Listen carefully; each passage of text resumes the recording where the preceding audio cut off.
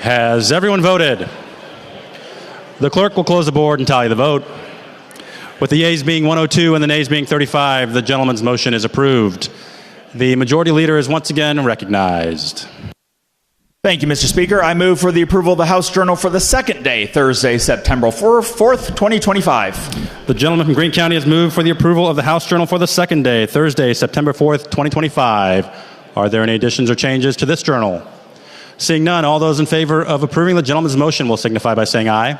Aye. All those opposed, no. No. And the ayes have it. The gentleman's motion is approved. Gentleman from Greene County. Thank you, Mr. Speaker. I move for the approval of the House Journal for the third day, Friday, September 5th, 2025. The gentleman from Greene County has moved for the approval of the House Journal for the third day, Friday, September 5th, 2025. Are there any additions or changes to this journal? Seeing none, all those in favor of approving the gentleman's motion will signify by saying aye. Aye. All those opposed, no. No. And the ayes have it. The gentleman's motion is approved. The majority leader is once again recognized. Thank you, Mr. Speaker. I move for the approval of the House Journal for the fourth day, Sunday, September 7th, 2025. The gentleman from Greene County has moved for the approval of the House Journal for the fourth day, Sunday, September 7th, 2025. Are there any additions or changes to this journal? Seeing none, all those in favor of approving the gentleman's motion will signify by saying aye. Aye. All those opposed, no. No. And the ayes have it. The gentleman's motion is approved. Gentleman from Greene County. Thank you, Mr. Speaker. The next order of business will be points of personal privilege, and I ask that you recognize the lady from Jefferson for a point of personal privilege. Lady from Jefferson County is recognized for a point of personal privilege. Good afternoon, Mr. Speaker. Today we gather to honor our friend Ken Waller, who is a colleague of ours. We drafted a resolution, so I'd like to read that first. Whereas the members of the Missouri House of Representatives reverently pause to recognize the lifetime achievements of the Honorable Kenneth Ken Bryan Waller, State Representative from District 114, who positively touched the lives of countless individuals during his 63-year journey on this most precious earth. And whereas Ken Waller was born to Ronald Eugene Waller, who is deceased, and Barbara Jean Douglas Phillips, on October 26, 1961, in Festus, Missouri. He was living in Herculaneum on August 24th of 2025 when God took him home to the love and beauty of his everlasting light. And whereas Ken Waller will be greatly missed by his grieving family, whose members include his wife of 35 years, Trina Christine Waller, 3 children, Tyler Waller, Trevor Waller of Herculaneum, and Kyla Derek Byers of Charleston, South Carolina, 1 granddaughter, Shaylin Elizabeth Byers, and 1 grandson who is on the way, Ezra Kenneth Jackson Byers. His mother, Barbara Jean Douglas Phillips, 1 brother, William Keith Douglas of Cape Girardeau, and a host of other family members and friends. And whereas Ken Waller was also nurtured a very special relationship of love and devotion with other members of his family who preceded him in death, including his father, Ronald Eugene Waller. And whereas prior to commencing his career in politics, Ken Waller earned a bachelor's degree in public administration from the University of Missouri, St. Louis, and worked for the Jefferson County Economic Development Corporation, Bob Tipton State Farm Agency, and Shelter Insurance.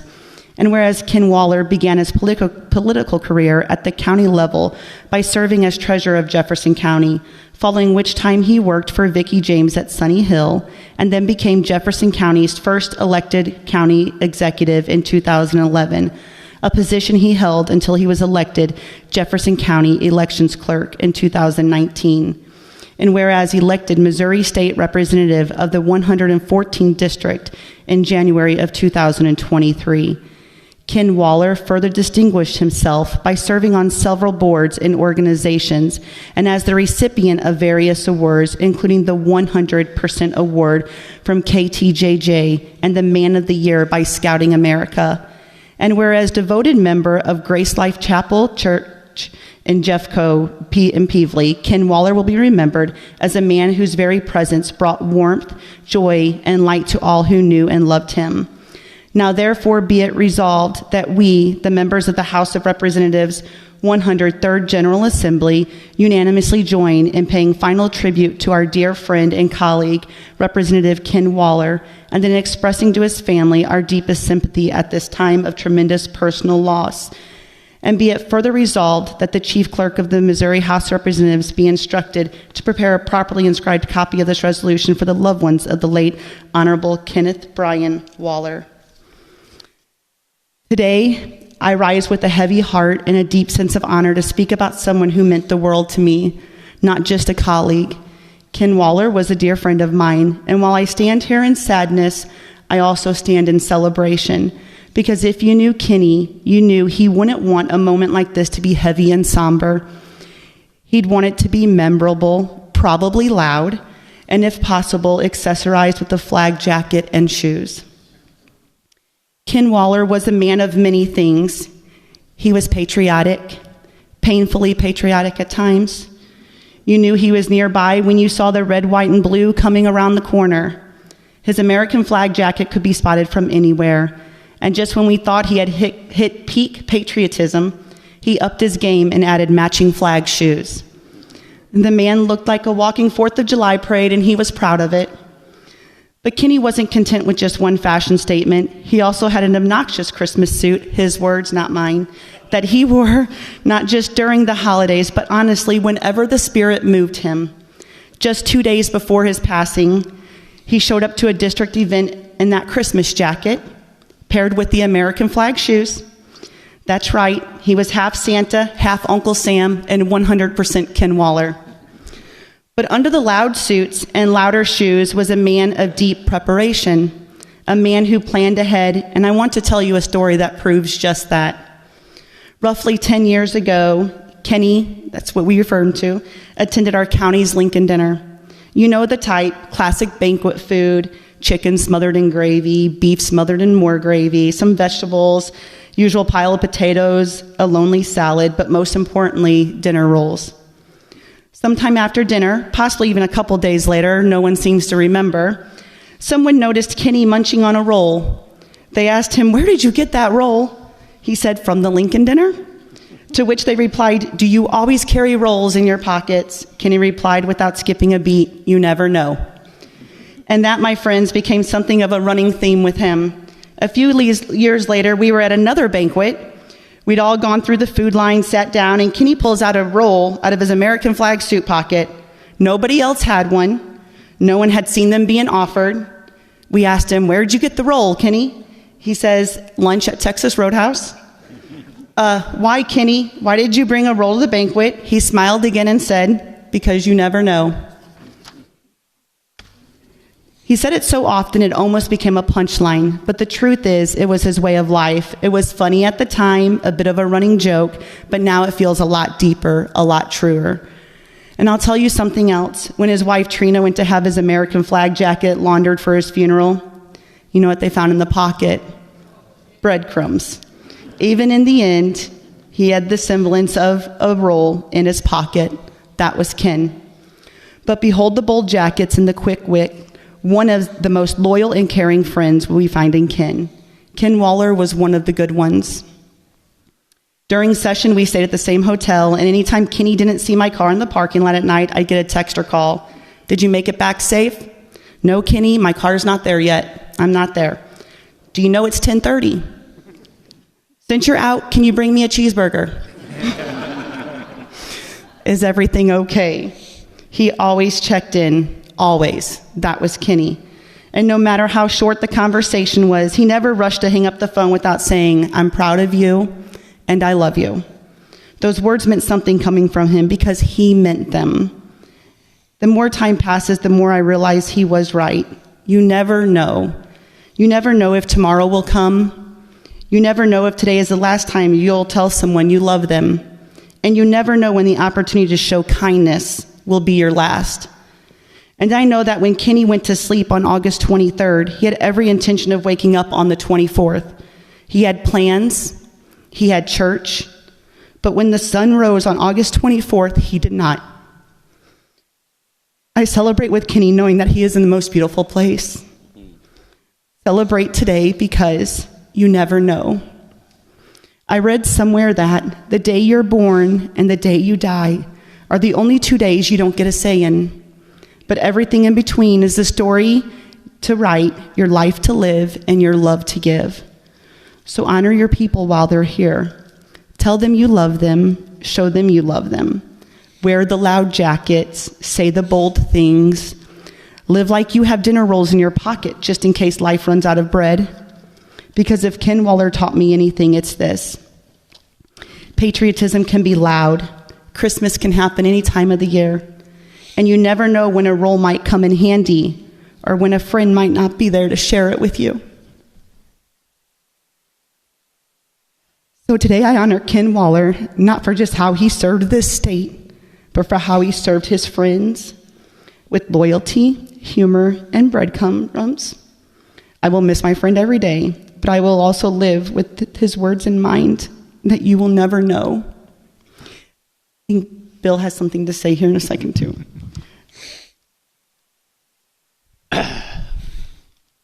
Do I need to be recognized? You're recognized, gentlemen. Please proceed. Thank you, Mr. Speaker. I can never top Cecily's words, but Ken Waller was my friend. I've known him for more than a dozen years. He was a good friend of my late father-in-law. I knew him just to see him, but then last year I got to know him better when I was approached to run for this office. I agreed to meet with a group of people, and he was one of them. We had lunches at least every 2 weeks all through the primary campaign and through the campaign, and Kenny always had a smile. He always had kind words. He was a Christian first. He loved God, he loved his family, and he loved his country, and he loved his county, and he served it well. I know that I was honored when he asked me to share office with him in this historic building, and he was always there for me. Anytime I texted him, he would call me. I never heard him have a bad word for anybody, not for anybody. The worst thing I ever heard him say was, I was so mad I could cuss, but he never did. For me, he was like a moderator. If you know anything about, I use that term because I worked in nuclear power plants. A moderator slows down the nuclear reaction. For those who know me, you know I like to have the throttle all the way down. And Ken Waller showed me the value of going slow. I would say, I'm going to do this. He'd say, wait a minute. Let's think this through. He was always that way. He was always there when I needed him. And I'm going to miss him. I'm going to miss looking at that empty office today was hard. Trina, if you're watching, just know that Kenny was loved and he will be missed. Thank you. And now, I just would like to finish that Kenny didn't live small. He lived boldly, loudly, and unapologetically. And today we honor that spirit, not with silence, but with celebration. Let's show him just how big we can be. For the man who always showed up big for many of us, join me in a round of applause for our friend, our colleague, our Kenny.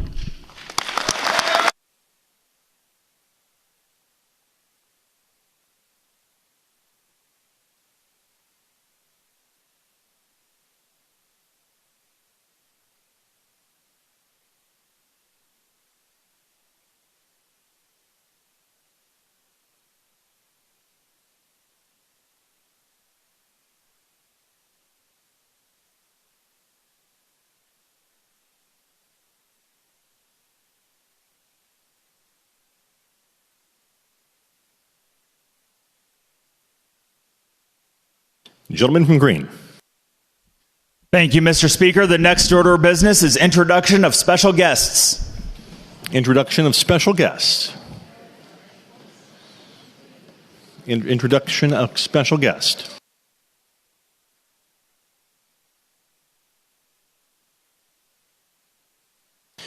Gentleman from Green. Thank you, Mr. Speaker. The next order of business is House resolutions. I offer House Resolution number 1 and ask that it be read. Mr. Clerk, please ring House Resolution number 1. House Resolution number 1. Be it resolved that the Chief Clerk of the House of Representatives of the 103rd General Assembly, first regular session, inform the Senate that the House duly convened in the second extraordinary session of the first regular session on Wednesday, September 3rd, 2025, and is convened in full session and ready for consideration of its business. Gentleman from Green. Thank you, Mr. Speaker. I move that House Resolution Number 1 be adopted.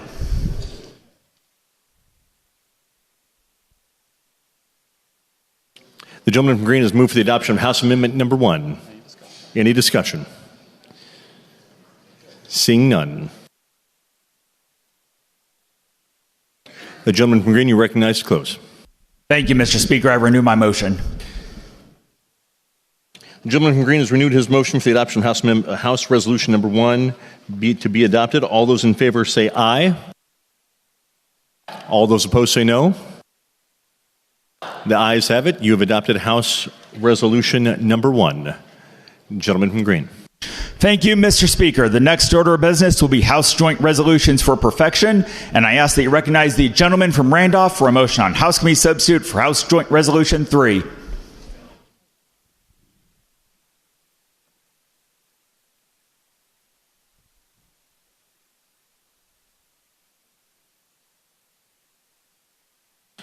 Gentleman from Green. Gentleman from Randolph.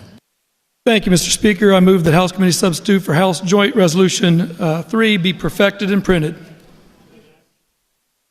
The gentleman from Randolph has moved for the perfection and printing of House Joint Resolution Number 3. Gentleman from Randolph. Yes, Mr. Speaker, I move that the House Committee Substitute for House Joint Resolution 3 be adopted. The gentleman from Randolph has moved that the Committee Substitute for House Joint Resolution Number 3 be adopted. Gentleman from Randolph. Thank you, Mr. Speaker. I move that the title for House Committee Substitute for House Joint Resolution be agreed to. The gentleman from Randolph has moved that the title be agreed to. Discussion on the title. Seeing none, all those in favor say aye. Aye. All those opposed say no.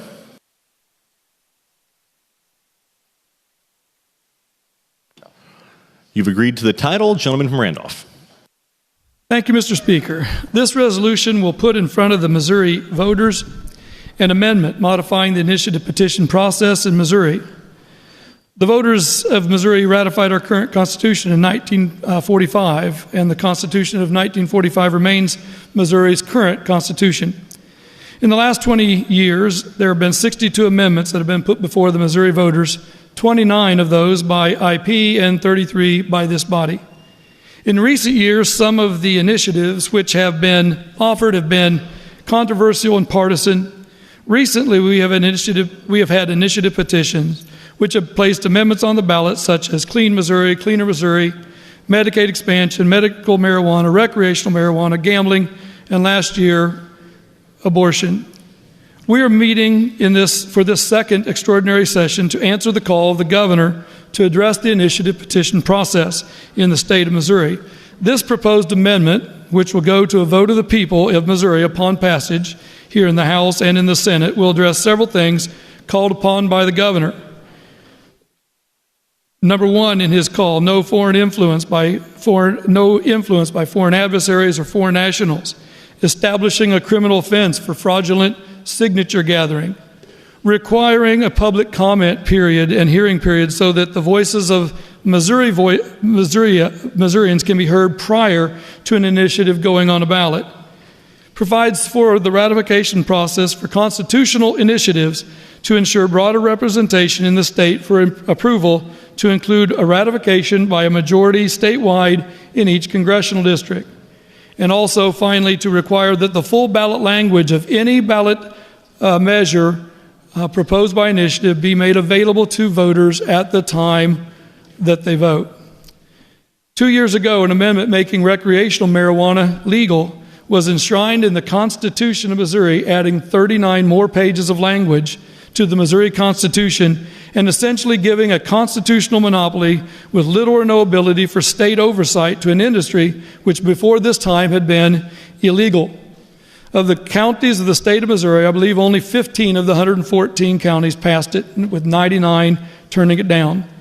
The advertising campaign of the recreational marijuana amendment was full of false narratives, paid for predominantly by the medical marijuana industry of Missouri and out-of-state money from the medical marijuana industry, not the people of Missouri. The voices of those voters of those 99 less populated counties were not heard and were overwhelmed by the few residing outside of those areas. Last year, Amendment 3 was used to legalize abortion in Missouri and has been used to remove safeguards for women and minors who seek an abortion.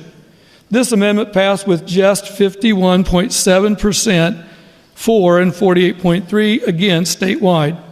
But like the marijuana amendment, vast areas of Missouri turned this down. This amendment didn't pass in most areas in Missouri, and I believe this would not have passed in more than half of the congressional districts in an up and down vote. To change the Constitution of the state of Missouri, there should be broad consensus and broad statewide support to change the Constitution of the state of Missouri.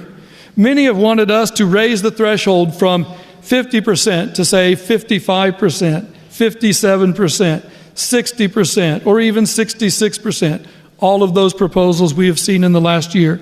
This resolution does not change the ratification threshold to a higher percentage, but is asking for a simple majority in each of the congressional districts of the state of Missouri. I believe that we have here is similar to the Grand Compromise or the Great Compromise that created our bicameral system in the United States legislature way back in 1787, where the U.S. House of Representation is established according to population, and the Senate has equal numbers to represent each of the states in their geographic distribution. The other states were being asked to ratify the Constitution of the United States, feared, and rightfully so, that the state of Virginia, with a very large population, would overwhelm all of the other states. And they did not want to get into that compact with them. And so they said, well, we will get into that if we have representation for this body, but we have to have a concurrent choice, and that is the Senate, what became the Senate at that time, one senator per state. It protected those less populated areas and gave broad representation throughout the original colonies so that they could feel that their voices were heard even if they weren't perhaps as populated as another location.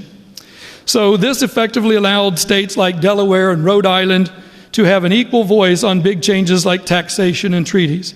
Today in Missouri, not only should we have our cities with large populations, but a very small geographic area,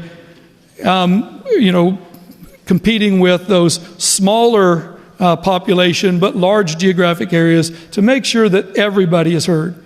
In each congressional district, there are 8 congressional districts, and each one of them have exactly the same population down to the nearest one voter. And that, each one of those, if you can get a majority each one of those, that is a very broad consensus to just get a majority in each congressional district.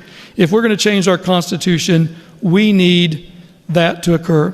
We all took an oath to defend the Constitution of the state of Missouri when we were sworn in. I do solemnly swear or affirm that I will support the Constitution of the United States and of the state of Missouri, and I will faithfully perform the duties of my office. I would submit to you that to change the Constitution of the great state of Missouri, it should reflect not just the will of the major population centers, but that every area, every congressional district of the state should be heard, and at least a majority of our districts should affirm a change to our Constitution, a majority in each of the congressional districts.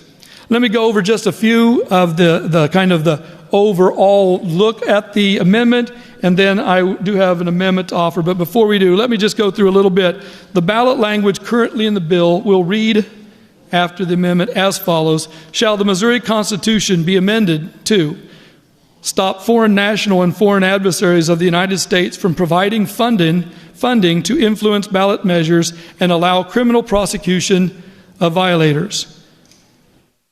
Second bullet point, punish initiative petition signature fraud as a crime.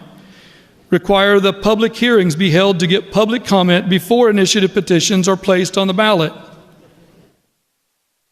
require a majority of voters in each congressional district to approve initiative petitions to amend the Constitution and make available to each voter the full text of initiative petitions with their ballot. With that, Mr. Speaker, I have an amendment. It ends in .10H, and I move for its adoption. The gentleman from Randolph has moved for the adoption of House Amendment number 1 to House Joint Resolution number 3. Gentleman from Randolph. Yeah, Mr. Speaker, there are like three things that this amendment does, two major things, a couple little cleanup language issues. I'm just going to kind of go through it if you're looking along on your computer, if you have a copy of it. The very first thing it talks about there, this was part 7 of the amendment. It's moved up to part 2, and it is just a definition section to make sure that we define what a ballot proposal is, and that's the very first thing that will be creating a number 2, which moves all the other numbers down to 3, 4, 5, 6, 7. Okay. In the next part, we are going to, in the middle section there, line 4 and 5, and then line 7. It's going to make sure that it says not just that it's foreign adversaries that we're trying to keep from providing money into our initiative petition process, but also foreign nationals. Foreign adversaries and foreign nationals will be included, and that's in lines 14 and 15 of the amendment.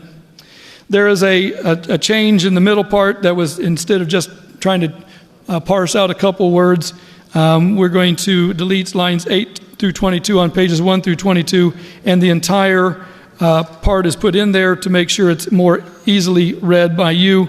And this, of course, is talking about the foreign adversaries and the violations and what would be the penalty for those things. One of those penalties, we have taken out the word that was in the original bill when we went through the committee process. The word in there was misdemeanor. Instead of having the word misdemeanor put into the Constitution, which could change, we have put the definition of misdemeanor and the punishment that would be there in, and you can see that on lines 6 and 7. The crime of petition signature fraud shall be punishable by imprisonment for up to 1 year or a fine of up to $1,000. And then it also has the Attorney General shall have some the following language there. And then the very last thing is just to make sure that the ballot language reads exactly as I just read it to you, and that's there at the bottom through lines 19 through 26, and that would just to make sure that the ballot language was exactly correct.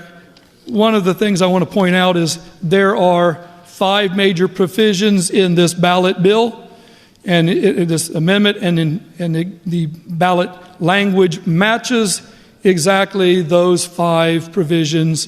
They are lined up, each one piece of ballot language to match one piece of ballot wording in the overall part of the bill. So with that, Mr. Speaker, I would open myself up for questioning, and I will stand here ready. Discussion on amendment number 1. Discussion on amendment number 1. Gentleman from Clay. Thank you, Mr. Speaker. To inquire of the amendment maker, please. Does the gentleman from Randolph yield? Yes. Proceed.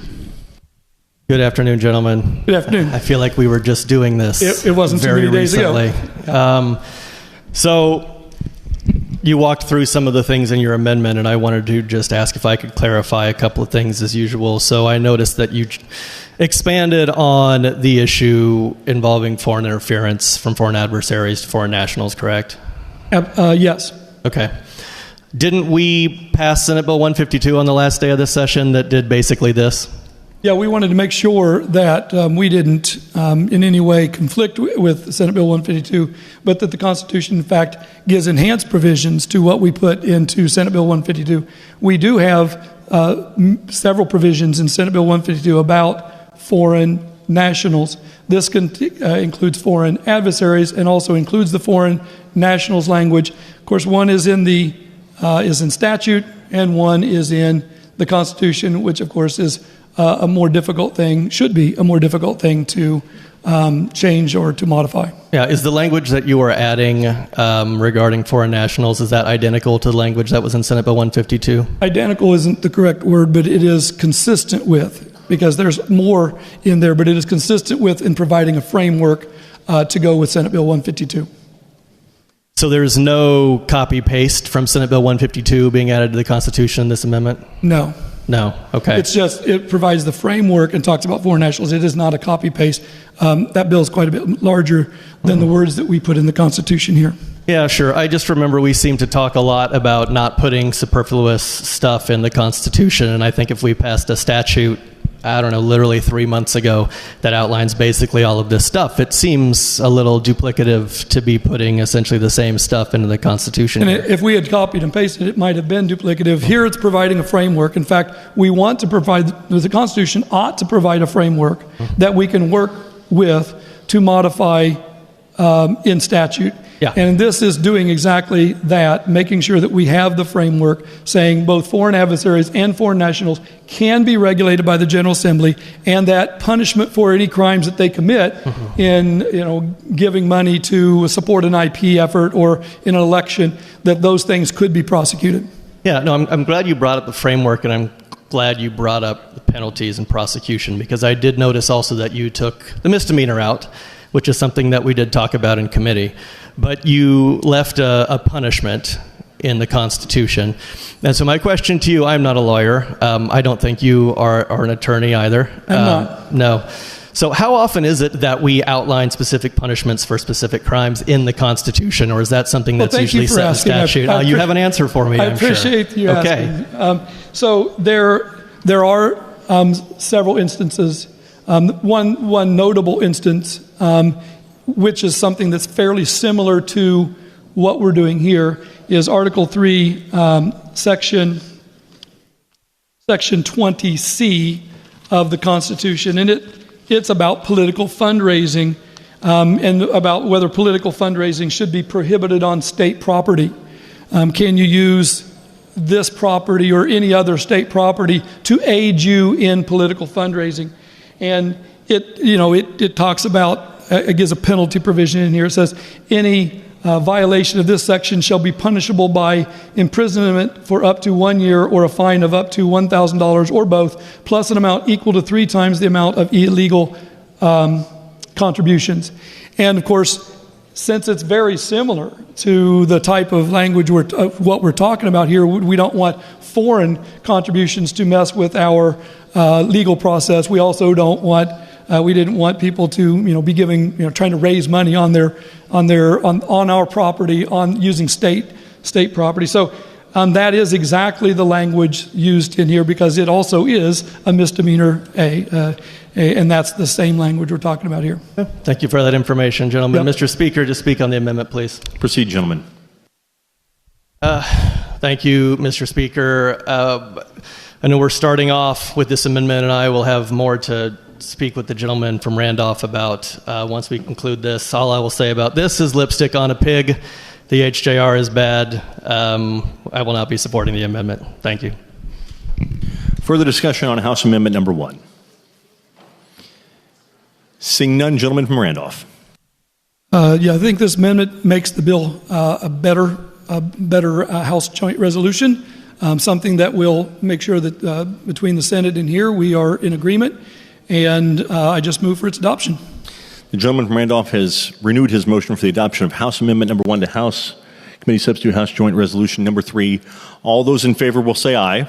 Aye. All those opposed will say no. And the ayes have it. You've adopted House Amendment Number 1. Further discussion. Gentleman from Clay. Thank you, Mr. Speaker. To inquire of the gentleman from Randolph. Gentleman from Randolph, do you yield? Yes, I do. Proceed.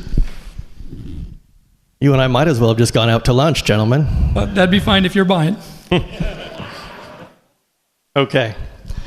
So we discussed this. We're now on the HJR. We discussed this at length in committee. Yes. And I wanted to rehash some points that we have already talked about. You made the comment that I abused you in committee. I was going to abuse you on the floor. So I'm taking you up on that again, too. Thank you, and you should maybe take me out afterwards. Thank you. So. Okay.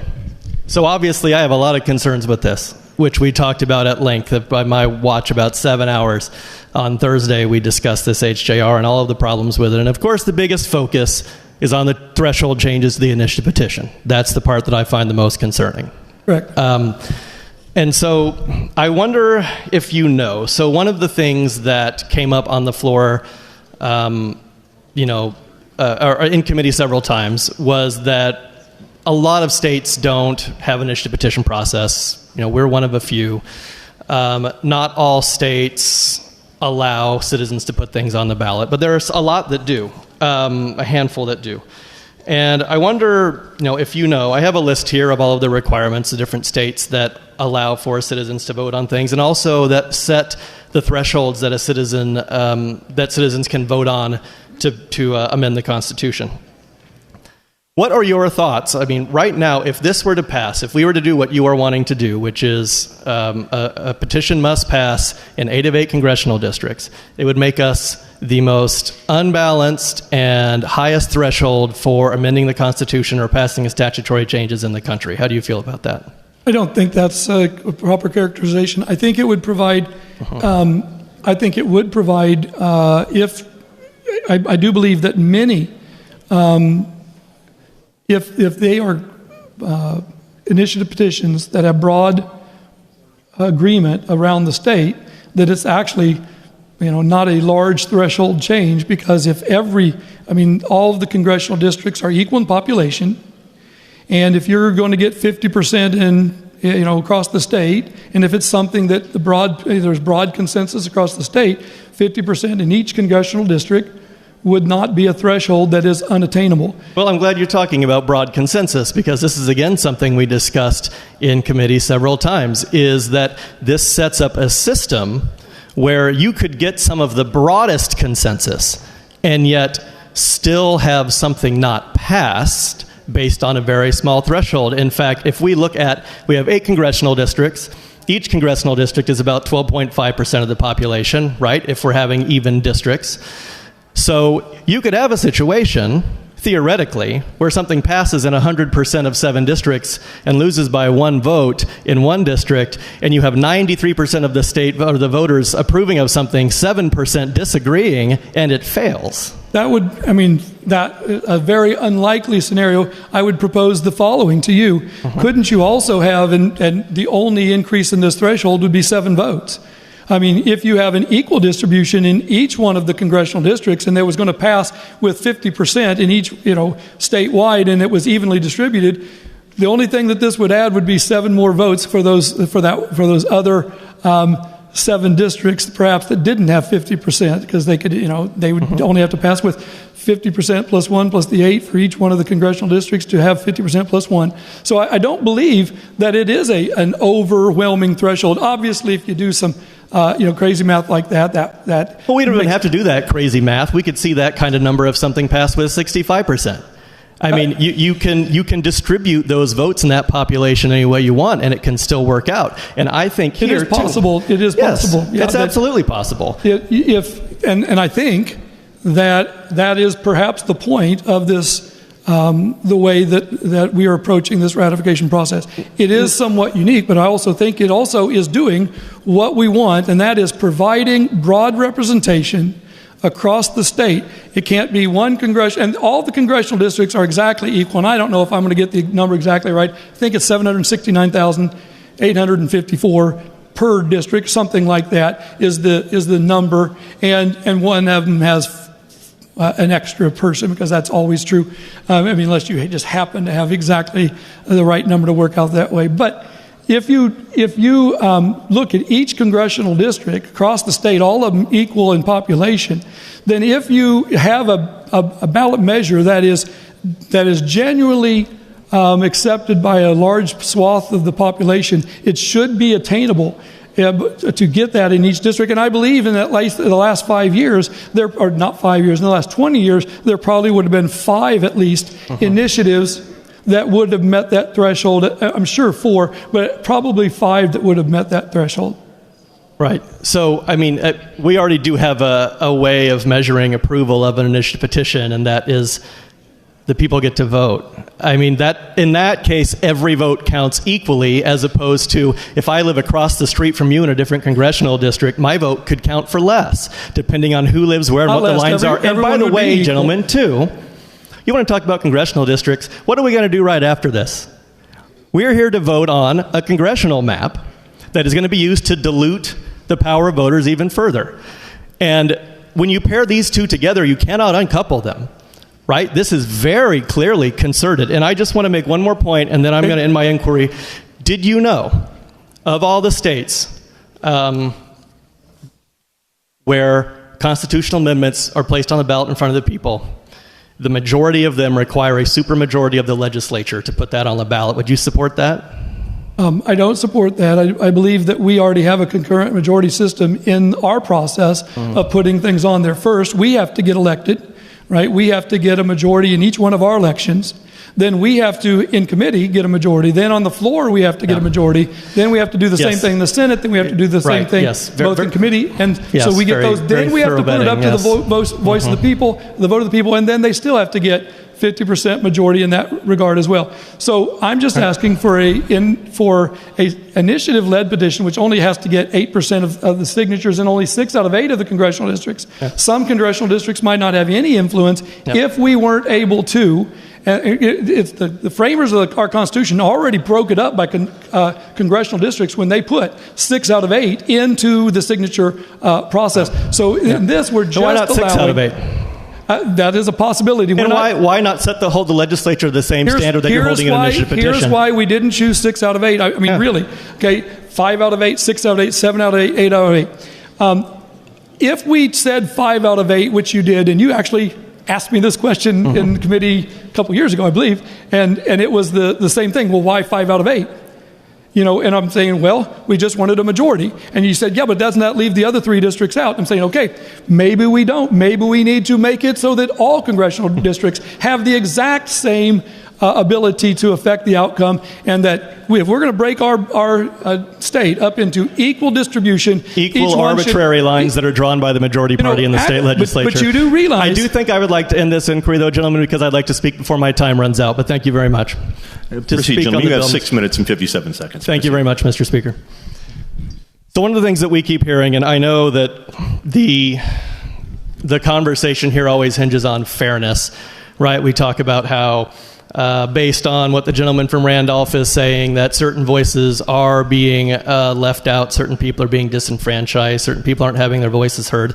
We have a method for having every single Missourian's voice being heard on an issue or on an election of a statewide official, and that is they all get one vote. And that vote does not depend on where they live. It does not depend on what congressional district they happen to reside in. It does not depend on whether the supermajority party has drawn them into a gerrymandered, arbitrary set of lines, as I suspect we are going to talk more about later today.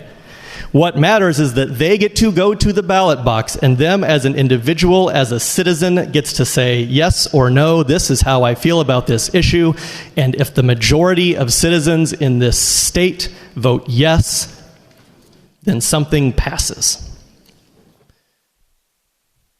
The gentleman from Randolph in committee and on the floor continues to say, folks in certain parts of the state feel disenfranchised. Okay. People in my community feel disenfranchised when they vote for paid sick leave and increasing the minimum wage, and then this body overturns it. The people in my community feel disenfranchised when they vote for abortion rights, and this body immediately turns around and tries to put something back on the ballot to get people to overturn it. My community feels disenfranchised when every year in this room we pass another law to override or overturn something that our local city government is doing to try and serve our citizens, but the folks on this side of the aisle don't like, so, we just come in and override local ordinances. That's when my community feels disenfranchised. My community is disenfranchised every day by the supermajority in this room. Just because something passes or someone gets elected that you don't like does not mean you are disenfranchised. It means there was a vote. We have a system that allows people in this state to put forward constitutional changes or statutory changes, and they get to vote on them as citizens. And one of the things that we keep hearing in conversations about this is that it's all out of state interest. It's all, these big groups coming in from out of state. It's all paid. It's all money. Say that to the people that I know who spent hours and hours and hours collecting signatures for Proposition A and Amendment 3, who stood outside of grocery stores, who knocked on doors in their neighborhoods, who drove across the state to make sure folks had the resources that they need to sign those petitions. They weren't paid. They were doing it because they thought it was right. And the fact that we are not applying the same standard here to issues put on the ballot by the legislature is probably the most egregious part of this. Because you are essentially saying, sure, the citizens can do all of that work, and the citizens can gather 300,000 signatures, hours and hours of manpower, time, blood, sweat, toil, tears, working with their community to get something done that they think is right and can affect change. And because we have a couple of hours of committee hearings, that's the same amount of effort, that's the same amount of vetting, that's the same amount of heart? No. You know what you're doing here. You are taking power away from the citizens. You are diluting their votes. It's the same song and dance that we have heard every time, every year that I've been in this chamber. And the fact that we are standing here in an extraordinary session discussing it, having been pulled away from our family, from our homes, from our day jobs, some of us who have other jobs, to discuss this and stand here, and that I have to stand here on the taxpayer dime fighting for their right to impact their government through the initiative petition process is egregious, it's disgusting, it's wrong, we should all vote against it. Thank you. Further discussion, gentleman from Franklin. To inquire of my colleague from Franklin, who also served on elections and this IP committee with me, the gentleman that just spoke, it just kind of reminded me of something that the other fine gentleman from Franklin was very eloquent, I thought, in our committee hearing of last week, and talking about the difference, gentlemen, between what we do up through here and putting something on the ballot versus what comes from the so-called public, which we all know, gentlemen, are the billionaires and the millionaires outside of the country. Gentleman from Franklin, do you yield? Oh, I'm sorry. I do, Mr. Speaker. Thank you. Thank you. Gentlemen, proceed. Thank you, Mr. Speaker. Sorry, I guess when you're gone for a few months, you kind of forget protocol a little bit. Thank you, gentlemen, for taking my inquiry. Absolutely. And so, again, the gentleman that was there, on our elections committee reminded me of what we talked about last week, and you were really eloquent, I thought, in talking to the people that were in the hearing about that difference that you said, how that is a different makeup, a different process that we go through here versus what the initiative petition by the public is. And like I said earlier, it's not this romanticized, coming from a kitchen table. It's people from Washington, D.C., or the liberal elites on the coastlines, or people outside our country that are coming up with these ideas, filtering tens of millions of dollars of money into our process to dilute the process. But I want to go back to your point that you made in elections on that IP election committee last week about how the process here is so different than the typical initiative petition process. Yeah, I think part of the debate that we had in committee the other day, Representative, was just the idea that both of the things should be treated equally. Well, they're not equal. They're not equal to begin with on the measures getting on the ballot. There's a completely different process that takes place for us to put something on the ballot for the voters to consider, and the process that exists for our residents, our citizens of our state, our voters of our state, to put something on the ballot for themselves. They have to gather signatures in some of the congressional districts, and then it is forced onto the ballot. There is no one inside of this chamber that can force anything. We have to voluntarily bring up everything that we do. We have to be recognized, not just on the body, on the floor here. We have to be recognized in committee. I didn't come down here with a folder full of bills and I get to force my way through the process and those are going to end up on the ballot. All along the path as a legislator, we have to get permission for those things to get brought up. So not just the end part of the ratification process could potentially be different, but the initial part of putting on the ballot is much different. Should we treat it differently on the back end? I think there's an argument that could be made. They're already different on the front end. So one could argue if they're not the same on the front end, why should we have them the same on the back end? With some of the comments, questions, I was actually trying to get some information out of the people that were there, their opinion. That's part of the process we do also down here. We have to weigh all of the information that we receive. Sometimes we go into a committee hearing with our mind almost made up, and someone will testify, a comment will be made, and suddenly, man, we need to go back and look at this, make some adjustments. Yeah, I appreciate that. The deliberative process that we go through is an amazing part of our republic. I thank you for your comments. I want to make sure that was clear because it was important last week. Mr. Speaker, can I inquire of the amendment maker? Does the gentleman from Randolph yield? Yes, Mr. Speaker. Proceed. Good afternoon, gentlemen. Good afternoon. So I, like you, have filed multiple initiative petition bills. I came in, I think, a couple years prior to you, back in 2019, and a lot of us had some concerns about protecting the Constitution. And for me, there's a distinction on constitutional measures versus statutory measures. For me, I always testified if I presented the bill in committee.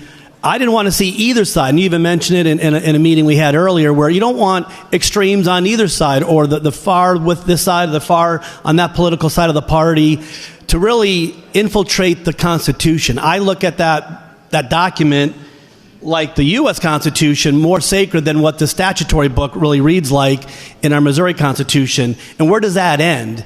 And so my whole point and my whole goal, and I appreciate you presenting your bill, is to really put a constraint on what goes in the Constitution. And I want you to just highlight a little bit more about that distinction. I think is also important to you because of how you elevate the Constitution versus just a statutory book. I think that's really important. One of the things that was brought up several times in committee, I had the intention of making sure that we decoupled, if you will, statutory IP from constitutional IP. We initiative petition to change statutes or laws. We are not changing that in any way.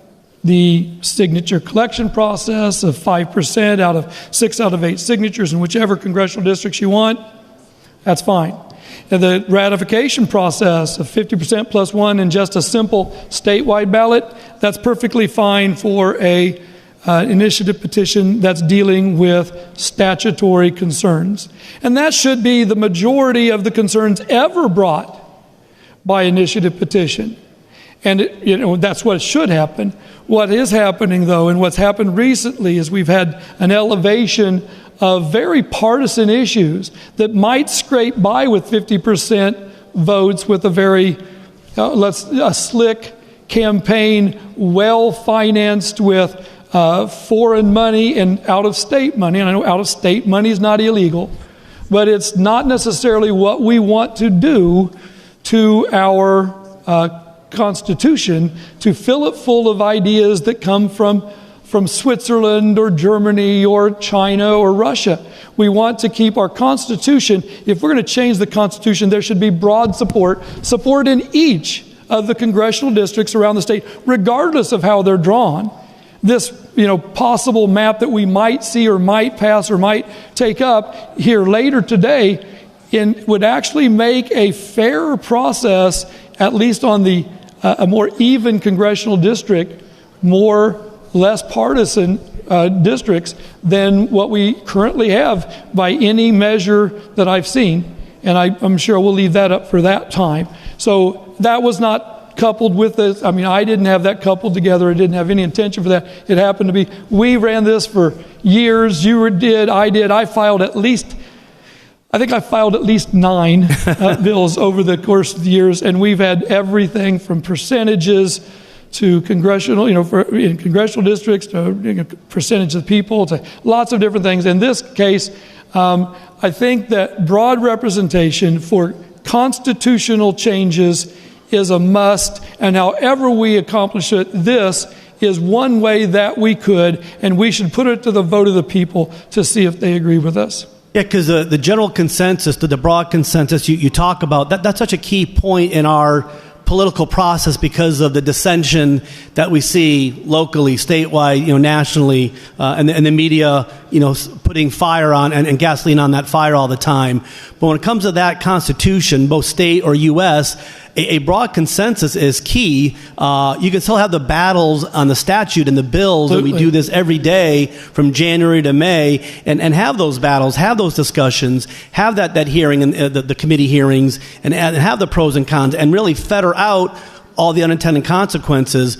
But to do something with such a low threshold and to change permanently, it seems to me that we always go back and look at a post-mortem of the last ballot election and doing an analysis of the state and which counties or which areas voted in favor and which counties or areas did not. And you always see overwhelmingly these 6, 7, 8 counties where the population base that was what, got it over the top. And then the rest of Missouri voted against it.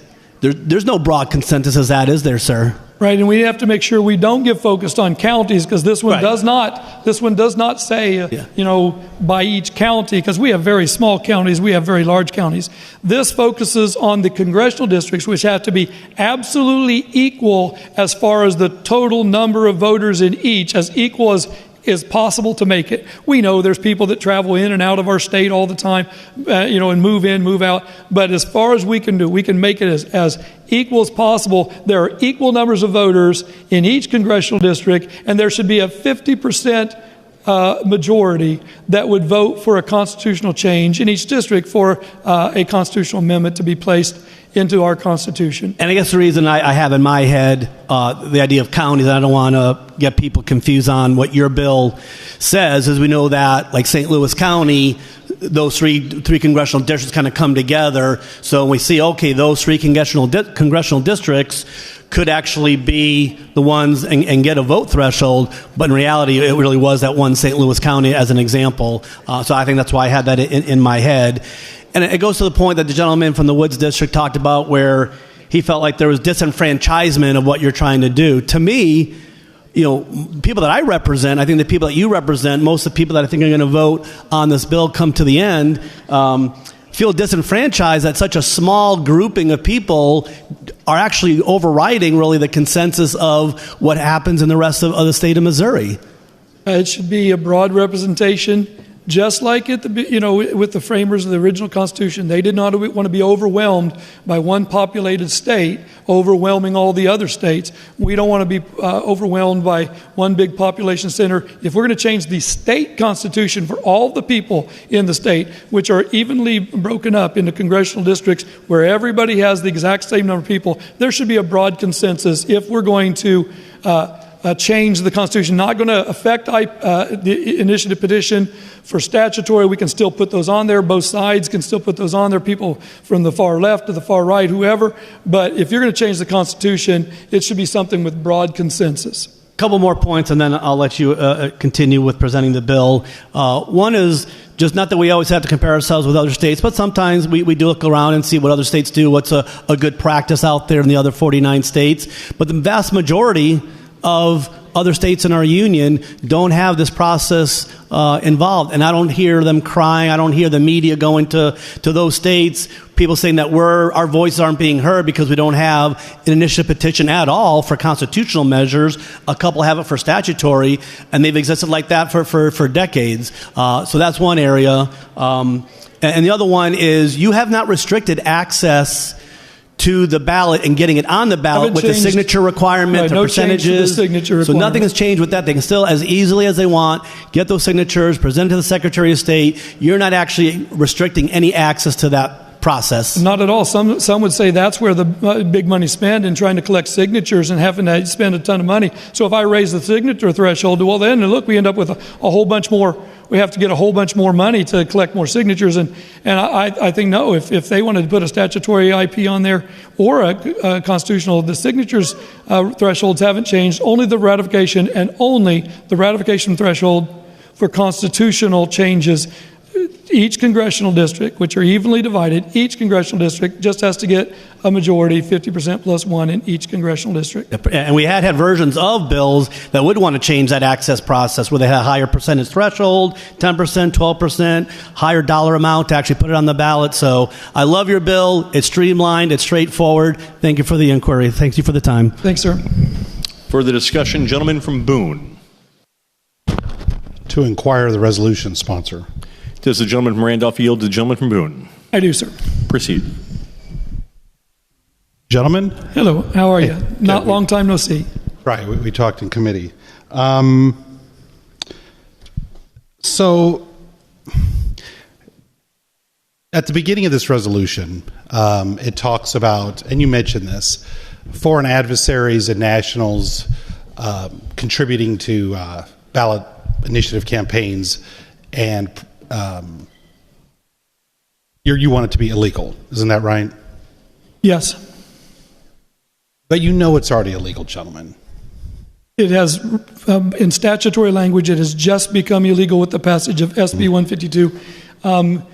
And it wasn't illegal before that, and foreign money was flowing. The answer is yes. It's already illegal. It is illegal statutorily, but not in the Constitution yet. And that's what this would do, is put it in the Constitution. Why are we putting more things in the Constitution? I thought this document is sacred. We don't want marijuana in it. We don't want other things. Why are we doing this? How many words are we adding into the Constitution here? We added 39 pages. I know, we have 39 pages. Why are we going to do this? If it's already illegal, gentlemen, why are we adding more things in the Missouri Constitution, our sacred document?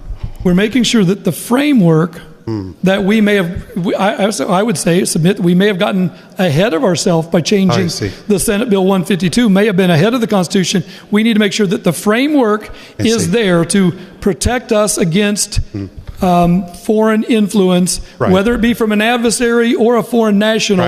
And that framework is now will be, if this passes and passes a vote of the people, will be, enshrining that in the Constitution. Enshrining that, but enshrining is a good word. But legally, but the current law is that it's illegal. That's correct. Okay, so it's illegal, but we're going to do it. And you know why? And you know why we're doing it. We're going to talk about that in a second. Okay. Also, and you changed your language. Additionally, it was a Class A misdemeanor if a foreign national or foreign adversary gives to one of these ballot campaigns. Now it's just a penalty for a Class A misdemeanor, right? That's correct. You took out the word. Well, first of all, there's a problem. Well, so a Class A misdemeanor is 1 year in jail or $2,000 fine, not $1,000. Did you know that? Well, I was mirroring the language that is in the Constitution in Article 3, Section 20C, and I guess then it doesn't match up with a misdemeanor A. Right. But I like the language that was already in the Constitution, put it in the framers of this Constitution for a very similar offense instead of misdemeanor A, because we probably shouldn't be putting that in there. You still want a punishment in there for this. Yeah, there should be a penalty in there, and you see that the only other place that we could find where misdemeanors and other words of that sort made it in were in the initiative petition that changed the Constitution with recreational marijuana. I didn't really want to follow suit. So it's not exactly a misdemeanor, but there is a punishment. I couldn't hear that. It's not exactly the punishment for a misdemeanor, but you just want the punishment. I guess if you say that that's not the exact one, it also includes the provision that if they've donated $1 million, there's a 3 times that fine, because it's 3 times whatever amount of money they filtered into the system. Because foreign countries shouldn't be contributing to these ballot campaigns. Not, right. That's right. And you realize that you can't put a foreign country in jail for a year. But you can definitely punish them 3 times the amount of money they gave illegally. But you can't put them in jail for a year. You can. No, you can't. You can take the Attorney General can then go after the head of that organization, whatever that organization is. That's not what this says. Gentlemen, this is sloppy. sloppy drafting. You cannot put a foreign country in jail for a year, nor can you put a corporation in jail for a year. We talked about this in committee. I thought you would have changed some of this, but I did. You didn't. I changed the wording there, and it actually mirrors what the Constitution already says for people doing almost exactly you the talk same about thing foreign as what you're nationals, saying. gentlemen, but as far as corporations, your language still says you can put a corporation in jail for a year. The monetary part will go after them. But okay, so the monetary, but the imprisonment part is the same. You realize you cannot put a corporation in jail for a year. It also says that we are able to enact other legislation to flesh this out, and that's what should happen. The statutory provisions flesh what out, gentlemen? I would let's just flesh out the penalty that we've already put in place. Flesh out the penalty. You're talking around the issue. Can you put a corporation in jail for a year? No. Okay. Can you put a foreign country in jail for a year? I would say some people that live in some of those countries can you put a foreign country in jail for a year? No, you can't. And so. And also, you talked about the Missouri Attorney General having exclusive jurisdiction. Missouri Attorney General cannot have exclusive jurisdiction over a foreign country. He has exclusive jurisdiction when it comes to matters of the Constitution as the lead legal person in our state. Well, that's not what this says, though. The lead person is talking about. No, you're talking about the Constitution of the state of Missouri. The resolution doesn't say that, gentlemen. The only person that we would want to put in that place. Gentlemen, the resolution doesn't say that. Do you want to put the president of Russia in that location, or what do you want to do? What I'm saying is your resolution says that our Attorney General can put has exclusive jurisdiction over a foreign country, and they cannot. He can go after the money that they. But that's different, gentlemen. That's different than what your resolution says. That portion is in here as well. Well, they do not have exclusive jurisdiction over a foreign country or a foreign corporation, especially if it's domiciled in a foreign country. So this drafting should have been vetted. But I thought about it because I know we talked about it in committee, and I thought you might have made some changes. And I realized the reason why it's somewhat sloppy is because the only reason that's in here, gentlemen, is for ballot candy. That's the only reason it's in here. And that's why you don't clean up that language, because it doesn't really matter. I mean, you're throwing things in here about putting a foreign country in jail for a year, putting a corporation in jail for a year.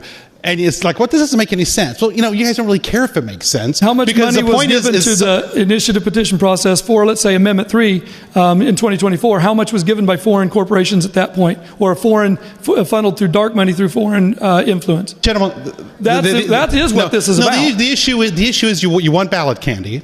The issue is foreign influence, gentlemen. If you don't, it's already illegal, gentlemen. It's already illegal. It's illegal now. Already. Yes, it's illegal now. Illegal now. This is just a way to put in ballot candy. Is SB 152 possible to be declared unconstitutional? Or can someone change that without a vote of the people?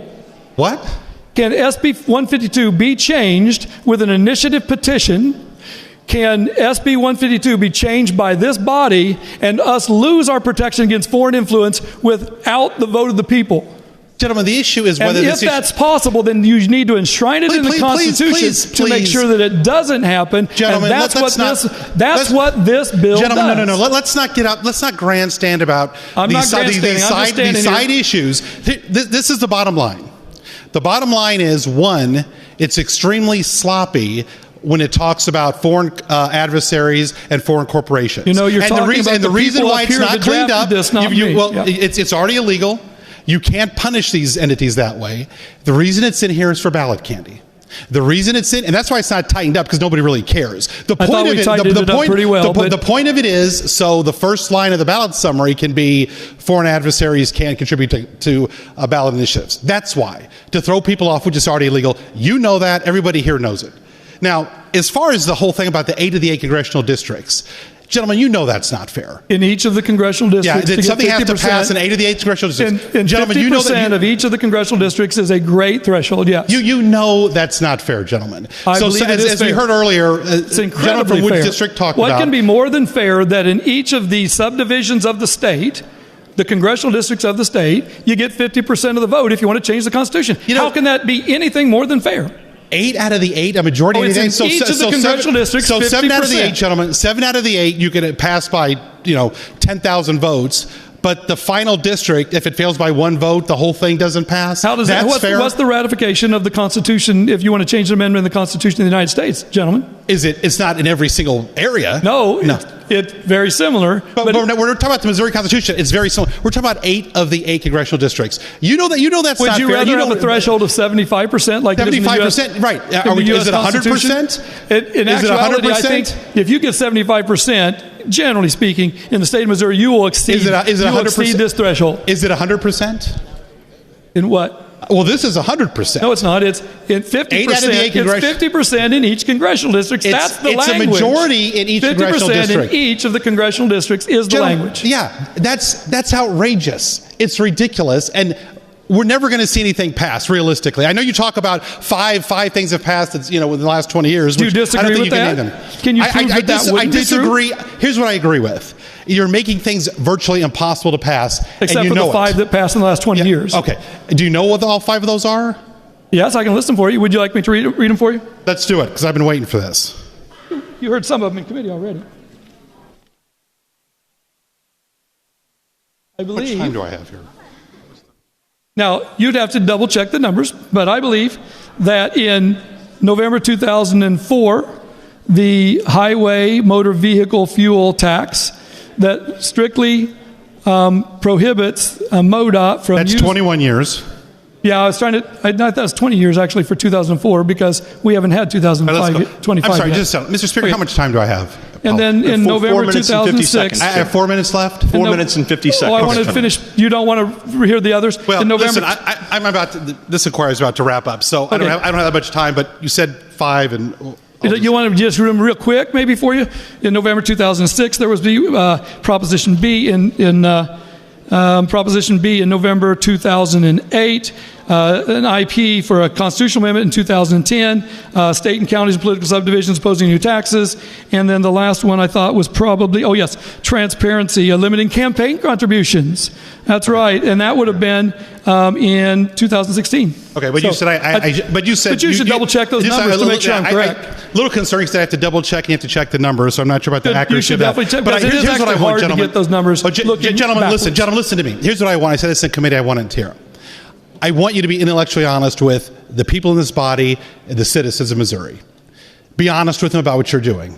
You're killing the initiative petition process, and you know it. Absolutely, and I want you to be honest about it, gentlemen. Petition on statutory all of the major things, all of the major issues that we've dealt with in the last few years would not pass under this, and you know it. Things that your party don't like wouldn't have passed, and you're trying to kill it. And I want you to be honest about it.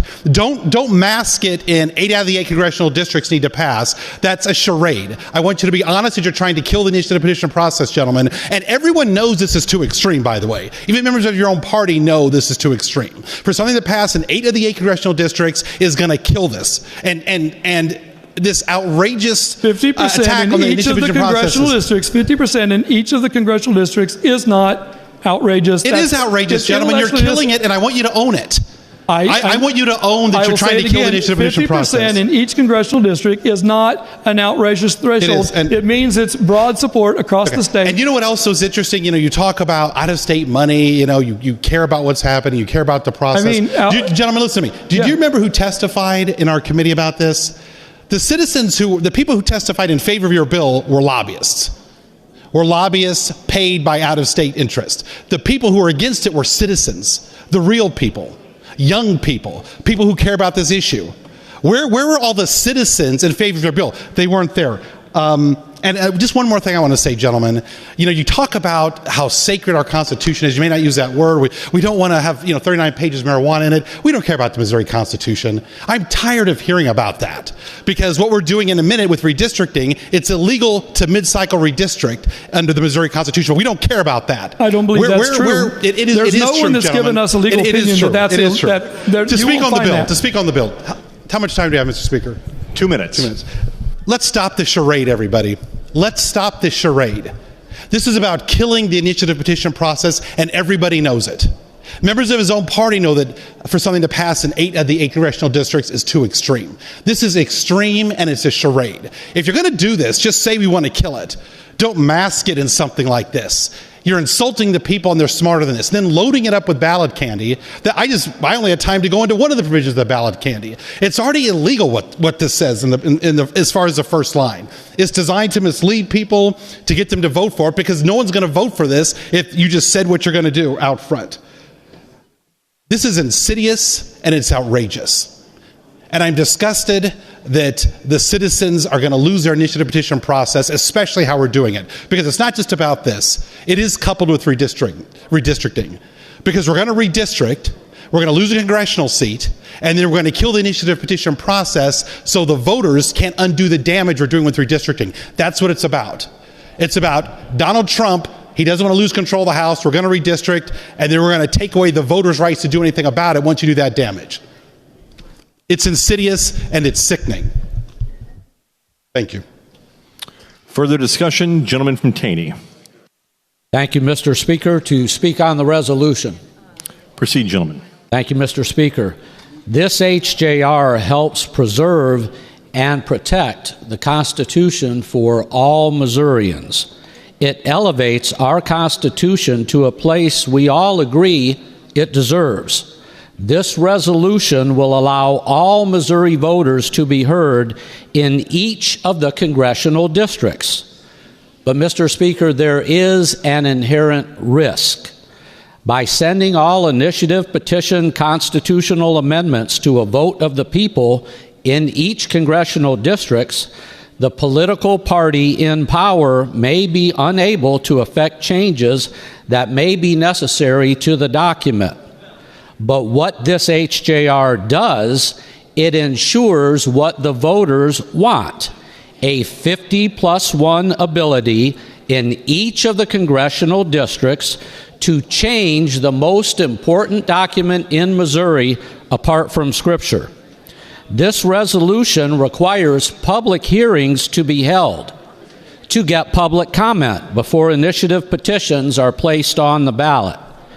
The initiative petition reform allows the people to decide, making 8 out of 8 congressional districts necessary to change our Constitution ensures that every voice, every vote in the state is counted.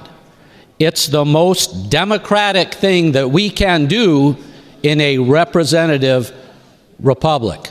I wholly support the House Joint Resolution. Thank you, Mr. Speaker. Further discussion, lady from Green. The lady from Green, she has her hand up. Okay, All there right. we go. Proceed, we got it. lady. To Proceed, speak from a microphone other than my own. Proceed. Thank you, Mr. Speaker. So when I think about our state and all of the tools that our citizens have in their toolbox to make this state the greatest place that they can live, this is one of those cornerstone tools, the citizen-led initiative petition. The citizen-led initiative petition. When I see changes happening to our current process, it makes me nervous, it makes me concerned, it makes me scared for our citizens, because this is their stopgap for when we are not getting things done in this body, they can still take action. And I know in my short time here in this legislative body, we have passed some good legislation, but it has been small in number compared to what we have passed in the past. And so it becomes the citizen's role and the citizen's right to move legislation forward. And yes, we may not always agree on what the citizens want to see or what the citizens want to do. But the citizens took the initiative, and they led that initiative, and a majority passed the initiative. That is a process that I hold sacred, that I hold dear. And when I see that attacked, I'm going to speak up. I'm going to stand up. And I am going to make sure that my constituents know that their right to do this is under attack.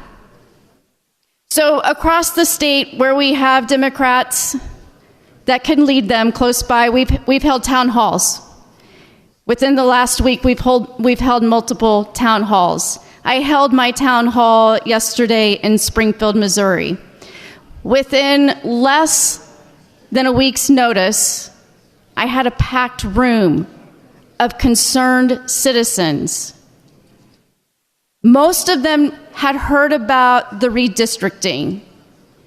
It's gotten the news coverage, but not as many of them were as aware of what was happening to their citizen-led initiative petition process. And as we walked through the legislation together,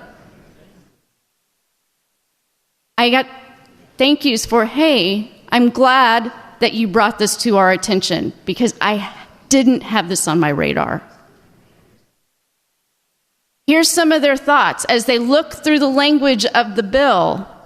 The whole idea that somebody could vote in Springfield and that vote wouldn't count the same as if it was in rural Missouri struck them. They're like, wait a minute. You mean to tell me you're giving greater weight to different areas of the state? Because I don't own land, I live in an apartment, my voice becomes less? Mr. Speaker, you could see the wheels turning. They understand that this isn't right. One voice, one vote. That is how the citizen-led petition process should work. We are all citizens at the end of the day in this body, right? We work to try to do the best we can for our state, right? Citizens are trying to do the same.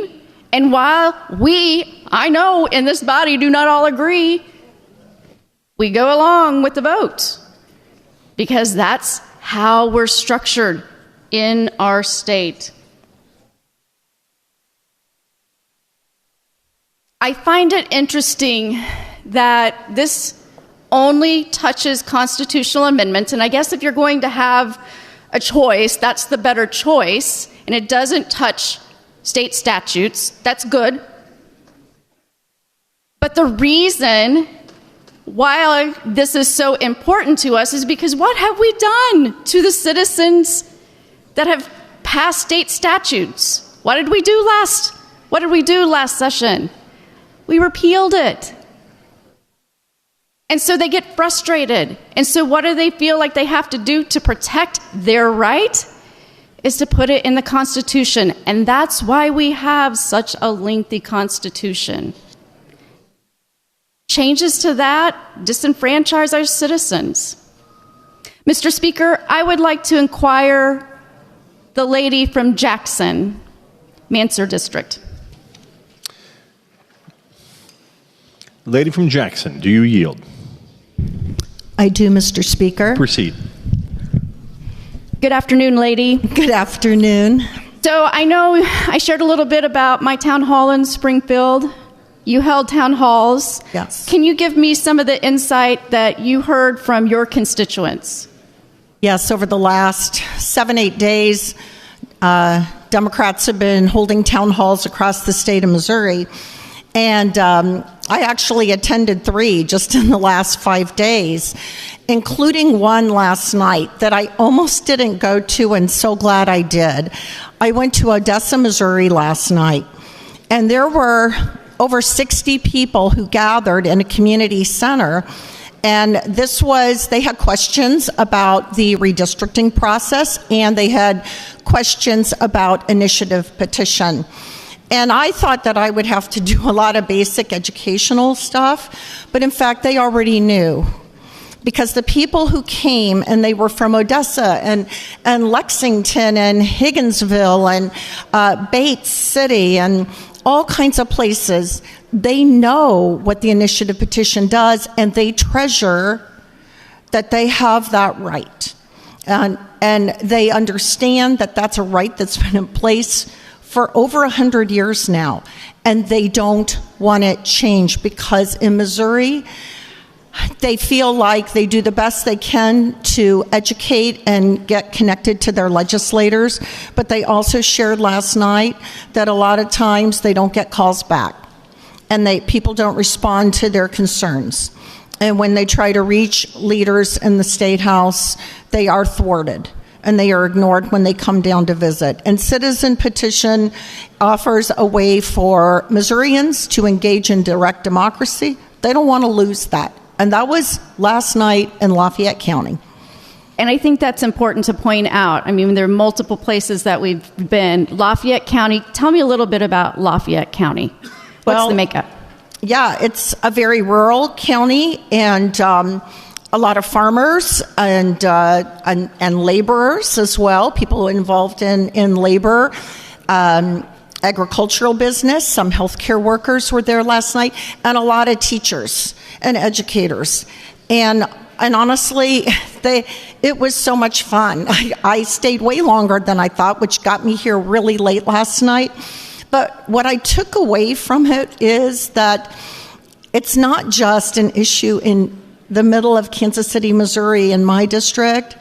It's an important issue in Lee Summit, in Springfield, in St. Louis, in Odessa, Missouri. I think most would agree it is a right to be treasured, a right to fight for, a right to protect. Would you agree? I would agree. Thank you, lady. Thank you for the inquiry. Yeah. You know, I just want to end this inquiry with a couple of things. One, doing this work in an extraordinary session, at the taxpayer's additional expense, that's a tough one for me, especially when I have heard from so many people that they're struggling to make ends meet. Can you help us reduce costs? We have to have affordable housing, but this is what we're doing. And the second thing I want to leave with, look, I know how this goes. I know how this goes, right? At the end of the day, this is going to pass out of our body. It'll probably pass out on the other side of the chamber. I want to remind the citizens that this will be on the ballot. And citizens will have an opportunity to weigh in on this measure. And I would encourage anyone on any ballot to not sit it out. Make sure that your voice is heard. It is critical to how we run our state. Thank you, Mr. Speaker. For the discussion, gentleman from St. Charles County. Thank you, Mr. Speaker. To inquire of the bill handler, please. Does the gentleman yield? Yes, I do. Proceed. Thank you, gentlemen. I'm just going to, if you bear with me, I'm going to read you the names of 24 states. And I'm doing this for a reason.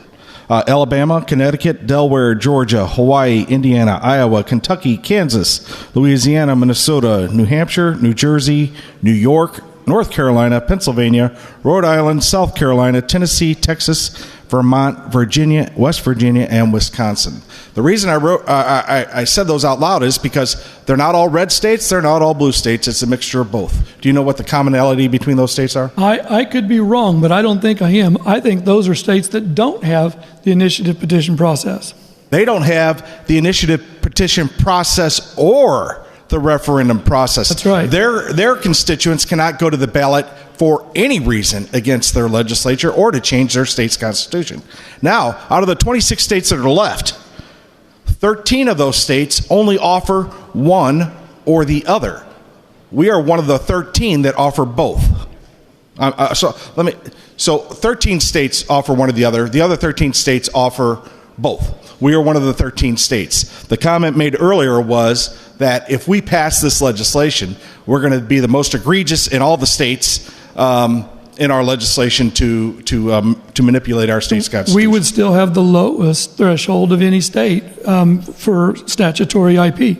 Correct. And we would, I couldn't say that we would have the lowest, I don't think, for constitutional IP, although our signature collection process is one of the lower. So really, if you look at it overall, I think that we would be, this is still a robust process, absolutely a robust process to change the Constitution, but it's definitely, we are still giving broad access to the citizenry to be able to still, with direct democracy, which is kind of what initiative petition is, with direct democracy to still influence the will of how their state proceeds, and I think that we're in that way. In this way, it's a balanced process, and we are definitely on the good side with all the other states. About the middle of the middle. Maybe Isn't that where Missouri likes to be all the time? We do. Right. I don't like to compare our state too much to other states all the time, but it's often, are other states doing this? But that point was brought up earlier, and I just had to address that because it's just not true.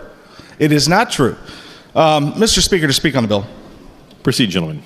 Thank you, Mr. Speaker. Look, there's a lot of fear-mongering going on here today about we're going to take away the vote of the citizens. What we are doing is we're making it hard. You've heard it today, but I'm going to say it again. We're making it hard to change our state's constitution, which our state's constitution should be protected. What we are doing, on the other hand, is still allowing our citizens to come and put a referendum before the people and change our laws. I would never, ever take that away from our citizens. I don't want to be one of the 24 states that do not allow anything. Our citizens should have a say if things up here start going awry. And I think we're still going to protect that process for them. I'm voting yes on this, Mr. Speaker. I'm going to vote yes very cheerily on this. This has been a long time coming. Thank you. Further discussion? Gentleman from Jackson. Thank you, Mr. Speaker. To speak on the resolution. Proceed, gentlemen. Thank you, Mr. Speaker. There's some words of wisdom that are generally talked about in tactical military discussions. It says that you should never interrupt your opponent in the middle of making a mistake. I'm going to break that in this moment because I think it's important that we have a discussion about what's actually happening here today rather than talk around it, because I think it's going to, and I know it's going to, do significant damage to my constituents. It's going to do significant damage to your constituents, to the ability of the people that we represent and their ability to challenge and confront us and their government and to make their voice and their will heard. And I've appreciated, as we've talked here, some of the mental and logical gymnastics that have been going on as we've sought to justify why this is actually better or why this is more equal. I would suggest it's not in any sense of the word. And I also appreciate the reverence and untouchableness with which some of the members want to treat our state constitution. And I agree it's important, and I agree we shouldn't mess with it lightly.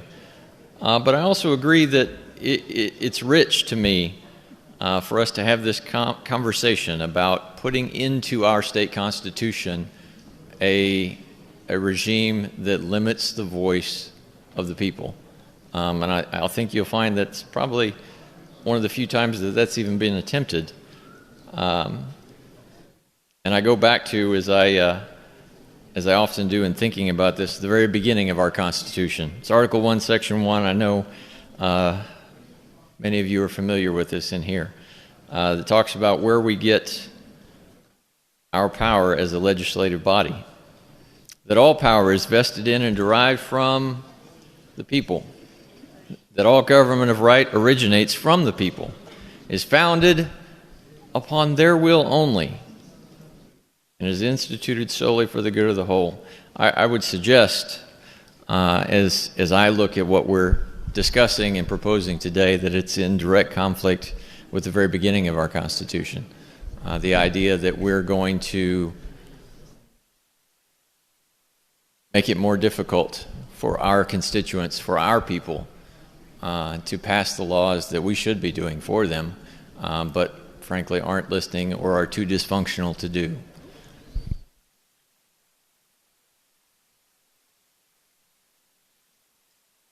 And I think that's demonstrated as we look at the proposal before us today.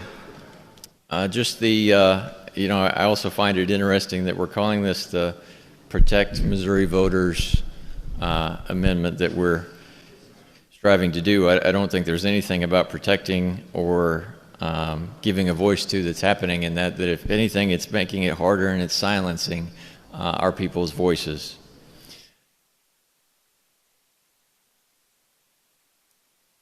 And I think it's important that we also talk about how we got here. There's a lot of complaints about all the changes that have been put into the Constitution, all the referendums or the IPs that come forward to put things in our Constitution and make it a much thicker book than it started out to be. But frankly, the reason why we got there is because of the way this body has treated the voice of the people in the past. There's been lots of times that our constituents have not felt served by us, so they've taken the time, they've gathered the signatures, they've put things on the ballot and sought to make a statutory change, to pass something. And then we wait months after that effort was engaged to come down here and decide we know better. And we're imposing our will, our political thoughts on and over top of what was just what the people just said. So when you keep doing that and doing that and doing that over and over and over again, even just this last session, we did it again. Like the only option then for people is to go the method of doing a constitutional IP so that we can't go in and immediately completely disregard everything the people just said and change it back to the way we want it.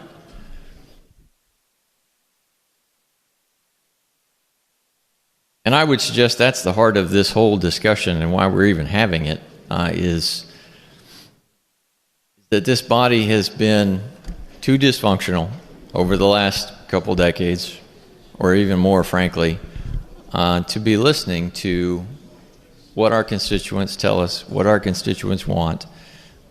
And they've been forced to do these initiative petitions to try and legislate for themselves in a way that we have been unwilling to do. And I think that's just wrong. I'll stand up every day and twice on Sundays to say that people should get a say in their government, and that we should listen to what that will is when it's expressed. It's also highly problematic to me, and we've talked a little bit about it, that this new regime and this convoluted, concurrent, super unattainable majority is going to be required. It's only required in a constitutional amendment, and it's only required when it's the people that does it. That none of this applies if this legislative body decides, well, we want to change something, we want to ask the people to pass it. Well, we're not subject to those same standards, that those thresholds don't have to be met when we do it. And it's just another way of saying we know better. And I think we need to stop doing that. I'd ask my fellow members, I'll be voting no on this, and I would ask you to do the same, because I think it's long past time that we start listening to our constituents and letting their voice truly matter for longer than the 9 months that it takes us to come back here and undo everything that they just did. Thank you, Mr. Speaker. Further discussion. Gentleman from Franklin. Yeah, Mr. Speaker, I'd like to inquire of the gentleman from Jackson that just spoke. Does the gentleman from Jackson yield to the gentleman from Franklin? I do. You may proceed. Appreciate your comments today, Representative. Always appreciate your demeanor on the floor.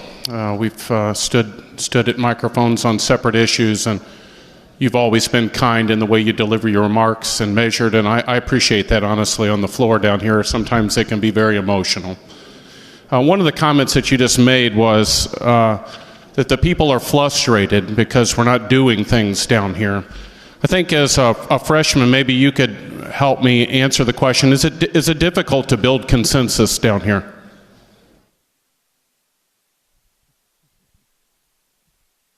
Yes, and more so depending on which side of this room you sit on. Yeah, it's honestly pretty challenging to get an idea all the way across the finish line down here at the State House, because there are people from all across the state that have been elected to represent the people of this state, and we come down here from vast different walks of life and also the people we represent.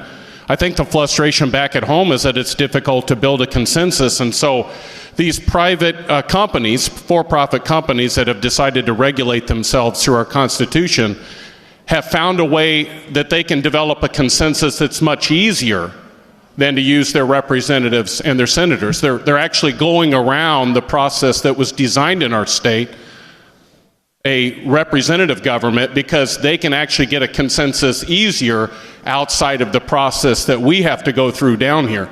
I love the debate on the floor week to week down here because we actually contend with each other. We look at the language. I don't remember any debates like this on any of the measures that have been proposed over the last 15 years, certainly not in public. And so I appreciate just the comments that you made. It is difficult. It really is difficult to build a consensus. I would contend it's even difficult to build a consensus outside of the building. I believe that. I wouldn't say one's more difficult than the other than you can kind of see how the process is played out. Apparently, it is easier to build a consensus outside of this building because that's what they've been doing. But I appreciate your comments. Mr. Speaker, could I inquire of the lady from Green that spoke earlier? Does the lady from Green yield to the gentleman from Franklin? Yeah, absolutely, Mr. Speaker. You may proceed. Gentlelady, I always appreciate the way you talk on the floor also. Your humility and the way you go about your business down here, I've always appreciated. We came in together, and your work on committee and your work on the floor is always very measured, and I appreciate that. One of the comments that you said is that this is an important citizen-led process. I'm wondering if you know who the top 3 contributors were to the last Proposition A. Oh, I'm sure you're going to tell me. So 2 of them actually, Representative, were based in Missouri, but the third one was an organization called 1630. They're based out of Washington, D.C., and they spent an extraordinary amount of money within our state to try and influence the passage of a ballot measure in our state. I think I know your sentiment on citizen-led, that it would be a Missouri-based initiative. I think 100 years ago when the initiative petition process was developed, I think the idea was kind of a kitchen table situation. But for the last 20 years or so, many of these things haven't been kitchen table issues. They've been private organizations that have decided to use our Constitution to create a monopoly for themselves and regulate themselves. And that's one of the reactions I believe today is because of. I don't think we would be standing here 30 years ago. There has been several monopolies created. Times, right? At different times. That's right. I do not disagree with you. And I think if you were to speak to a lawmaker years ago, they would agree that this is functioning very differently than it used to. I do find it interesting that you mentioned the out-of-state money for the initiative petition, and there's heartburn for that, which I understand that. But I also know members in this body take out-of-state money as well.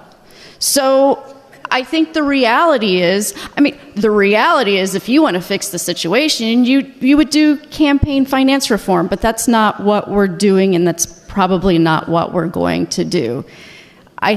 You are hitting on something that is important in how we function as a body, as a state. So I'm guessing that you're not going to be supportive today of the measure of trying to get some of the money out of our initiative petition process. I think, you know what? This is already in state statute. Like we did that work, and I did support that.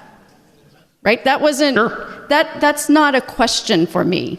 That part doesn't give me concern. What gives me concern is moving it to a majority in all 8 congressional districts. That's my concern. And when who come from a concentrated population, when my voters say, I don't feel like I have as much weight as somebody in a larger population, I have to hear that and respect that. Well, I have absolutely no doubt, Representative, that you're doing a good job representing your constituents. You're one of the finest people that I've met since I got down here. I appreciate the inquiry. Thank you. Mr. Speaker, I'd like to inquire of the gentleman from Boone that spoke earlier. Gentleman from Boone, do you yield to the gentleman from Franklin? I do. You may proceed. I'm going to say to you what I've said to the two previous representatives. I've only been down here for 3 years, but I have thoroughly enjoyed my time working alongside of you, Representative. Your demeanor, for the most part, I mean, every now and then you get worked up in committee. Sure. But don't we all? I think the idea that you were bringing out today is sloppy drafting. Sure. You know, we've got what amounts to about 2.5 pages that we're dealing with today, and you have found, I won't comment on whether I agree it's sloppy or not, but you have found things that you feel like were sloppy in the drafting. Gentlemen, the things that are in here don't make sense. Okay, I'd like to inquire you. Let me finish. I know you're inquiring and I'm answering. I didn't ask a question. I know, but I'm answering your question. I'll ask a question. But you asked me a question about sloppy drafting, so let's talk about it. I didn't ask you any question at all, but I would like to ask you some questions if you let me. If we're going to put things in the document, put things in there that actually make sense. Would you let me ask you a question, or you just? Well, how about? Would you let me finish my answer? I mean, I can close the inquiry and say things where you don't get to respond, but I don't want to do that. Okay, well, let me finish my thought. I'm not going to let you finish your thought. I'd like to ask you a question. I'm going to finish what you asked about the sloppy drafting. Thank you, Representative. Mr. Speaker, the gentleman from Boone earlier talked about sloppy drafting. I think we've just passed a couple of initiative petitions around our state. I'd like to highlight a little bit of this sloppy drafting since I couldn't inquire of him and have him respond. Unfortunately, I'm just going to have to talk to you, Mr. Speaker. Part of the sloppy drafting in recreational marijuana was the penalty on juveniles. I'm a youth pastor by trade, and much of that 30-some pages talked about keeping marijuana out of the hands of juveniles, but very few people know the penalty provision that was placed into our Constitution as a part of that. The only penalty that can be attributed to a juvenile in our state that has marijuana is a $200 fine. What prosecutor in the state of Missouri is going to go after the only penalty that they can do for a juvenile of $200? Speaking of sloppy drafting, we just passed an amendment last year that legalized abortion within our state. I don't remember a lot of discussion or argument about sloppy drafting in that. The kind that made a statement like this. This amendment will prohibit any restriction that delays this. And of course, the court cases came and have already started to be adjudicated.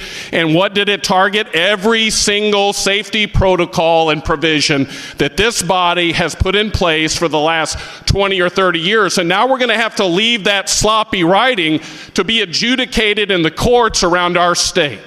So I think it's fair to say maybe there is a couple of areas of this thing in the representative's words that is sloppy. I've only highlighted a few things. Many of the initiative petitions that have been passed in the last several years are not just sloppy, they are intentionally designed to leave the decisions in unelected judges around our state. So if we want to spend some time talking about sloppy drafting, I would love the same energy. The kind of energy I saw when my two boys were little and they'd put their Superman shirt on and run around my living room when they were little. That kind of energy to discuss all of the petitions that might be put in front of the voters, and not just the ones that are given to us as a legislature to put onto the ballot. So one more inquiry. I'd like to inquire of the gentleman from Clay, if I could, from earlier, Mr. Speaker. Is the gentleman from Clay in the room? Do you yield from the gentleman from Franklin? I do, Mr. Speaker. Sorry, I was You may caffeinated. proceed. Thank you. I'm going to echo. I love that you four are the ones that have stood so far, because honestly, I can't think of a single person that I've served alongside of besides you that I have any more respect for. Your thoughtfulness in committee has not just challenged some of the pieces of legislation I've brought forward. Some of your comments have actually changed some of the pieces of legislation that I presented in committee. I appreciate that, but I sense there's a but coming. No, I'm being very sincere. Well, thank you. I can't imagine anyone that the people back home could pick that would be better as a representative than you. I have thoroughly enjoyed and respect you greatly as a colleague. One of the things that you brought up earlier was what keeps getting repeated in this initial petition process, which is presenting it in a negative light.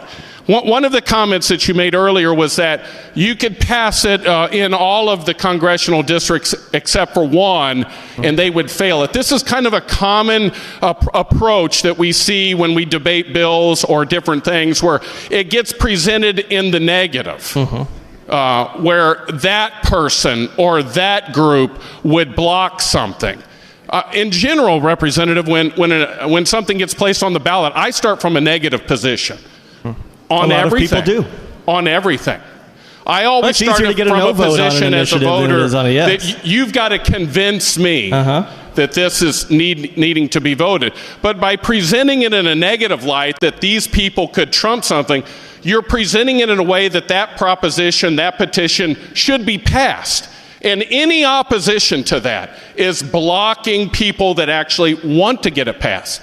I would contend, Representative, there are many things that are placed on the ballot that should never pass.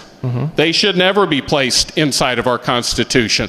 But I've been listening to the debate on this for quite some time. I think it could be the opposite as well. It could be positive. It could be the last voter in that congressional district that goes down right before the polls close that casts a yes vote that puts it across the finish line, highlighting the positives of each individual person going to vote, taking responsibility to educate themselves on the particular issue, and then going and casting their vote. Gentlemen, state your point of order. Mr. Speaker, I notice the absence of a quorum.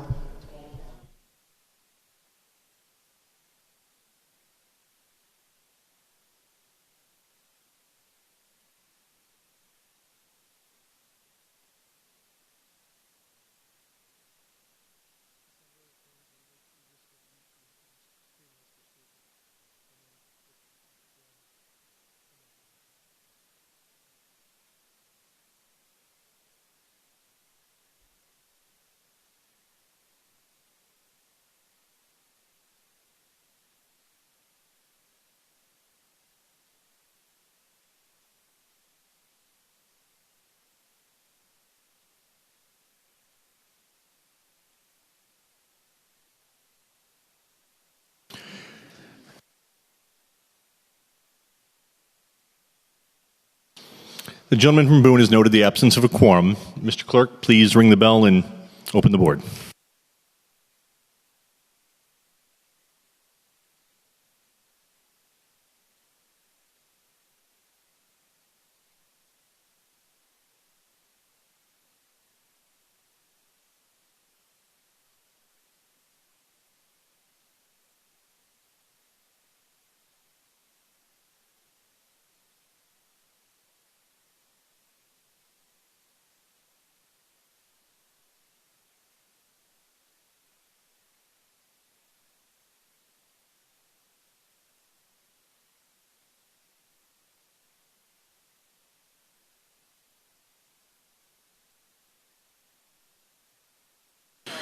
Mr. Clerk, close the board. We have established a quorum by your vote of 20 yea, 2 nay, and 71 present. You have established a quorum.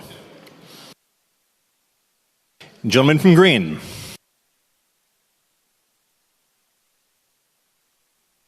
Mr. Speaker, I move the previous question. The gentleman from Green has moved that the question under immediate consideration be now put. All those in favor will vote yes. All those opposed will vote no. Mr. Clerk, ring the bell and open the board.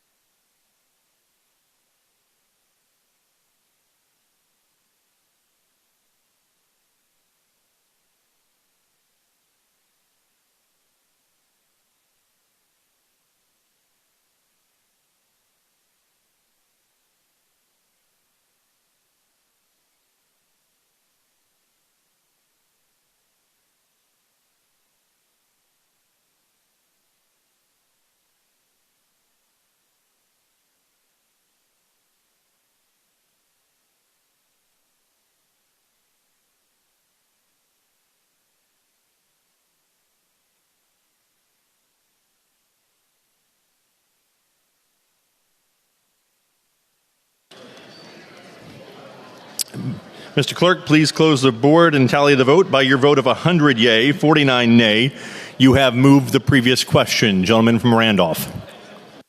Yes, Mr. Speaker, we've had some robust debate, and I just want to point out a couple of things. It's not just foreign or out-of-state money we're concerned with. It's definitely foreign money that we're concerned with. In that 1630 project, that money is being funneled from a Swiss entrepreneur from outside the state to influence our election. He funneled money into both of those propositions or initiative petitions that were passed in 2024, and we don't want that to happen. Foreign money should not be buying our elections. The citizen-led, we are for citizen-led. We are not going to be changing the statutory initiative petition process. It's exactly the same as it was. The ratification process is exactly the same as it was. We're just going to be protecting the Constitution, saying that 50%, all we need is a 50% majority in each of the congressional districts. With that, Mr. Speaker, I close. A voice vote will take place on the perfection. The voice vote will take place now. We will have a roll call vote on the perfection. The gentleman from Randolph has renewed his motion for the adoption of House Committee Substitute to House Joint Resolution number 3 as amended.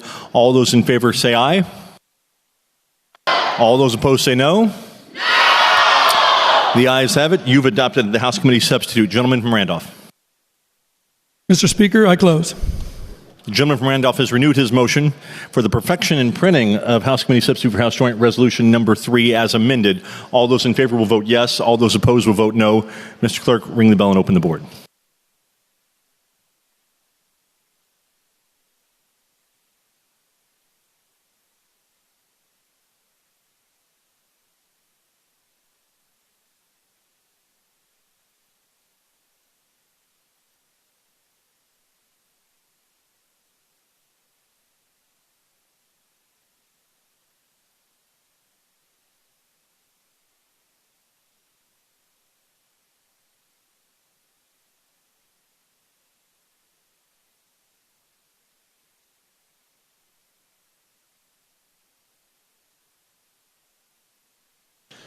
Mr. Clerk, close the board and tally the vote. By your vote of 96 yea and 55 nay, you have third read and perfected and printed House Committee Substitute House Joint Resolution number 3 as amended.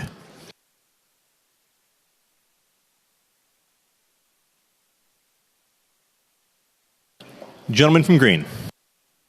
Thank you, Mr. Speaker. The next order of business will be House Bills for Perfection, and I ask that you recognize the gentleman from McDonald for a motion on House Bill 1. Gentleman from McDonald, for what purpose do you rise? Thank you, Mr. Speaker. I move that House Bill 1 be ordered perfected and printed. The gentleman from McDonald has ordered the perfection and printing of House Bill number 1. Gentleman from McDonald. Thank you, Mr. Speaker. I move the title House Bill 1 be agreed to. The gentleman from McDonald has moved that the title be agreed to. Discussion on the title. Seeing none. All those in favor of the title, say aye. Aye. All those opposed, nay. Aye. The ayes have it. You have agreed to the title. Gentleman from McDonald. Thank you, Mr. Speaker. I'm happy today to bring forward for the body's consideration House Bill 1, the Missouri First map. This is the congressional redistricting map, the exact map as recommended by Governor Kehoe in his call for this extraordinary session. As Governor Kehoe noted when he made the call for the Missouri First map, it is more compact than the current congressional map we have. It splits fewer counties. In fact, it goes from 9 splits to 5, a reduction of more than 50% in counties that are split. It splits many fewer municipalities than the current map.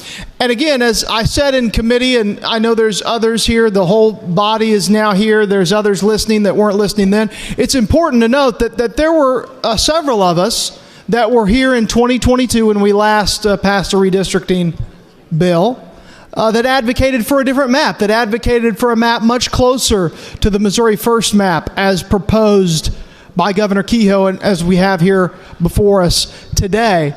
And those of us that were here then, like myself, that voted for that map, we're still here. And I think that was a good map for us to pursue then.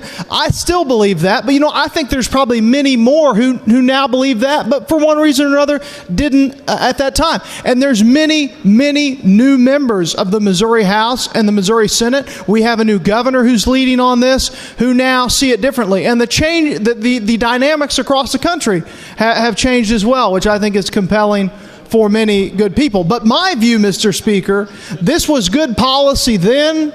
It's good policy now, and we should wait no longer to pursue it now that we have a consensus around the Missouri First map. And this is not unlike, frankly, all the other legislation you file, members of this House, members of the Senate, year in, year out. I mean, we had nearly 3,000 pieces of legislation filed this session. Virtually all of those amended a current chapter of Missouri state statute. What does that mean, Mr. Speaker? It is in itself an admission that we didn't get it right the first time. How many times is probably one of the most popular words spoken ever on this floor, the word reform, which again is just an admission that we're improving on what we've already done, on what's been passed into law by a previous General Assembly. And I'm not saying that's a bad thing. It's a good thing. It's what we're here for. We are infallible human beings. And there is room for improvement oftentimes, and this is yet another such example. Since the beginning of this process, since before this process began, we've even heard it already today, before we've even gotten to this piece of legislation, House Bill 1, this map. We've heard claims that this is unconstitutional. Now, generally, that's where the claim ends. There's no evidence to support this. There's nothing to back this up. Just, this is unconstitutional. Well, I assure you, Mr. Speaker, it's actually been worse than that. Even before a map was produced and released by the governor, there were threats of litigation, threats of lawsuits, which I think is really interesting and really sad. And I think it's a continuation of lawfare, quite frankly, from the left.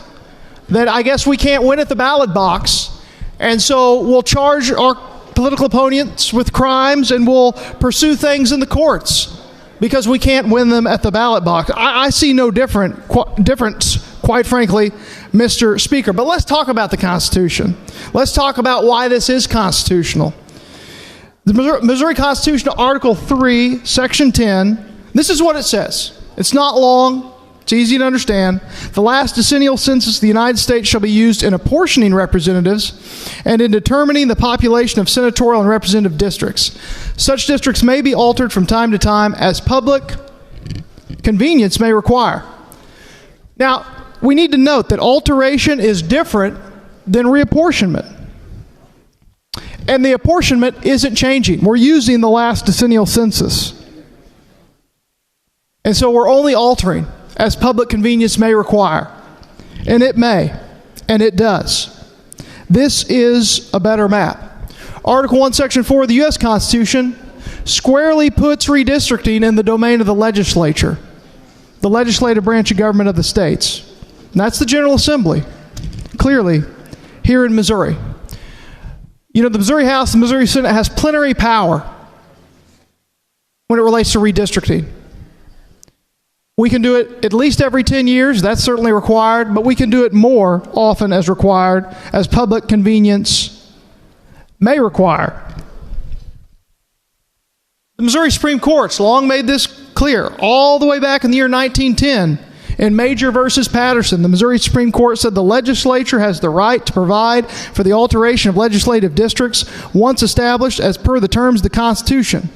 In other words, the Constitution contemplates that these districts shall be established at decennial periods, but has reserved a power in the legislature to provide by law for a change in the same. That's the Missouri Supreme Court. The federal courts have been clear about this as well, that mid-redistricting is in no way prohibited by Article 1, Section 4, or by any act of the Congress. In Perry, the Supreme Court said, in this century, neither the Constitution nor Congress has stated any explicit prohibition of mid-decade redistricting to change districts drawn earlier in conformance with a decennial census. That's quoting the majority in Perry, which this uses the same apportionment as the 2022 redistricting map, the map that is current law, the decennial census, as we are required. This is a Missouri First map, made in Missouri, for Missouri, as recommended by our governor. Again, it's more compact, splits fewer counties, 4 counties versus the current 9, splits fewer cities, fewer municipalities. All you have to do, Mr. Speaker, and I challenge everybody to do this, all you have to do is put these maps side by side. Just look at them. Take it to any 10th grade government class. Say which one's more compact. You don't have to have the statistics. You don't have to have the compactness report and the algorithms, which we have, that show this map, this Missouri First map, is more compact by the objective standards, by the algorithms. But you don't even need that. You just have to use your own eyes, and they will tell you that the Missouri First map, it passes the eye test. Makes sense that Congressman Onder wouldn't have to drive south through Congressman Wagner's district to get to the southern part of his district. It just looks more compact. And it looks that way, Mr. Speaker, because it is. It is more compact. And you know, to do this, while not required, but it's nice, a nice feature, that every current member of Congress, I don't know if any of them will seek re-election, maybe all of them will seek re-election, but they all live in their current congressional districts. Every single one of them. Didn't draw any 2 of them together. As I said, I think it's an important point again. I'm sure others will try to see it differently, and that's fine. But Mr. Speaker, again, I want to make clear for my part, this map comports with every legal standard, with every constitutional requirement, equal population, with the Voting Rights Act, with every legal and constitutional requirement laid out for redistricting. This map meets those. Simply put, it's a better map for Missouri. That's why I bring it forward for the body's consideration. Mr. Speaker, I'd ask for the body's support. Happy to answer any questions. Thank you, Mr. Speaker. Discussion, House Bill number 1. Gentleman from St. Louis, for what purpose do you rise? To speak on the bill. Proceed, sir. With all due respect to my colleague, this is unconstitutional. The Missouri Supreme Court agrees. The governor who called us here in the petition agrees. And yet we're doing it anyway. The governor's petition cites specifically Article 3, Section 45 as the power of the legislature to redistrict. And while the sponsor cites to Section 10, that only deals with state legislative redistricting. He cites to a case from 1910 that says that the legislature may from time to time redistrict. However, that's true under the Constitution that existed in 1910, the 1875 Constitution. But under the 1945 Constitution, we removed that language. The fact that the Constitutional Convention in 1945 removed that language is evidence of its unconstitutionality here. But moreover, at the start of this regular session, there are 111 Republican members of this body. Representatives filed 1,606 House bills and 168 resolutions, joint resolutions, concurrent resolutions, House resolutions. None of them dealt with redistricting. You brought us here to do what the legislature rejected doing 3 years ago and didn't even think about earlier this year. Meanwhile, our schools receive the lowest state funding of any state in the country, and we're going to have a hearing tomorrow to try to strip local funding from the schools as well. The life expectancy in Caruthersville is lower than the life expectancy in Ethiopia. And today, or in this year, we removed $1.5 million designed to keep their only remaining hospital afloat. Utility rates for Missourians have gone up double digits this year. And we passed a bill to make it easier for them to go up in the future. The gap between the haves and the have-nots has never been wider. Today alone, 4 Missourians are going to die of a drug overdose. 4 other Missourians will die by suicide. 3 will die on our highways. 26 will declare bankruptcy. 800 will be laid off or fired. 1 in 4 school districts can't afford to teach kids 5 days a year in Missouri. 1 in 8 Missourians lives in poverty. 1 in 20 woke up this morning hungry, will go to bed hungry tonight, and will wake up tomorrow hungry again. Meanwhile, our farmers are dealing with unconstitutional tariffs. Our citizens are dealing with unconstitutional barriers to their health care. Our workers have to go to work sick. Our youth can't afford college. Gentlemen, state your point of order. Sir, I'm not seeing where this is germane to the subject.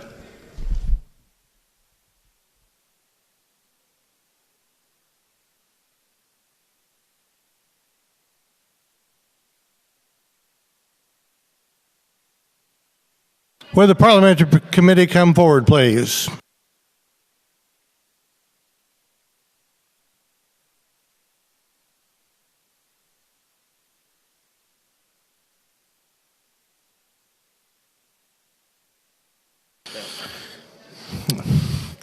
Gentlemen, please keep your comments germane. Proceed. I will point out this was sold as a Missouri First redistricting, and so I'm trying to talk about the priorities of Missouri. We wouldn't have to be here if the majority in Washington was doing what they were elected to do. They posit that there's a red America that benefits only from taking power from a blue America, and that there must then be a red Missouri that benefits only when it's at war with the blue Missouri. They think it's a battle fought for the President of the United States' benefit, and he believes, like all battles, it's fought by an army of suckers and losers. My question is, were you all terrible conservatives 3 years ago when you rejected this map? Or were you terrible conservatives earlier this year when you never even thought about this map? Or both? I suggest that the majority do what the Republicans I grew up admiring do, and said that we should all do, and just say no. Thank you. Further discussion. Gentleman from Greening, for what purpose do you rise? I'd like to point out, Mr. Speaker, that the term unconstitutional is a very precise terminology. Unconstitutional implies that the Constitution has prohibited an act or concept. The Constitution being silent on a thing cannot be unconstitutional. It can be extra constitutional, but unconstitutional says that there is something in the Constitution that says thou shalt not. And that's not the case here. Article 3, Section 45 says that after each census, the General Assembly must consider the redrawing of lines for the congressional districts allotted to the state of Missouri based on that census data. But it says nothing about doing it at other times. It says nothing about mid-decade redrawing of districts. This is not unconstitutional. People with rational minds can disagree as to whether or not it ought to be done, and that's a discussion that we can have. But to label it unconstitutional when it is clearly not addressed within the Constitution itself is a misuse of a terminology that has import. And I believe that words matter, and especially in this chamber, we ought to be very, very careful about how we utilize terminology of import, and this is not unconstitutional. You can disagree whether it should be done or how it ought to be done, but we ought not fall prey to throwing out terminology with the attempt at causing people to change their minds and their viewpoints simply because we don't like the way the politics is going. And I don't mean to upset anybody, but politics is often political. And there's never been a district line drawn by either party in any state in the history of our union that was not politically drawn. Thank you, Mr. Speaker. Further discussion, the lady from Jackson. Thank you, Mr. Speaker. I want to talk for a minute about, we keep calling this good policy, but I want to share my perspective that it's not good policy when Missouri leaders take their marching orders to enact this activity that we're undergoing this week because a directive came from the White House. Now, that's not a pretend thing. We all know that happened because it was widely publicized, and the president himself has been talking about it and demanding it and celebrating it. Missourians know that. Missourians, in fact, do read, they do have access to information, and they know that directive came from the White House, and that is what has precipitated this expensive and extraordinary session. So, you know, we just did our redistricting 4 years ago, and we voted 10 months ago on our congressional representation. And now we find ourselves here, and it feels like the effort right now is aimed directly at Congressional District 5. It seems it is aimed squarely at addressing Congressional District 5. So I know that the original bill handler said you can use your own eyes to review the map and know that it's compact. Well, I had to pull that map up and look at it very closely and blow that map up in order to see exactly what that map does. So that map will have an enormous impact on the Kansas City area. It divides the Kansas City area's northeast neighborhood into 3 congressional districts. I spoke with staff at a medical university that is located right on Independence Avenue in Kansas City, and they said, our parking lot is in one congressional district, our administrative building is in another, and the land behind us is in a third. The line cuts through Hospital Hill, the location of a public hospital, esteemed public hospital, and a medical, nursing, and dental campus. It chops straight through UMKC. It cuts through the middle of the Kansas City Public Schools. It divides the Hickman Mills School District. The Greater Kansas City Chamber and Civic Council, who are very concerned about the dilution of representation for economic reasons, took what I consider the extraordinary step of issuing a very measured public statement in opposition to this. And these are business leaders. These aren't activists, and these aren't, social justice folks. These are business leaders who want the best for the business climate and the economy. And I think we can agree that Kansas City is a large contributor to the economic well-being of this state.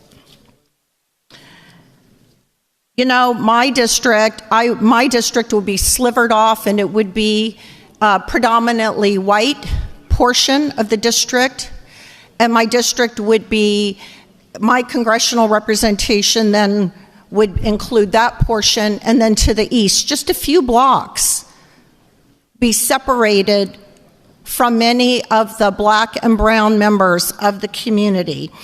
One of the things I love about living in Kansas City is that whether you are living in a more affluent area or an area that is more economically challenged, that there's a real desire to work collaboratively to lift up everyone. When we have singular representation in Congress, we are more powerfully able to bring resources and bring attention to our region that can help everyone thrive.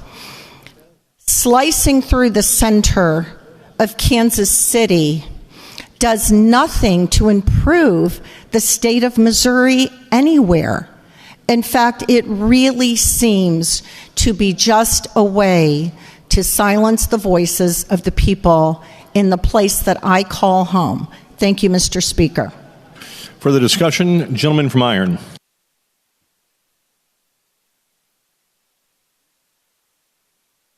It's on. All right. The light don't work. Proceed, gentlemen. To comment on the bill, Mr. Speaker. Proceed. Mr. Speaker, I oppose this bill. Given time and grace by this body, I'd like to explain why. 2 weeks ago, a colleague of mine drove to the middle of Wayne County in my district. We met at a senior center where we met the board president and the director. With a spreadsheet, they explained how last year they fed 40,300 meals to our seniors. On every meal they lost $1 and a dime. Not only is the director there serving that facility, she works at 4 or 5 others. 32 facilities in southeast Missouri serves more meals than St. Louis and Kansas City combined to our seniors. The struggles they have are amazing. The challenges they've overcome to make sure nobody goes to bed hungry is just of a hero's nature. I so appreciate what they've done. Through all of this, they never said, we're going to quit. They didn't say, where's it going to come from? They have yard sales. They have benefits to make this happen. What a bunch of heroes. I was fortunate enough this summer to serve on the Tax Reform Committee. Sitting in Kansas City, we sat there and heard public testimony for about 5 hours. One that sticks in my mind is a veteran on crutches that come up. And as he spoke, we literally taxed him out of his home. We sent him to the house, somebody that had been wounded in war for our freedom. We said... Lady from Jefferson. This is not germane to the conversation. Gentlemen, keep your comments germane. Proceed. Thank you, Mr. Speaker. I could go on, and I won't. But my point being is, the needs are heavy, the list is long. Our plate is full of things that we need to be doing for the people of this state, and this ain't one of them. I thank you for your time, Mr. Speaker. Lady from Jackson. To speak on the bill. Proceed. All right. Well, thank you, Mr. Speaker and colleagues. I rise today in opposition to House Bill 1. I oppose it because of the illegal gerrymandering and redlining that is specifically happening within my community, within my district. This is a problem because I don't know if many of you all have actually come to Kansas City. You may pass through it to go to the airport, go to a ball game, but you've never come to my district. My district has the highway right through the heart of it. All right, right through the center of it. And when 71, Bruce R. Watkins, named in honor of a local historic black civil rights activist within the city, when it came through our neighborhood, it busted up our black communities. It was a political motivation to separate our minority vote, but also destroy our communities. And upon it destroying our community, now, within my lifetime, 30 years later, we're now trying to reunite our east side of 71 and our west side of 71. This redistricting that is about to take place harms me. It harms me because of the impact that this highway has already done within my community.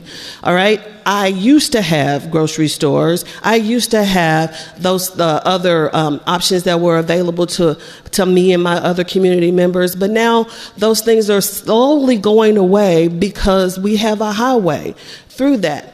And it makes no sense to continue to segregate and discriminate and promote this type of separation within my community. I won't stand for it. And so therefore I am standing here and I am just letting you know the history behind it. And I have the fire in my belly because this is not right.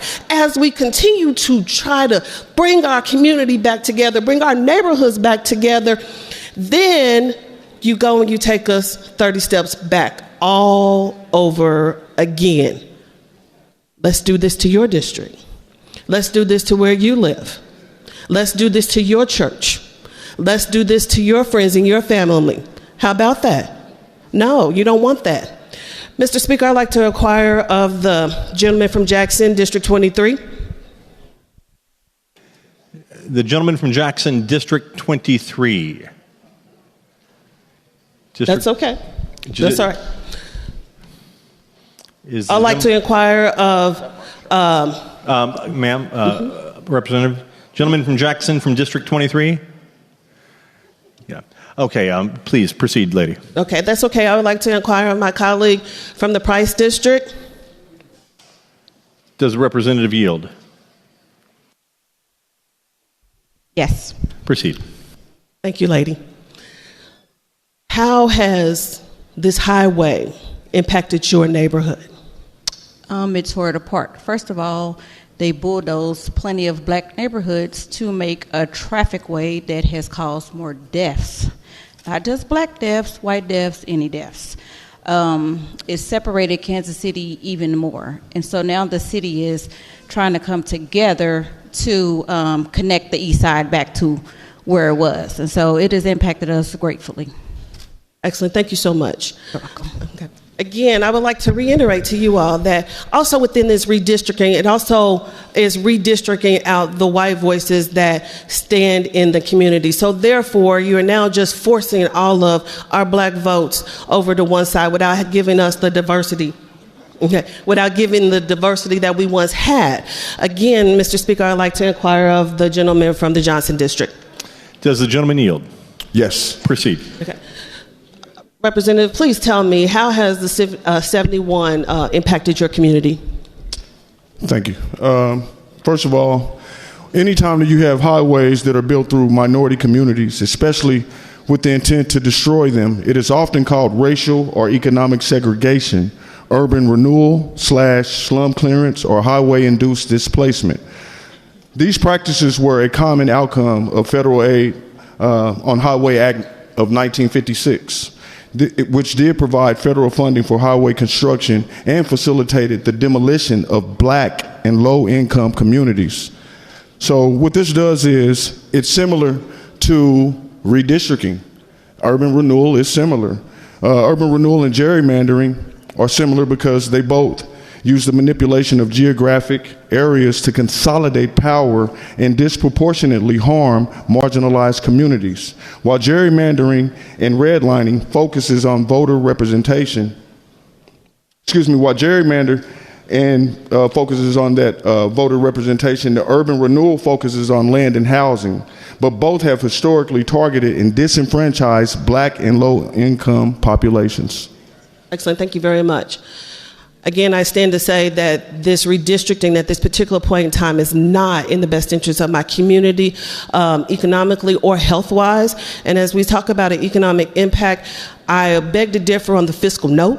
The fiscal note is saying that it's a zero cost, and that is not true because there's an inherited cost of the additional lawsuits that are going to be taking place as we can continue to offer opposition into this redistricting, but also at the same time, the administrative cost that's associated with all of our election officials and boards that will have to go back and now go rearrange and reshuffle our voters, and then also the ability to have that public public engagement and transparency.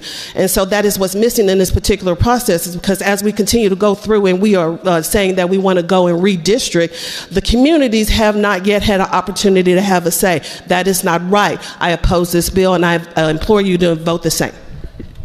Further discussion, gentleman from St. Louis County, 110th District. Thank you, Mr. Speaker. To speak on the bill. Proceed. Thank you. I appreciate this moment. I appreciate this opportunity to speak and to address the quiet part out loud. The conversation has gone back and forth, and yet we aren't speaking about why we are actually here, what we are actually doing, what has caused us to engage in this topic. So let's talk about it. My colleague across the aisle brought up the fact that President Donald J. Trump has in fact asked Missouri to consider redistricting. And thank God he has. I fully support it. But let's talk about why that is. It's because every single vote in Congress matters now, because the Democrat Party is now the party of men becoming women, women identifying as men. State your point. I'm sorry. Gentleman from St. Louis County. That is completely... St. Louis City. I'm sorry. That is not germane to the topic. Can we stay to the topic, and can we talk about the bill at hand? Thank you. Gentlemen, keep your comments germane. Proceed. Thank you, Mr. Speaker.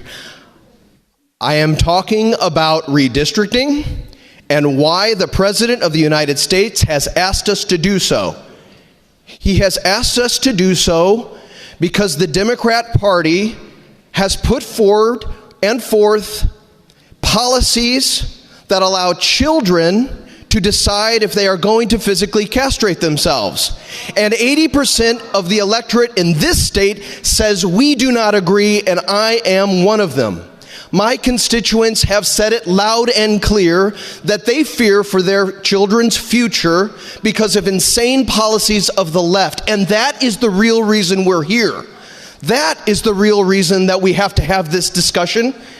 This is our job, to protect the next generation from insanity, and I fully intend to do so. I 100% support this effort, and I encourage my colleagues to do the same. Thank you, Mr. Speaker.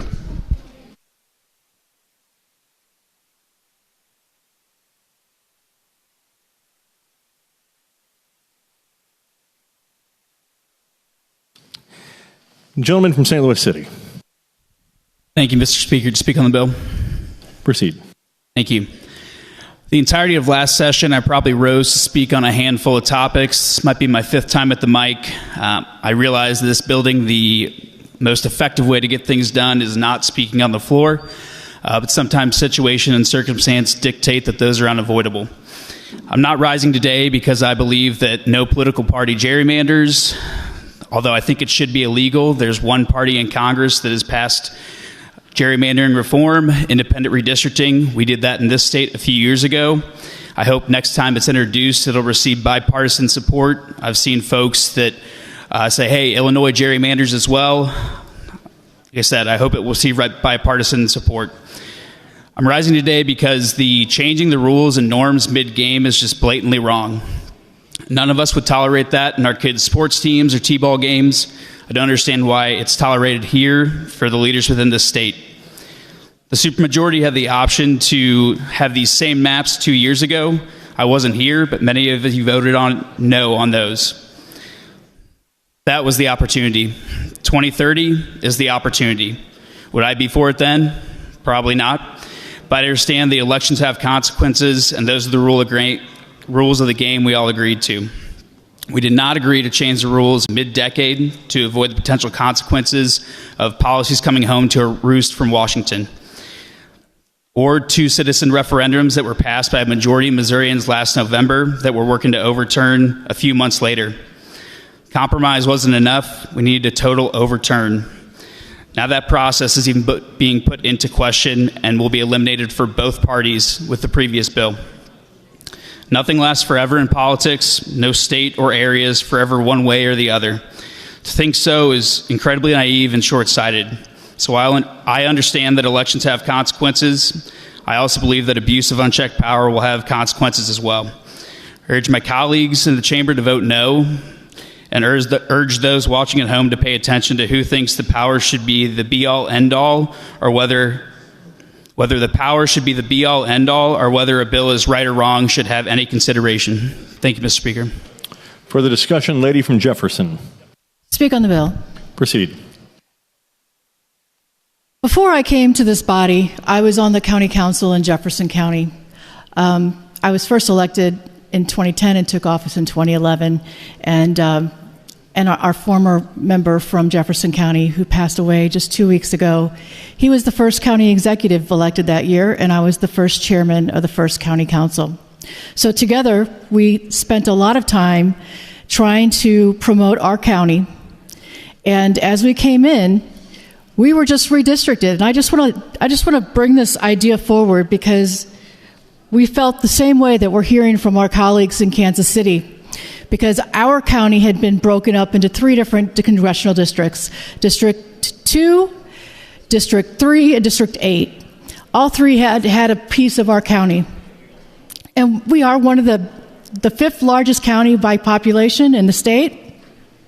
We were very afraid that we wouldn't be able to get anything done. But I have to tell you, in the 10 years that we had that map, we had a whole coalition of people that were helping us get the Jefferson County friendly legislation passed in Congress. And because of that, we've been able to see significant infrastructure changes and improvements, especially in Kimmswick, which is a very small town, but we're trying to make it into a even more popular tourist destination. That would not have happened had we just had one member of Congress representing all of Jefferson County. We had 3. Today we have 2, and even in the new map we'll still have 2, but we had 3 for 10 years, and it made a huge difference for our area. So I just wanted to share that with the body and urge them to vote yes. Thank you. For the discussion, the representative from Jackson. Thank you, Mr. Speaker. To speak on the bill. Proceed. All right. Well, I love hearing that because my district is going to be split in 3 under this new map. It's going to stretch. So I actually will be on the border. My congressional district will border Illinois. Isn't that great? So Hannibal, Missouri will be in my congressional district. Seems like that might be like across the state, but maybe those needs are different. But I guess this is the ideal for this. It would actually go all the way down to Marion, Missouri as well. Marion County, Missouri, Clark County, Osage County. It goes really far. It takes up most of the state, the 3 congressional districts that my 37,000 people House district will be split into. So I really hope you're right because I plan on being very active in any upcoming races and using that ability to organize as much as I can. I was going to, y'all have heard me before. I love doing historical research. I love that. I love researching about all this and trying to understand it and really trying to debate in good faith and with coming to the table with the assumption that we can all talk this out. Like, we can come to mutual understanding and we can actually work for Missourians if we are all, again, coming to the table in good faith. And I know that's not happening in this instance, and I think everyone in this room knows that that's not happening in this instance. And it's really, really disappointing as a first-year legislator to see that, to see something that many people have talked about in the press about how they don't want to do this. I know I was in Joplin last week speaking at an event.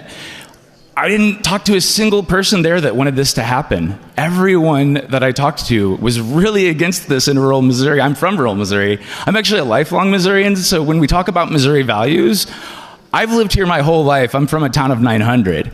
So I represent an urban population now, but I do represent Missouri values, whether people like it or not. This is the state I love, even when it doesn't love me. I love this state, and I will fight for this state, and I've stayed here to do that. We hear, I get character attacks in this room at all times on a redistricting proposal. It's ridiculous, the lengths that people will go to put something like this, a redistricting proposal, an unconstitutional one in my opinion, and I think will be in the court's opinion soon too, at great taxpayer expense. What I think the estimation I saw last was $20,000 a day for a special session that didn't need to happen. We just redistricted 3 years ago. 3 years ago. So are we just going to redraw the lines every year we don't like the results? Is that what we think of our republic, of our state, of the democratic institution? We're also removing initiative petitions. We're not letting people vote for the laws that they want anymore.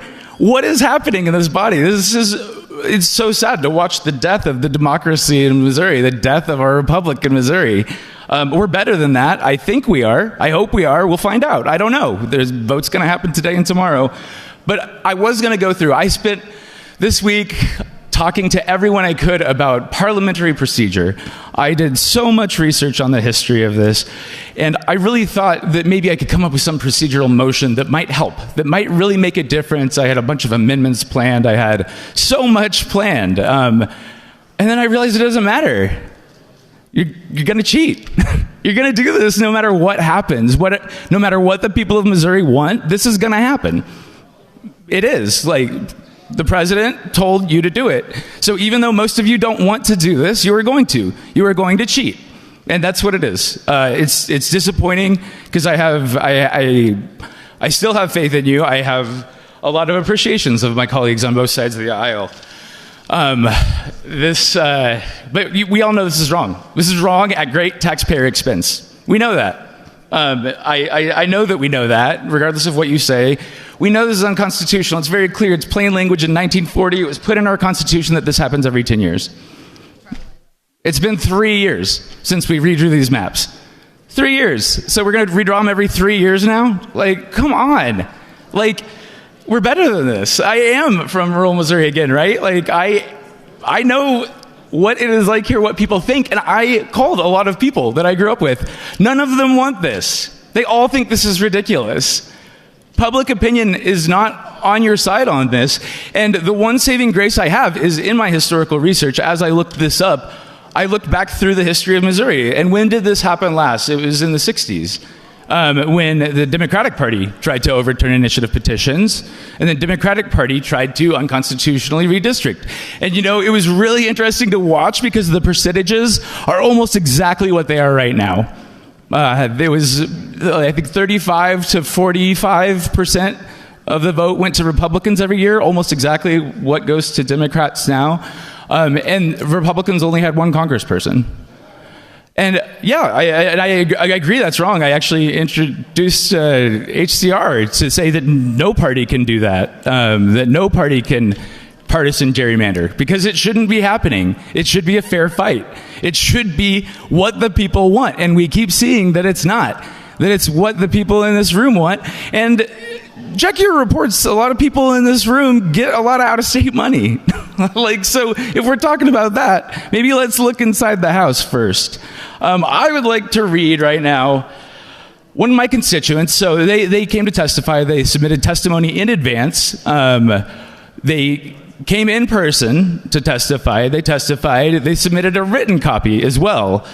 Their testimony does not appear in the online testimony. Their name does, but none of the testimony. They submitted a lot of it. So I wanted to read some of that for you today before I end this, because I think it encapsulates what I want to say in a better way. And just to point out too, though, I think it was there were about 10 people from Missouri who testified in support of this, of what we're doing here in this building. 2,850, around that many, testified in opposition to this. So again, the one saving grace for me is that the Democrats did this in the 60s. And when they did that, that was the end of the supermajority for them. Because when you try to take away the will of the voter, when you try to take away people's right to participate in their own government, when you try to redistrict to cheat, people see that. They don't respect it. Missourians do not respect cheaters. And that is why I would like to read this This was a testimony again from a constituent of mine that you cannot find online, but I hope y'all went through the 3,000 pages of testimony. But here's one at least. Fall is one of my favorite times of the year, not just because the cooler weather means that my daughters have returned to school, although that certainly helps, but it's the start of an annual tradition. Tomorrow evening, across our great state, in small towns and big cities, individuals and families will come together to cheer on their local high school football teams. And I suspect a good many of us will also be cheering on our favorite NFL team as well. The Kansas City Chiefs kick off their season. Those ecstatic crowds are hoping that their best players can assemble a game plan and execute it flawlessly, positioning them to defeat another school's best players and their respective efforts. We teach our children to try their very best, and some days that's enough to win, and some days it isn't. But the most important thing is to put your best foot forward. No parent, student, or fan will be hoping that their team wins by rigging the game. Putting our foot on the scale to ensure our particular outcome has never been a Missouri value, and I don't believe it is today either. Missourians don't want this. This is a great expense to the taxpayer. It is unconstitutional. It has not followed the correct process. There has not been a quorum until today in this building. This should not be happening. I will be voting no on this. Further discussion. The lady from St. Louis, district number 68. Thank you. Now, there's one thing that we haven't discussed, and that is the demographic information related to this map change. So before you all push this redrawn map legislation through, I want us to remember the names of those who never got the chance to cast a ballot freely in this country. Jimmy Lee Jackson, a 26-year-old church deacon in Alabama, was gunned down for marching for voters' rights. Medgar Evers assassinated in his own driveway for registering black voters.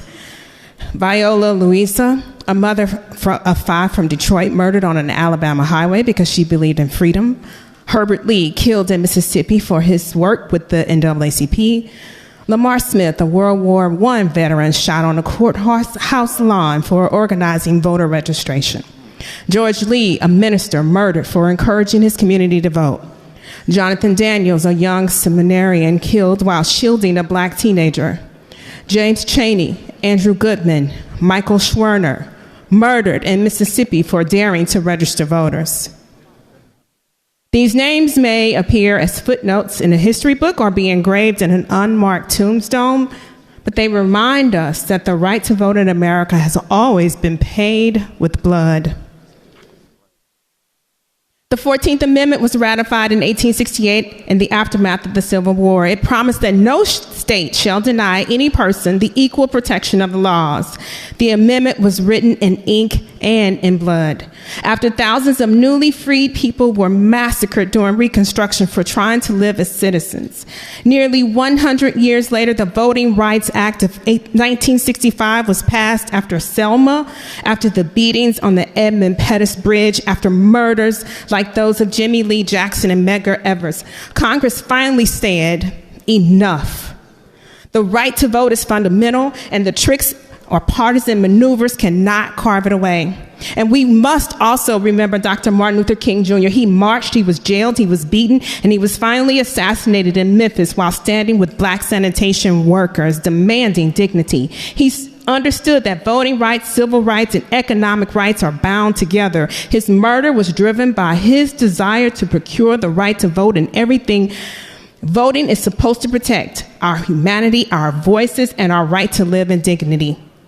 His life is proof that the fight for representation is more than an abstraction from the left. It cost flesh and blood. And now, here we stand in Missouri.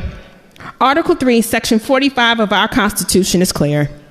Congressional districts are drawn after the census, not whenever those in power choose. Section 10, which some point to, refers only to state legislative districts. To confuse the two is to misread the law. To deliberately misapply them is to betray our oath. If we sanction this mid-cycle redraw, we will be joining the long and shameful line of the states that have used legal language to silence voters rather than to protect them. And the irony is that this map is being sold to Missourians under the title Missouri First. But under the leadership of those who now demand this power grab, Missouri has been anything but first. We rank 35th in children's health and 33rd in education. We are 42nd in maternal mortality, with mothers dying at rates far worse than much of the country. We are 47th in healthcare disparities by income, where poor families are punished for being poor with worse health and shorter lives. Our life expectancy is below the national average. I do not consider these just numbers. These are our neighbors who have been buried too soon, our classrooms that have been underfunded, and our babies who will never celebrate their first birthday. If this legislature truly cared about Missouri being first, we would invest in health, education, and working families instead of investing taxpayer dollars in partisan maps that silence them. I would be remiss to cite this Missouri First map as only a constitutional violation when it's morally wrong. It is ethically and morally wrong to bow to a dictator when colleagues admit that their votes change because of a phone call from a president. We're not serving Missouri, we're serving one man, and that is not a democracy, that's submission. And when a party seeks to silence every opposing voice to guarantee that only their candidates are heard, please do not fool yourselves with lies of more stability. That is one-party rule, and one-party rule breeds corruption, arrogance, and decay. Voters know this. People are telling us at town halls that they feel trapped in a system where representation feels like a string of broken promises. That sense of being trapped is precisely what fueled the Boston Tea Party. Ordinary people demanded representation because they knew taxation without representation is tyranny. We cannot afford to be a people who trade away democracy for the promise of a single issue. We cannot exchange freedom for bans on abortion or the stripping away of women's rights. Tyranny always asks us to sacrifice one liberty in the name of safety. But when one falls, the rest follow. And then when we hear it said out loud that the representative declared he hopes Missouri will only send Republicans to Congress. Does that sound like valor? Does that sound like leadership? I hear greed. I hear pinky in the brain world domination. That is the end of choice and the end of accountability, and it is a betrayal of every Missourian who deserves to choose representatives who understand their voices and fight for their communities. If you doubt the human cost of these lines, listen to Kansas City and Terrence Wise. That seat is not Emmanuel Cleaver's seat.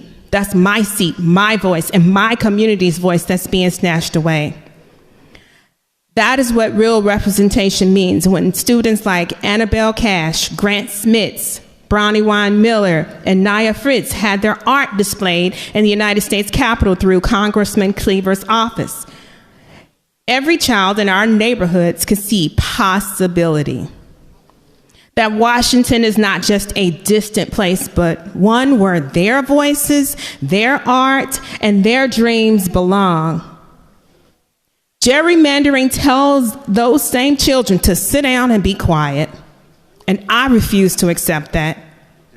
The 14th Amendment was written in blood because states abused their power. The Voting Rights Act was written in blood because states abused their power. Today, if we twist Article 3, Section 10 into a blank check for mid-cycle gerrymandering, we will again be sanctioning an abuse of power. We will be telling Missourians that their voices are less than partisan ambition. That's not equal protection, that's not democracy, and that is not constitutional. Colleagues, this debate is more than lines on a map. It's about whether we honor the dead who fought for voting rights, whether we protect the living who depend on us for fairness, and whether or not we set an example for the children who are watching.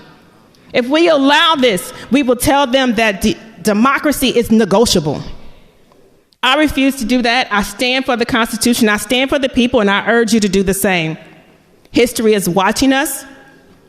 let it be said that Missouri stood on the side of democracy. For the discussion, gentleman from Jackson. Thank you, Mr. Speaker. In times like this, we're entrusted with one of the greatest responsibilities given to any public servant: to govern wisely, to defend the Constitution, and to safeguard the future of the people of Missouri. Now, this chamber is a place for serious work, for vigorous debate, and for principled disagreement. But disagreement must never descend into intimidation or threats. Recently, I received a threatening voicemail directed at me. The governor himself has endured similar behavior by the same individual. And in that message, the caller not only sought to intimidate me as an elected official, they went further. They tried to challenge my Christian faith, suggesting that if I were truly a Christian, I should behave and act according to their demands. That, my friends, is a type of intimidation that is both shameful and dangerous. Let me be absolutely clear. My faith is not a tool for others to manipulate. My Christian convictions, they guide me to serve with integrity, with compassion, and with principle. Not to cower in fear, not to bow to intimidation, and certainly not to accept a distorted picture of the gospel as justification for political coercion. State your point of order. With respect, Representative, not germane to the bill, and I receive those kinds of threats on the daily. Unfortunately, we are public officials. We need to be discussing the bill. Representative, your point of order is not well taken. Gentlemen, continue. Thank you, Mr. Speaker. And so let us speak plainly about what is and what is not shameful. We've heard it said by some that Republican action on redistricting is shameful. But is it shameful to uphold the Constitution? Is it shameful to reflect the will of the people who elected us? And is it shameful to stand firmly for the values that Missourians, our neighbors, our communities, our families sent us here to defend? No, it is not. What is shameful is threatening elected officials in their homes. What is shameful is trying to replace persuasion with intimidation or to substitute fear for freedom. That does not strengthen democracy, it undermines it. This type of intimidation only attempts to weaken us, but it has the opposite effect. It only strengthens our resolve, and it reminds us why we stand here, not for ourselves, but for the people of Missouri. The other day, last Saturday, I was talking with my wife, Kana, many of you know, and we were discussing the matter of redistricting. And she began to tell me her thought process and began telling me her story. She said, when people see a dandelion, some see only a field of weeds. And then Kana said to me, when I look at a field of dandelions, when they're white and fluffy and begin to float off, I see a million wishes. That's what I see redistricting, she says. To some, it's nothing but a tangle of lines, disputes, and weeds to pull. But to others, if we choose to see it rightly, it is seeds of opportunity, a field of possibilities. It is not about choking out the future. It is about cultivating it. It's not about division, but about leadership. Not about weeds, but about the dreams of those white, fluffy seeds that can take flight if we choose to see them. President Reagan once said, America is too great for small dreams. Missouri's too strong and her people too resilient to be diminished by threats, fear, or cynical voices of division. So let me close with this. I will not be intimidated by threats. I'll not be silenced by fear, and I will not allow anyone, not in politics, not in faith, to tell me that threats and coercion can ever replace conviction and principle. And so today, With full conviction, I state plainly that I will be supporting this bill, Mr. Speaker, because when I look at our state, I see the possibilities and the dreams of over 6 million Missourians. And lines will never diminish the dreams of a dreamer. Mr. Speaker, if I could inquire the bill handler.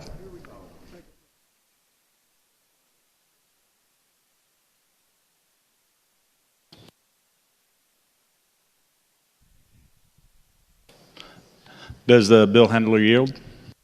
I do. A question was raised, and I think it's Proceed, a valid gentleman.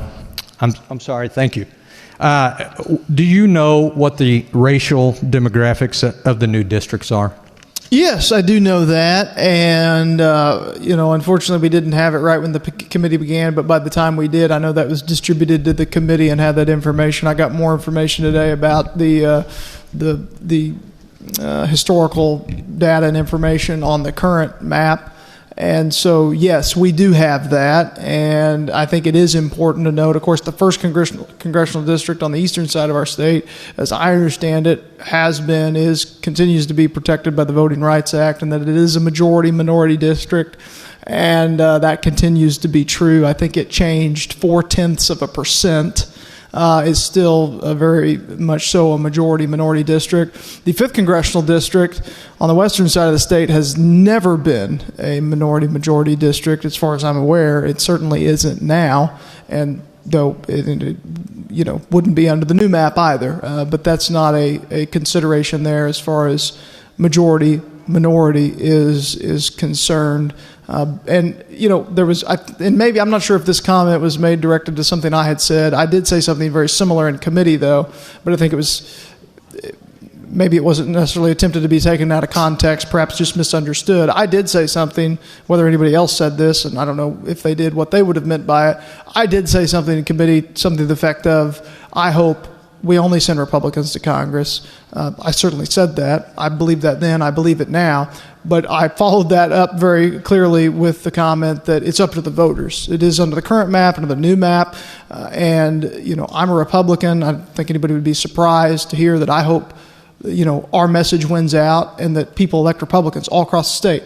We have 100% of the statewide offices. 10 years ago, when I first started coming up here, it was Jay Nixon, it was Clint Zweifel, it was Chris Koster, virtually all Democrats in statewide offices. I'm glad now. I think that's reflective of Missouri values that we have Republicans in these offices. Same for Congress. I hope that would be true. I hope that our candidates are the ones that the voters select in all of these districts. But it is up to the voters, ultimately, at the end of the day.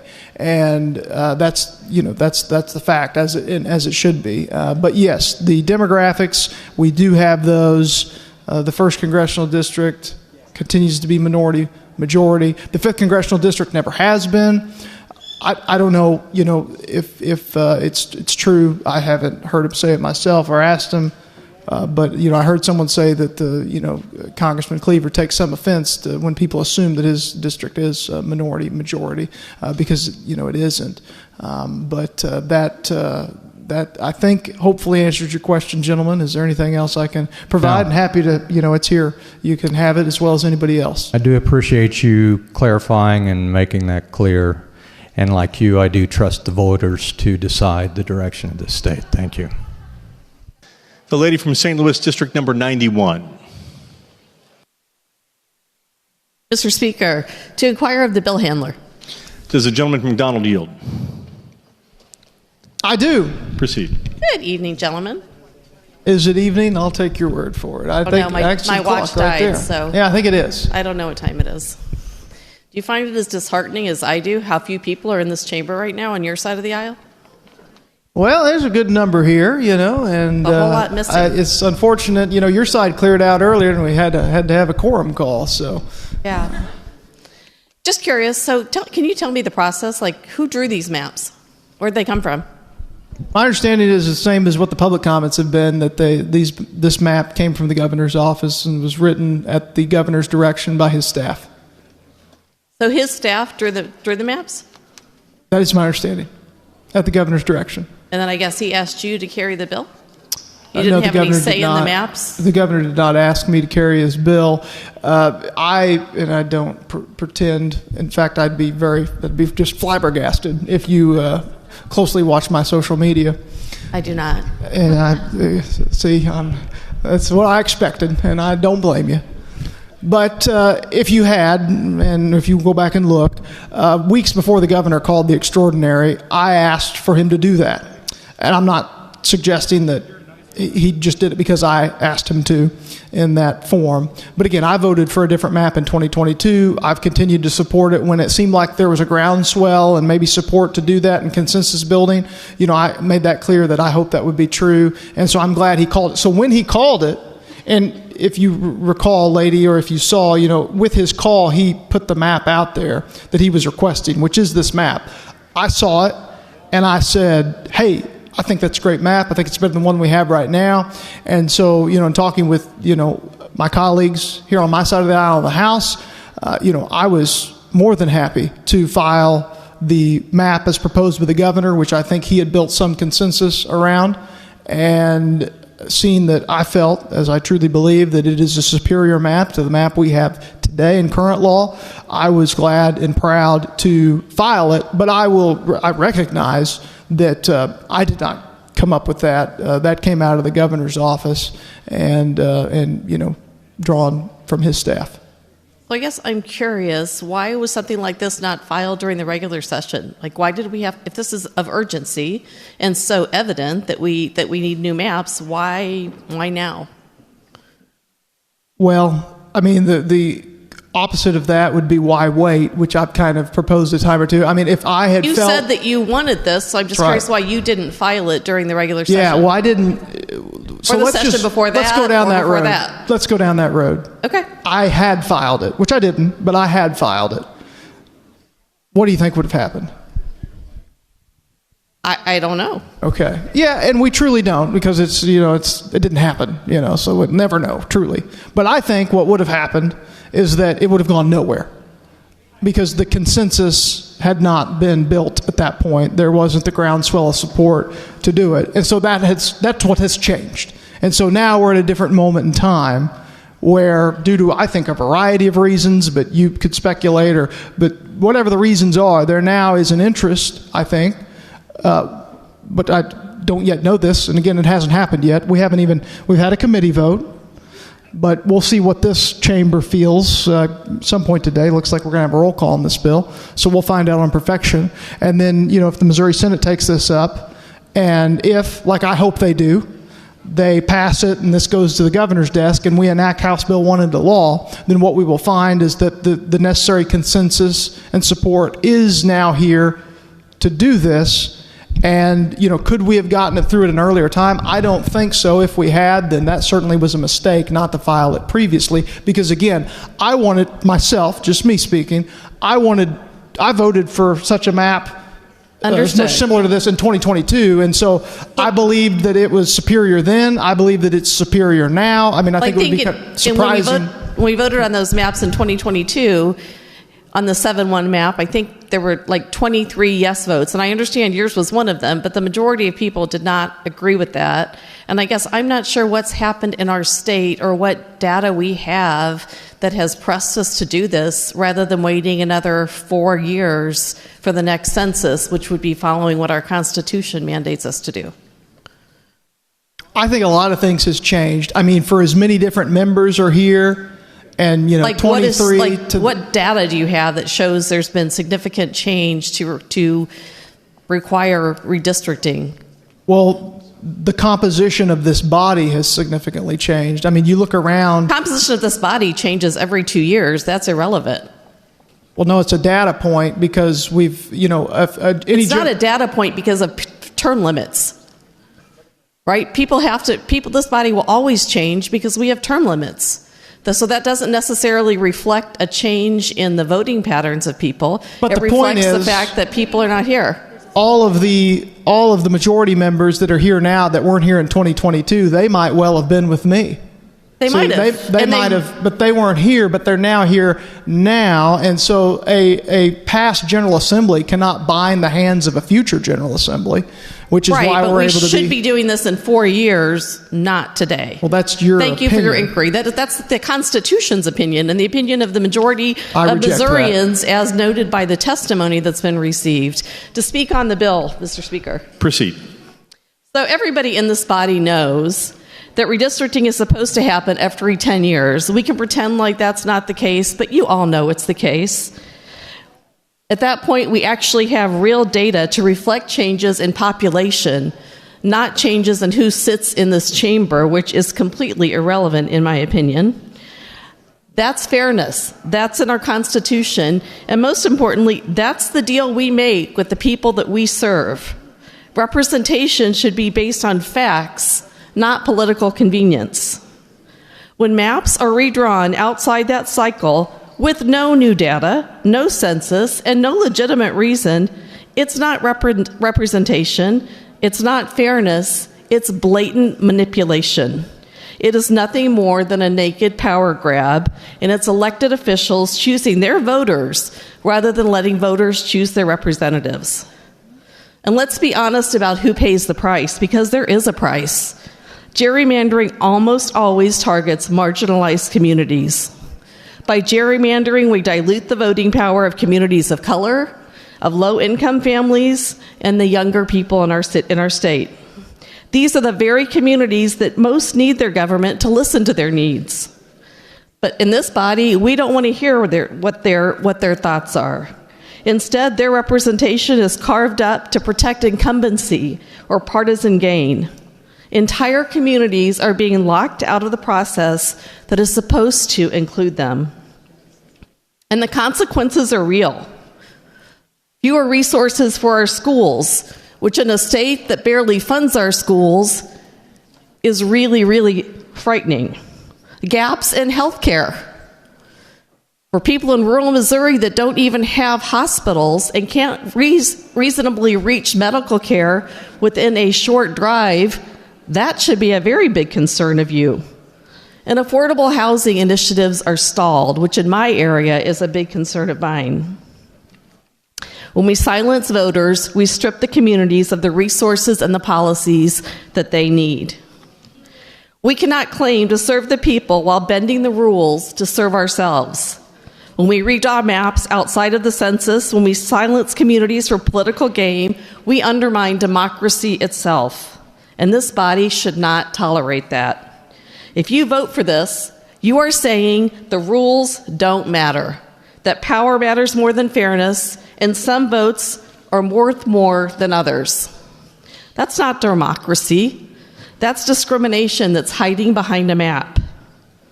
And let's not sugarcoat what this really is. This is nothing more than the Republican Party pandering to Donald Trump and his agenda. We all heard the directive. We're not stupid over here. We know where this came from. And it's not the governor's office. This isn't policy making. This is cowardice. Instead of listening to the people we represent, you are twisting the process to protect Trump's grip on power and tip the scales in his favor.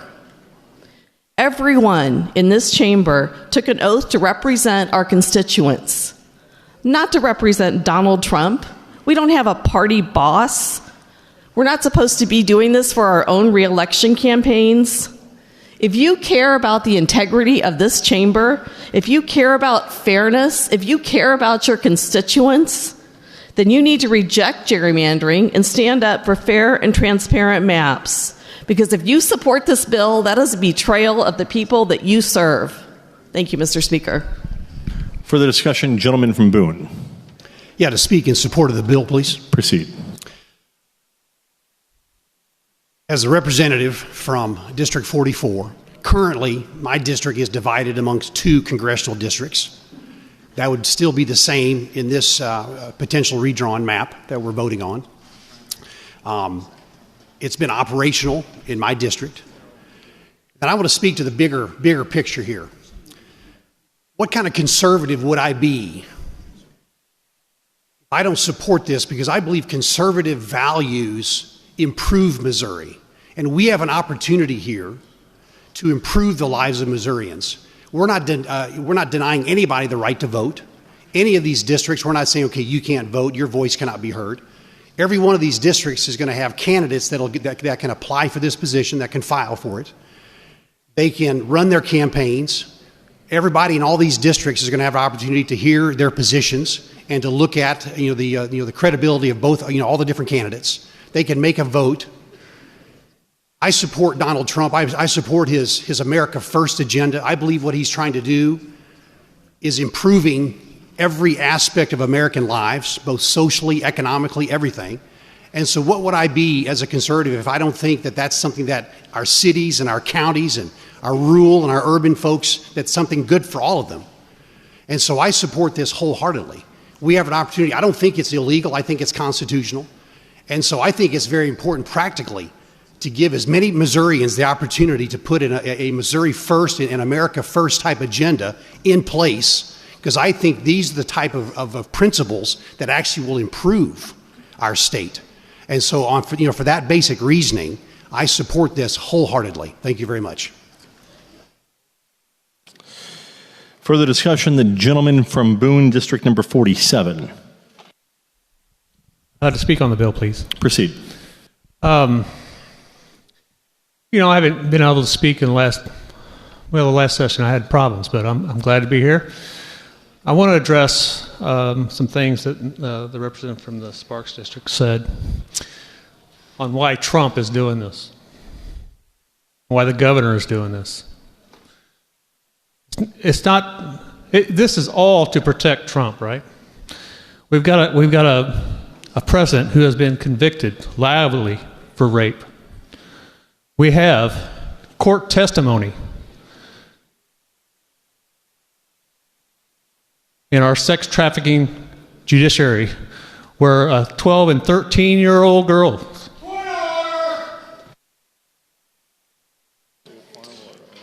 Gentlemen, state your point of order. We're debating a map here. If he wants to make this about the garbage he's talking about, that's fine, but this is not germane. Please have him stop.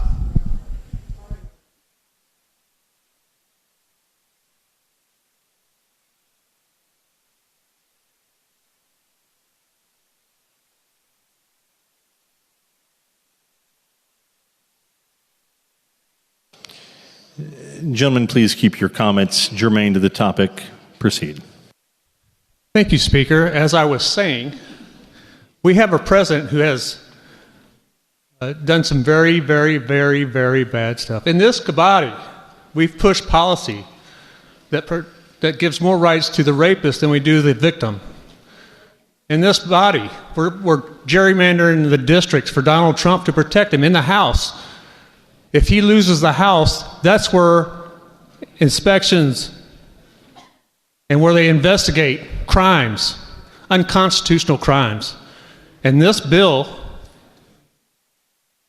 for redistricting is designed for him to protect himself from getting those investigations up against him. And so you may not like it. I mean, you may not like what I have to say. But the governor said this was about conservative values. When was that conservative values? When do you support a convicted rapist with policy like this? It is germane. That's what this policy is about.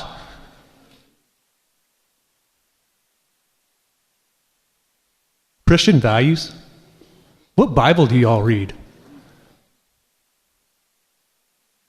I don't get it. I was brought up Christian conservative.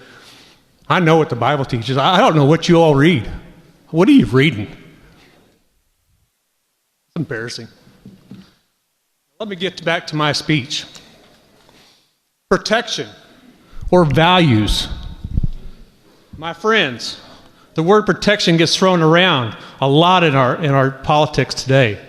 We hear about protecting wealth, protecting power, protecting the status quo, but the real duty of those we elect, our legislators, our leaders, is to protect people, to protect rights, to protect freedom. Our Constitution doesn't just exist to look pretty in a museum. It is a promise to every American, no matter their status, their rights, has rights and cannot be bargained away. The First Amendment protects free speech, not just speech that is popular, not just speech that flatters those in power, but the speech that challenges authority.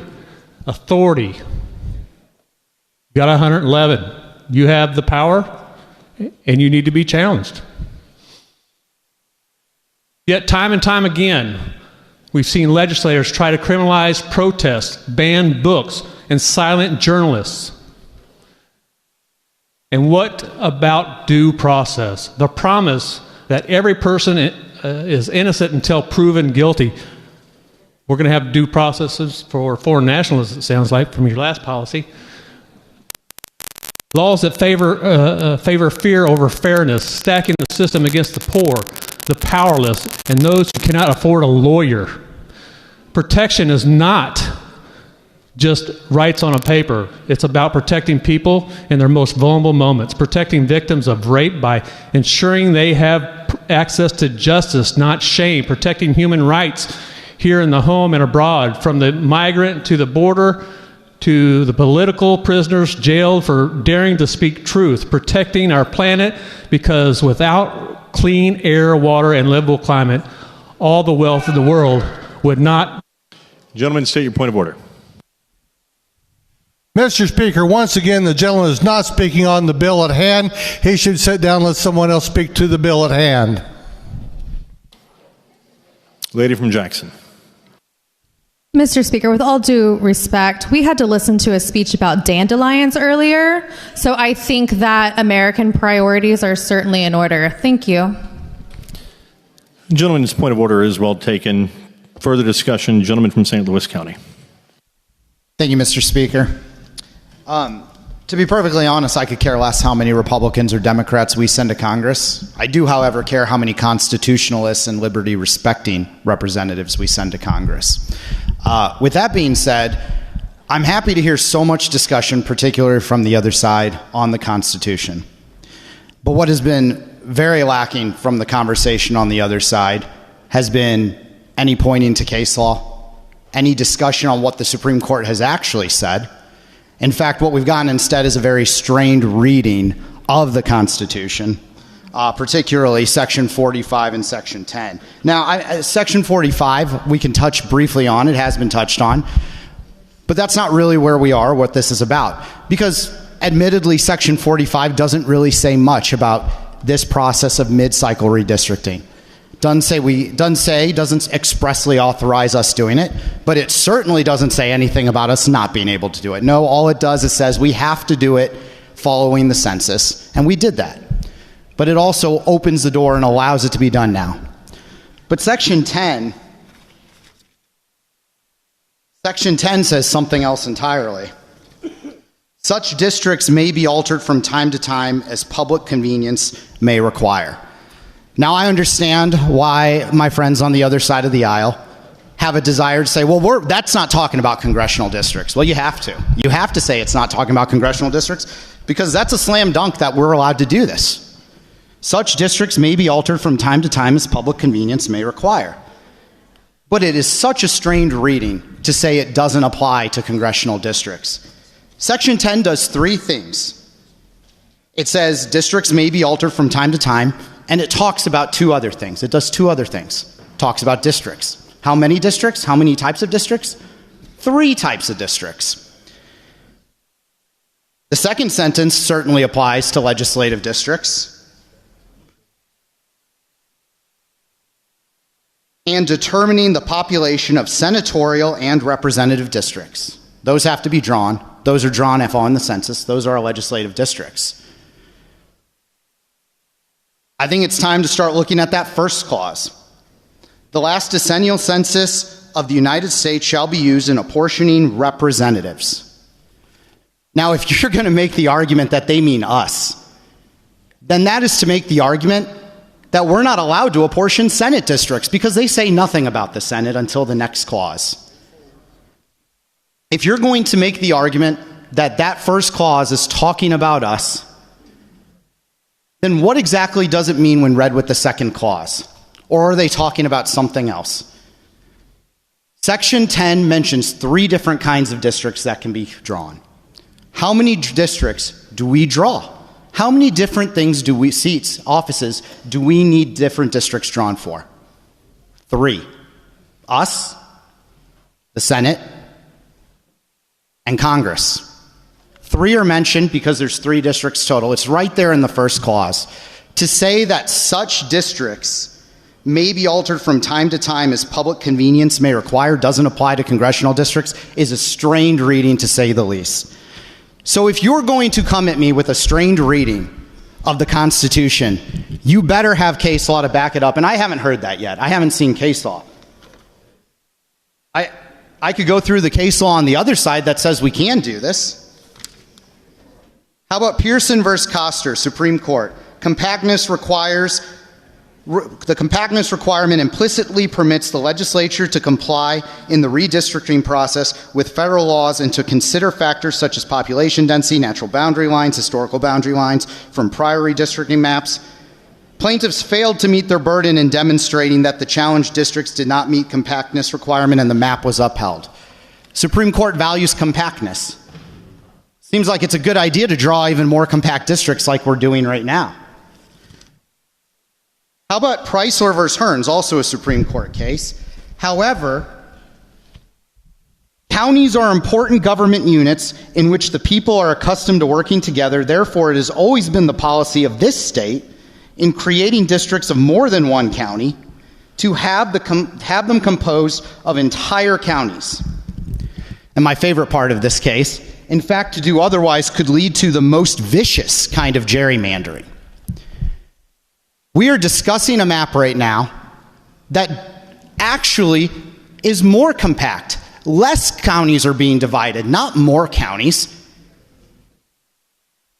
If you ask the Supreme Court, the Missouri Supreme Court, it appears to me that the map that divides 9 counties is the map of, and these are their words, not mine, that would be the map that leads to the most vicious kind of gerrymandering. In fact, worth noting out in that case also dealt with lines being drawn in large cities, Kansas City and St. Louis, and actually found that to be preferable than dividing entire counties. The last case I wanted to go through, State XREL Major versus Patterson. The Constitution was intended to give the legislative authority to act, and by proper laws provide for such alteration or changes in previously established districts, but not to confer upon courts a power not usually exercised by them. The Constitution not only requires us or allows us to act on map redrawing at times of public convenience, not necessity, not requirement, but public convenience. And the Supreme Court has backed up our power to do that over and over again through different constitutional iterations. We know how this is going to be interpreted by the Supreme Court. And so I'm left with, there is no case law saying that we can't do this. The Constitution says we can. What I'm left with is it a good idea? And I come back to what the Supreme Court has said, that we shouldn't draw, we should seek to draw apart less counties, not more counties. Well, I have a map that does that, draws less counties, but yet I have another side of the aisle here telling me that we're gerrymandering, that we're trying to lead to express specific outcomes. If I go to the public and I show them both maps, they're not going to know which is which unless you tell them. If I tell them one map keeps counties together and more cities together, and one map divides them apart, the Supreme Court tells me the one that draws more counties apart from each other is the one that's more gerrymandered. That's the Supreme Court. That's not me. But last of all, the map that is the gerrymander map is the map that dictates specific outcomes. There is absolutely zero doubt of which of these two maps, the current one or the proposed one, is more competitive. I'll be voting for the map that's more competitive because that is fair to Missourians. Thank you, Mr. Speaker. The lady from St. Louis County District number 98. Thank you, Mr. Speaker. Can I please inquire of the representative from the 101 district, please? The gentleman from St. Louis County, do you yield? Yes. And do you have a clear path? Yes. Okay, proceed. Good evening, Representative. I guess you spent a lot of time talking about how you can do this under the Constitution, and while I disagree completely with your analysis, I want to know what your answer is. Why does public convenience require this right now, if that's your whole argument? What is the public convenience to doing this? I think I mean, you can tell me what you think convenience is. I don't think it's this. I asked you what the public convenience is I believe I addressed that. This isn't just public convenience in this case. This is a necessity. We have a map right now before us that's fair according to the guidelines that have been dictated by the Supreme Court. When they've said what is gerrymandering and what's not, they've said dividing more counties is gerrymandering. This map divides less counties. It's more competitive districts. I think that's a public convenience. You think that's a convenience? More competitive districts, I think, is more convenient to the public. Do you think it's convenient to the public that now certain counties are going to have a representative that they didn't vote for last November? You think that's convenient? Right now, that can happen right now. We have more than 8 counties in Missouri, right? Oh yeah. So some counties are going. In fact, most counties will be drawn into districts with other counties. This is the nature of drawing congressional districts. Well, isn't that one of the reasons we don't do it every 3 years? I mean, I understand that it could happen again in 10 years, and that's typically what we've done. But, you know, there's a lot of people here that are going to be put into a district that they did not vote for. I mean, it moves around quite a bit. I mean, people in Kansas... And there's a lot of people right now who don't vote for their current member of Congress. Well, I agree, but they had the opportunity to pick from a couple people. They didn't just get thrown somebody that they wasn't even on their ballot. Maybe I missed the part in the bill where we're changing the process for voting for members of Congress. Are you telling me that we're not allowing the people to vote for their members of Congress anymore? No, I'm not saying that. This is I don't understand the convenience, a factor of this right now, of change. The convenience is dividing less districts. Okay. And the convenience is more competitive. Do you want more competitive districts or less competitive districts? I want them to be fair. I just want fair districts that represent... Is a competitive district fair or less fair? I don't understand what you're meaning competitive. You want it to be... I don't understand that. What's more fair, drawing a 90-10 district or a 50-50 district? I don't know. That doesn't even make any sense. I don't understand how it's... I know. All right, sorry about that. I don't see how it's convenient to anybody in Kansas City to be represented by the same representative who is from Marion County or Lewis County, Missouri, or Clark County, Missouri. But, sir, to speak on the bill? All right. Proceed. I know a lot of people have spoke on this. I'm not sure that I have anything more profound to say that hasn't already been said, but I do want to go on the record that I strongly oppose this. There is no legal basis for doing this. There is no factual basis for doing this, and there is no historical basis for doing this. There is no new census status that supports this. Hardly anyone submitted testimony in support of this, and I have not received one email or one phone call or one social media message that supports this. I've received hundreds in the opposite direction. There is no reason to do this except for a brazen, shameless, improper power grab by the Republicans, led by their dear leader Trump. He drew the map. We all know it. Kehoe thanked him on social media. He reposted President Trump's post about our map and thanked him for drawing it. So this is absurd. We are Missouri. Why are we taking our marching orders from the federal government? I sat here last spring and listened to lots of testimony about people saying, oh, the feds can't control our guns. The feds can't control our guns. We got to make sure that, you know, our law enforcement doesn't enforce federal gun laws. And now we're just bowing down and just, when Trump said jump, you guys all said how high, you know, and here we are doing this in a special session in September.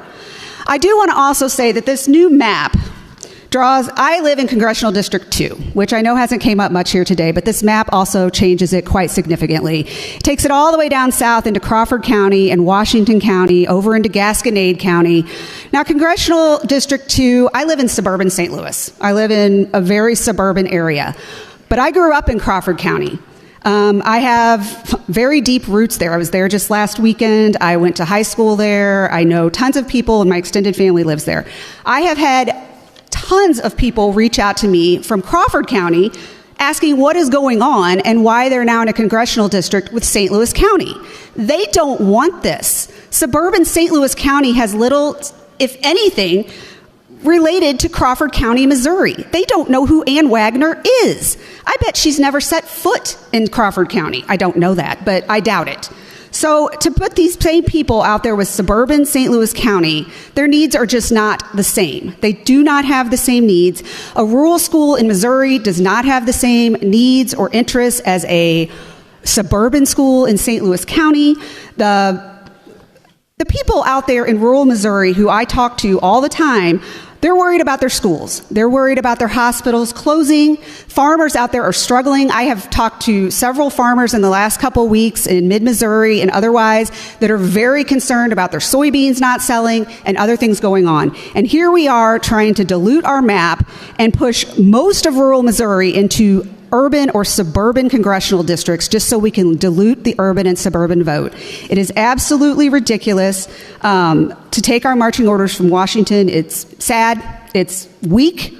It doesn't represent Missourians, and I definitely plan to vote no on this. Thank you. Further discussion, gentleman from Douglas. From a microphone, not my own. Proceed.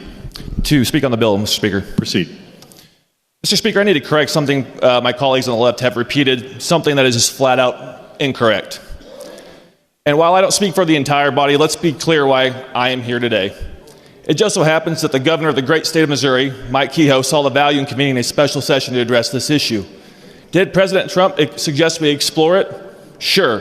And while I hold President Trump in the highest regard as our current commander-in-chief, I no longer serve in the United States military. And I do not take marching orders from the President of the United States or from anybody in Washington.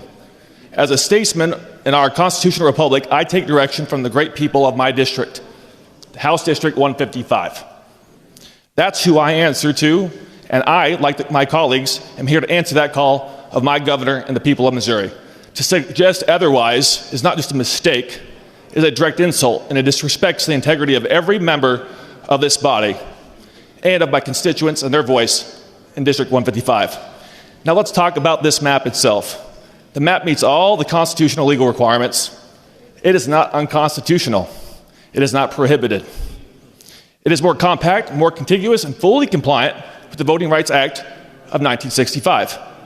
This Missouri First map serves Missouri better. So let's set the record straight.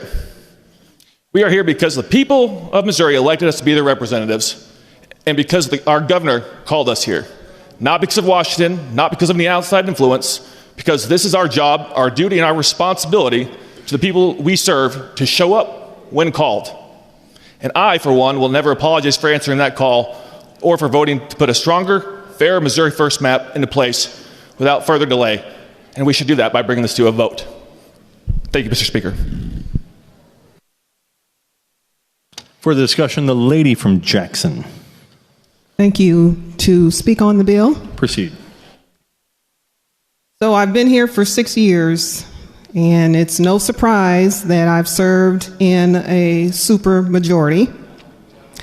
While it's been challenging in many, many ways, one of the biggest disappointments is that we have to be here today to fight against the proposal to further gerrymander an already gerrymandered map. I'll have to say another disappointment is that our governor acted on the president's pressure to call us in for a special session just to redraw these maps in the middle of the decade, and I think it bears repeating. In the middle of the decade, before the 2030 census, costing taxpayers more money. But, Mr. Speaker, I'm calling on you. I'm calling on the bill sponsor. I'm calling on the Republican Party to muster up the courage to say no to the White House's racially discriminatory demands. Say no. Just like Governor Kemp of Georgia did, and Georgia's Secretary of State Raffensperger did, when then candidate Trump asked him to find 11,780 votes so the election would result in his favor. Just say no and then vote no to the advancement of this bill. But passing this bill will end up dividing up black and brown people in Congressional District 5, which is my district in Kansas City. It is racially motivated. But not just that. It will group urban blue KC in with rural areas, which in turn will dilute, and you've heard it throughout this debate, but it will dilute the Democratic voters with rural Republicans. It will leave 25% of Missourians functionally without representation in Congress. Basically, what it will do is it will carve up the district which Congressman Cleaver now serves. But believe you me, if you haven't heard already, all of the aforementioned groups are stark raving mad about it. Please don't advance this bill. Further discussion, lady from Jasper. Speak on the bill. Proceed.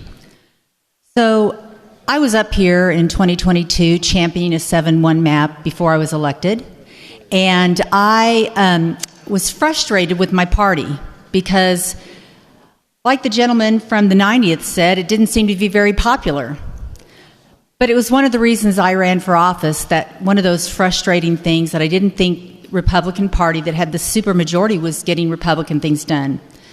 I want to make it clear that the President of the United States has not called me. I have not received a phone call, a text from his office, from him.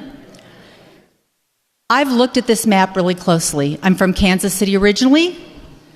I love Kansas City. I've spoken to some of my colleagues in that area. I'm very concerned that I'm doing the right thing. But I was elected by 78% of the vote. I am representing the people of Jasper when I vote yes on this map. I've looked at it closely. I'm concerned about a few things on it, but I'm weighing what I think is right, the things that I stand for, the things that my district stands for.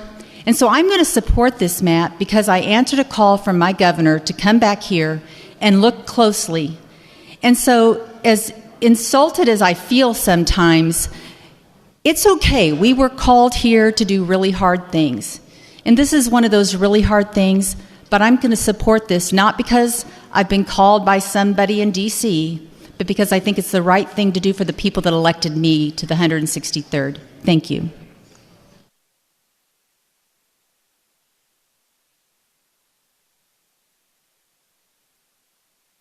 Further discussion, gentleman from Jackson.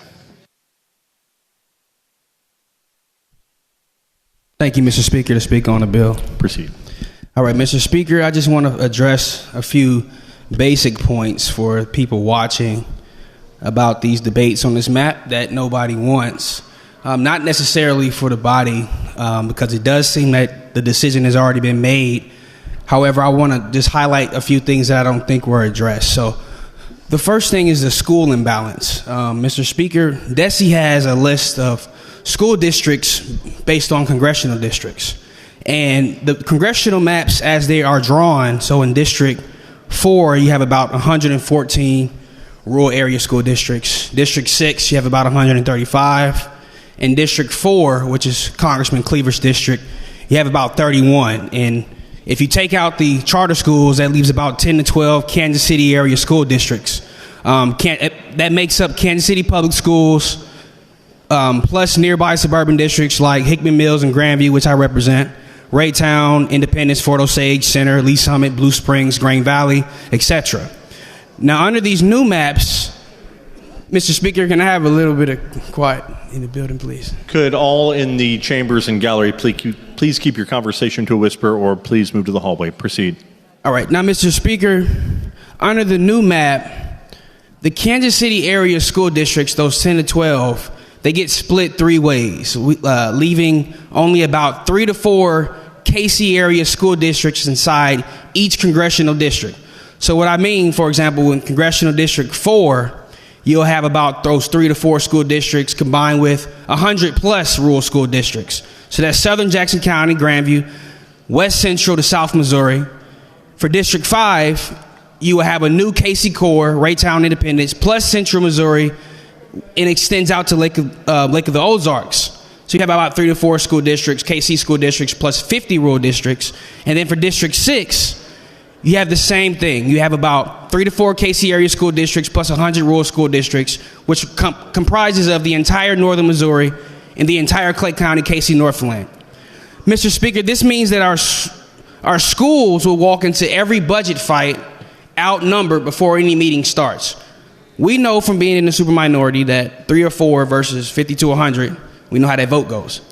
The next point I want to make, Mr. Speaker, is that the priorities from Kansas City, surrounding suburbs, will shift to congressional rural needs. Now, we all know that representation usually follows the biggest block of voters inside each congressional district.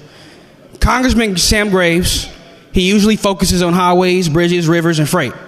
Congressman Mark Alford focuses on agriculture and the military and farm programs.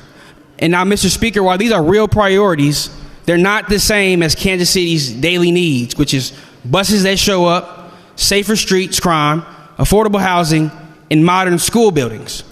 So if you split Kansas City across multiple districts, our list gets stacked behind a larger rural list.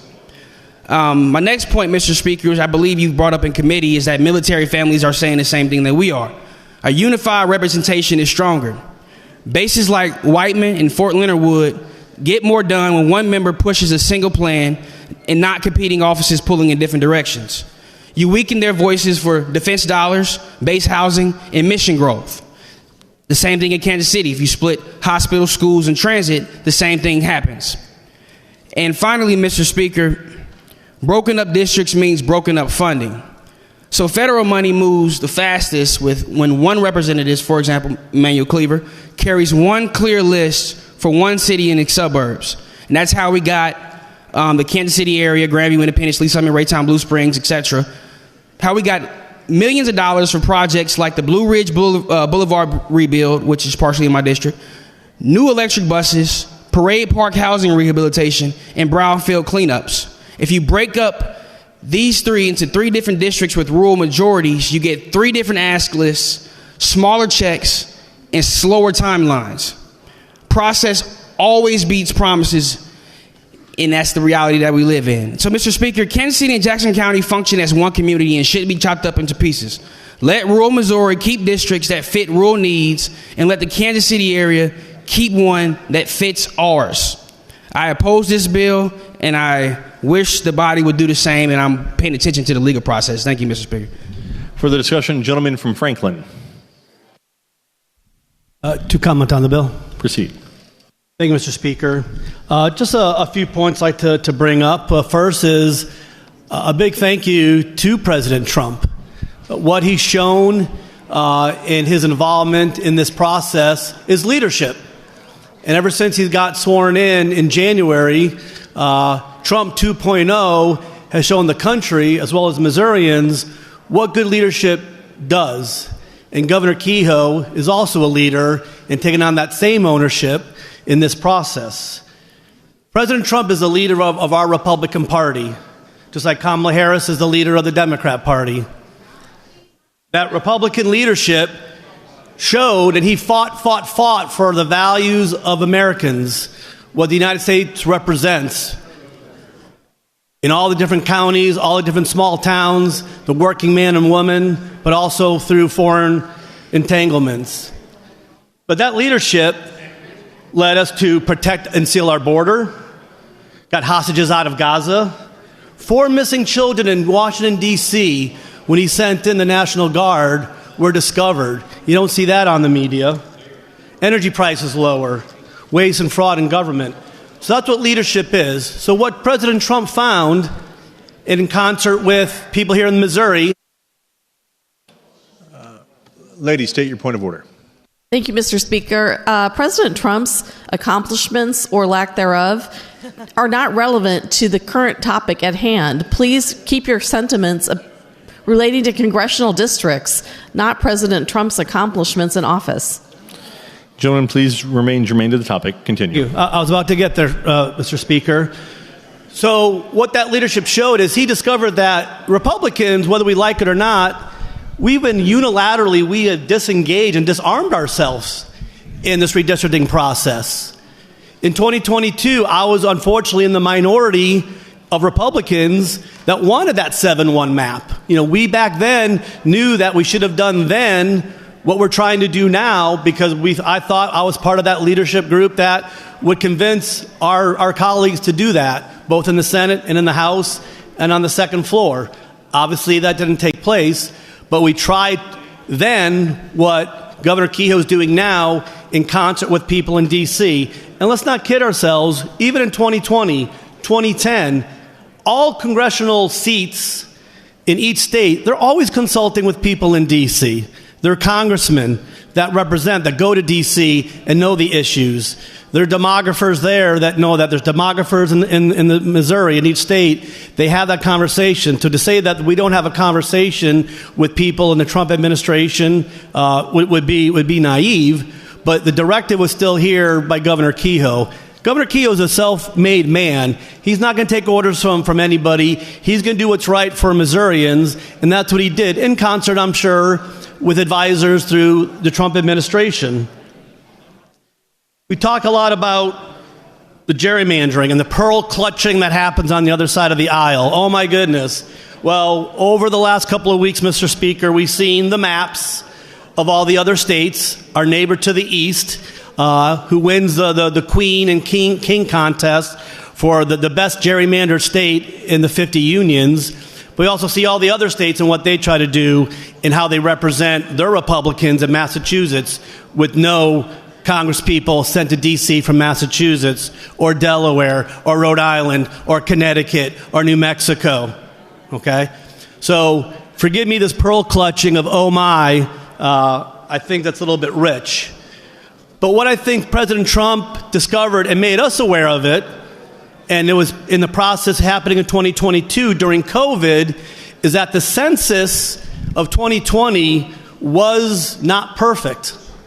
There was some issues because of COVID, because of access, and there's been reports since then that showed how many states were either overcounted or undercounted. And in 2010, no states had that statistical error.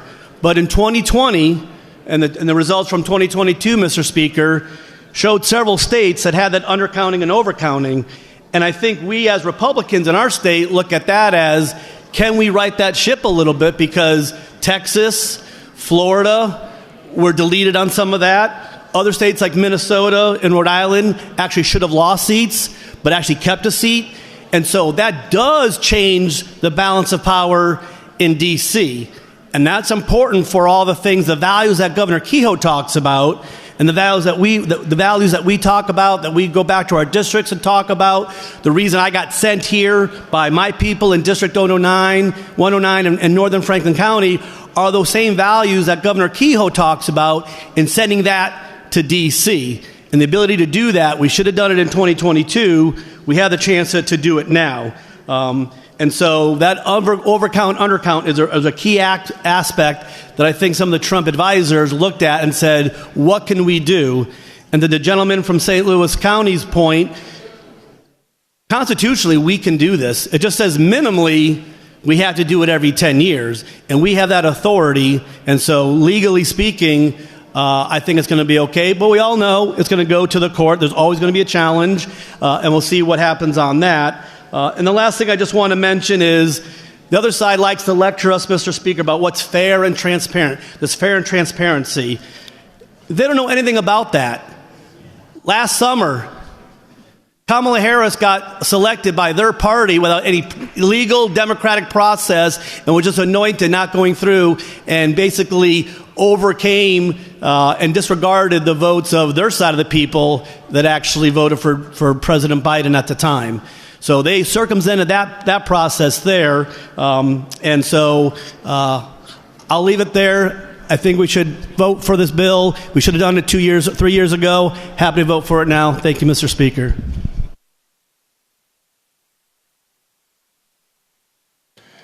Further discussion, the lady from St. Louis County. Thank you, Mr. Speaker. To speak on the bill, and in a minute, I would like to inquire of the bill sponsor. Proceed. Thank you, Mr. Speaker.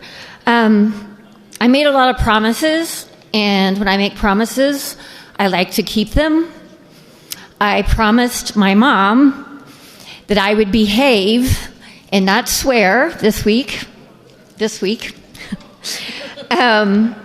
But I do want to read something that the kind gentleman from the 53rd District gave to me last session, I guess when he learned what I'm going through. And it says, "This is the beginning of a new day. God has given me this day to use as I will. I can waste it or use it for good. But what I do today is important because I'm exchanging a day of my life. When tomorrow comes, this day will be gone forever, leaving in its place something that I've traded it for. I want to be it a gain and not a loss. For good and not for evil. For success and not failure. In that order, I shall not regret the price that I have paid for it." And that was from Dr. Hurstill Wilson. But I wanted to thank that gentleman from the 53rd for giving that to me, because I keep it in my desk. Because that's my heart. I'm not a very religious person, but I am spiritual. And I believe that the universe made me read that today. The other thing that I promised was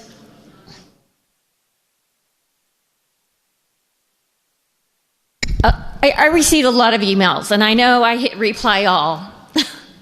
So you guys got one of them, but I've been spending a lot of time last night and here on the floor replying to these emails that they're sending to all of us. They may be from anywhere in this state, and I'm replying to your constituents.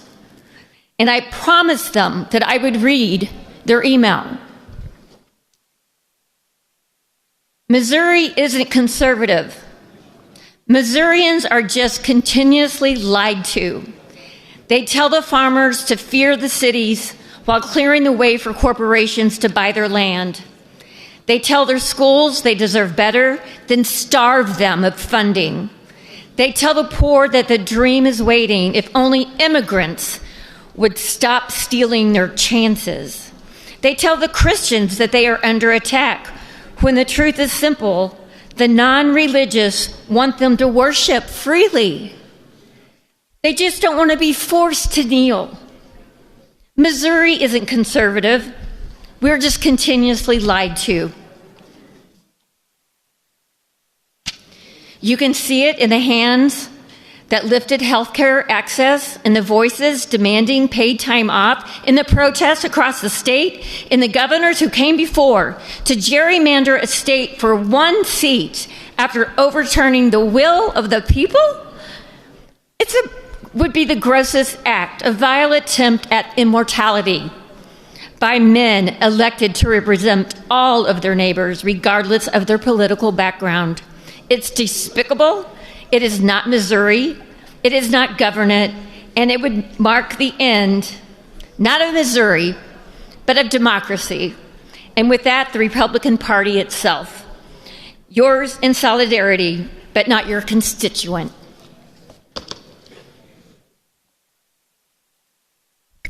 So thank you for listening to that, and I hope the people that I promised heard me read that. I'm really disappointed. I'm glad to see more people back in here because this room was getting really cold and I was shaking.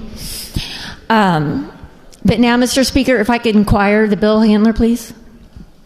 There's a gentleman from McDonald who yield to the lady from St. Louis. I yield. Proceed. Hello, gentlemen. Hi, lady.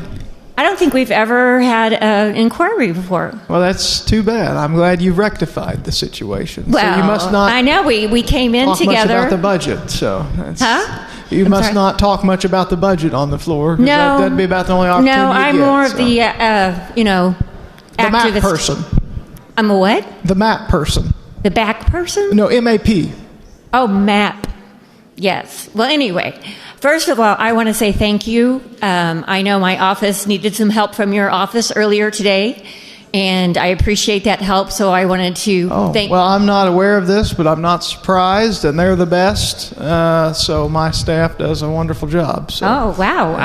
I maybe I shouldn't have thanked you then, but no, thank you to your staff for helping me with an issue that was taking place in my office. But anyway, I don't want to be rude because I'm really a nice person. I try to be. But when I watched the committee hearing, I started watching it right at the end of you speaking before we had the other people, the witnesses. And one of the last things I heard you say was that you were going to go to your office. And I'm like, well, he's emptying up a seat for someone to sit, because there was a bunch of people in the committee. So I don't know if that was a reason why, or if the chair in your office is just more comfortable than the ones that the constituents have to sit in. But I just wanted to point that out, that I thought it was kind of odd that you didn't stay in the room. I know you listened to it, but you weren't in the room listening to the people that were there to talk to you about your bill, or to talk to the committee about the bill. So I was disheartened by that. And I just wanted to let you know that I think a lot of other people were disheartened by that. Well, a couple things, if I may, which might or might not be satisfactory to you, and I understand you're certainly entitled to your opinion.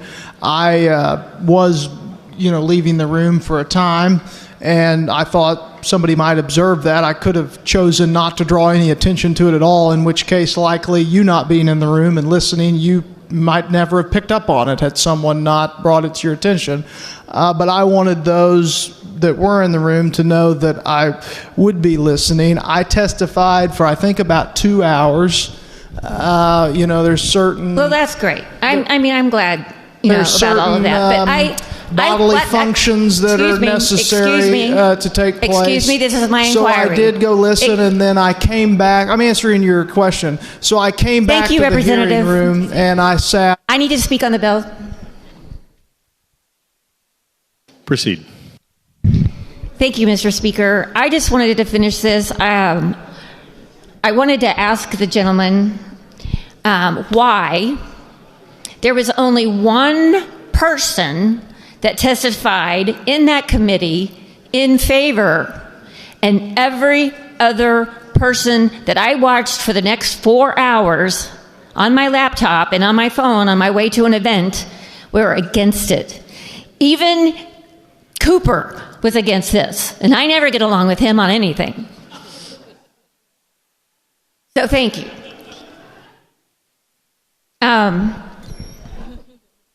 And I am kind of really sad to hear that so many people have got, I guess they're looking for a position in the Trump cabinet, because they keep, Trump cabinet keeps moving. So I guess he's doing a fantastic job. Not. Anyway, I have a lot of things to say that I promised my mom I wouldn't say. But if you put the word Kehoe and Trump in the same sentence, there's a lot there. So I'm not going to say it, but you can follow me on Facebook. Further discussion? Gentleman from Jackson. Thank you, Mr. Speaker. To speak in opposition. Proceed. Thank you, Mr. Speaker. So I've heard several things. There's so many different directions to talk. I've heard about that the eye test looks better for these maps supposedly than the old ones, and that people can't tell them apart. And I guess as someone who grew up in Kansas City, someone who's lived in the Kansas City suburbs in Lee's Summit for nearly 40 years, when I look at least District 4, District 5, I think I can tell them apart. I'm pretty sure that the people who came at our town hall could tell them apart. In fact, they could tell them very much apart from each other. But What I really want to talk about is being in a suburban community for the Kansas City area, and having worked in Kansas City for 35 years, we are all in the Kansas City region connected as a metro area. We are very much connected. And when you split apart our representation, you hurt not just Kansas City, not just the city, but the entire region. And that's bad. That's bad for business.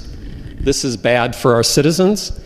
And when this hurts Kansas City, when it hurts one of the two huge economic engines of this state, it hurts all the citizens of Missouri. So, we've talked at length. Who wants this? Well, as of about a month ago, we hadn't heard anything about it until one person, our president, decided that was important. He was concerned about losing the House of Representatives next year. And certainly I would just appreciate if we were working on policies that would make him more popular, honestly. But I've heard from a lot of people who don't want this.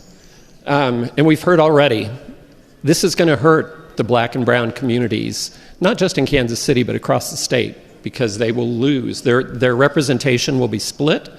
Their representation will be diminished. It's going to hurt our working people. It's going to hurt labor.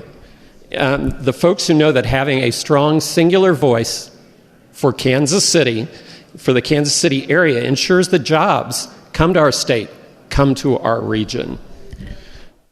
We've heard earlier that the Kansas City Chamber of Commerce and the Kansas City Civic Council, certainly not bastions of liberalism, came out and said a strong, united congressional voice is critical to the future success and shared interests of the Kansas City region. And then finally, I've gotten all sorts of emails and phone calls, and very literally only one person has been in favor of this. There have been hundreds against it. So we know that this isn't something that's top of mind for many voters. When you knock doors, I'm guessing you didn't hear from your constituents that redistricting was a priority. I'm guessing you didn't hear gerrymandering was a priority. You probably heard about something like property taxes. You may have heard about health care and concerns about that. In my district, we certainly heard about public schools, strong public schools, affordable housing, how people were concerned because their kids weren't able to live in the neighborhoods that they grew up in. And people want jobs. They want a robust economy. They want to feel that for themselves and for their families. But what we're doing here, Madam Speaker, we had to change that. What we're doing here, Madam Speaker, it's not right. And whether it's constitutional or not, we all know the courts are going to decide one way or another on that. But it clearly is blatant. It clearly is a political attack. And I guess I'm going to close with some words from the gentleman from Pike who was just recently at the dais there, and what he said about a month ago. We do redistricting every 10 years. We've already done that. To do it again would be out of character with the way Missouri operates. I don't like gerrymandering lines. I like things to be clear, concise, and compact. And I would just say, could not agree with those descriptions more. This is out of character with the way Missouri operates. And please vote no for our communities, for the region, and for the state. Thank you, Madam Speaker. Further discussion?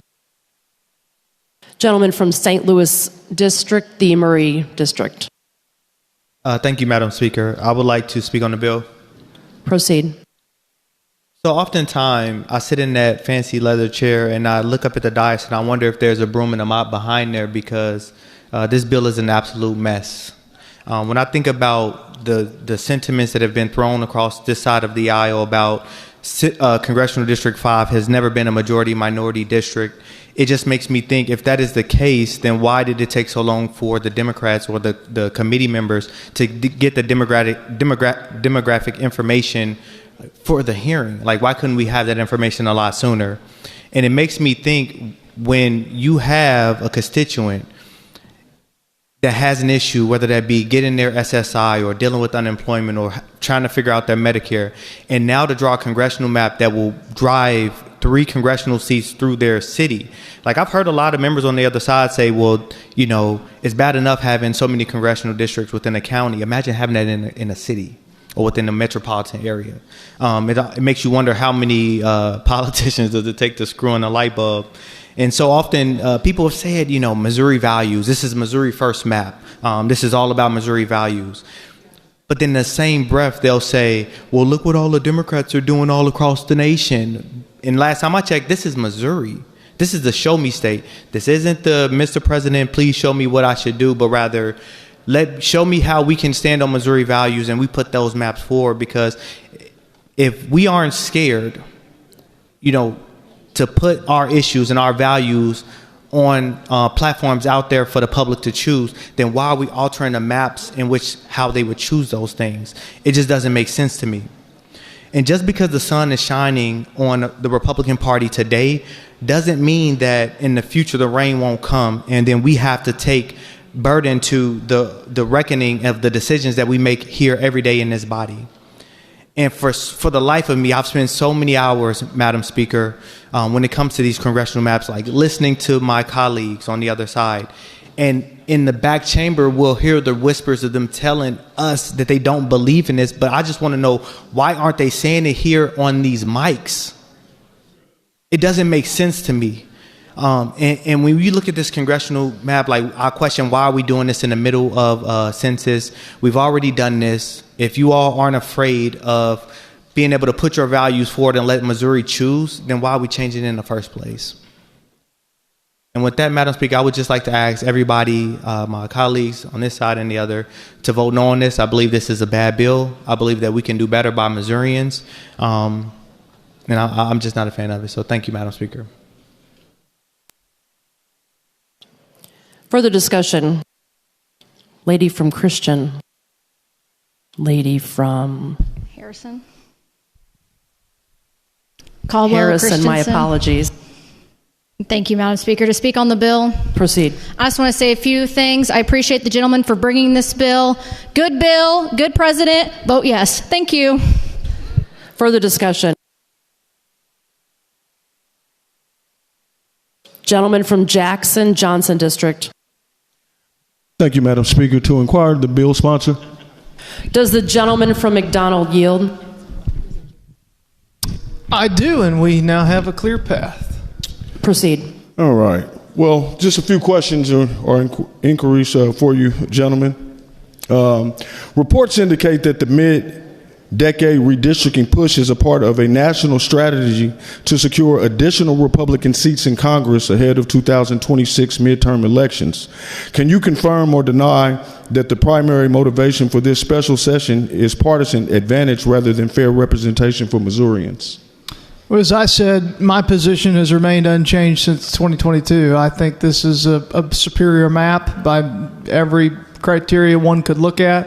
And so I supported it then, I support it now. I mean, there's for as many different people as will vote for this bill, maybe there's different reasons. But no, I guess what I'm saying is I reject the premise of your question. All right, well, if you rejected that one, I have another one for you, if that's okay. Absolutely. It's your inquiry, gentlemen. Happy to answer as many questions as time allows. Well, I don't know if we answered the first one, but we'll continue.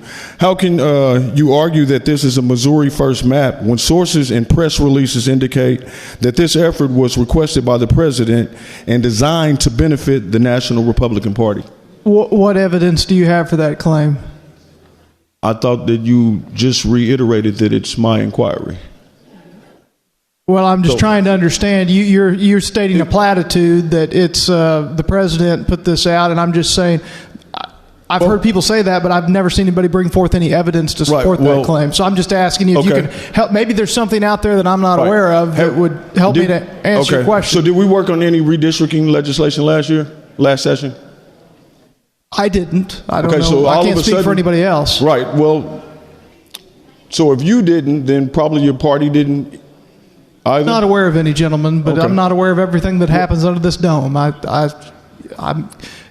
have a conservative view of my own understanding of what happens in this place. So, but I'm not aware of anything. It was stated earlier, we talked about this and we established that there was no effort undertaken last session for redistricting.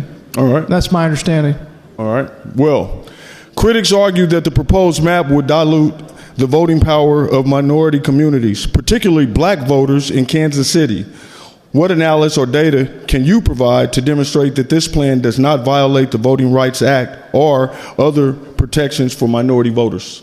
Well, as I stated in my opening, which was some time ago now, I realize, but my understanding, and you look at the Voting Rights Act and look at the 1st Congressional District, for example, that it is a majority-minority makeup district. You look at the 5th District, I think you're referencing, it is not minority-majority. Therefore, nothing as it relates to the demographics necessarily, in that sense, is likely to run afoul of the Voting Rights Act in that sense of minority-majority, because it's not minority-majority. It's not minority-majority under the current map. It's not minority-majority under the new map. So that remains unchanged. That fact set is the same regardless of if we stick with the existing map or we go with the new Missouri First map. The current 5th District is home to a diverse urban and rural communities.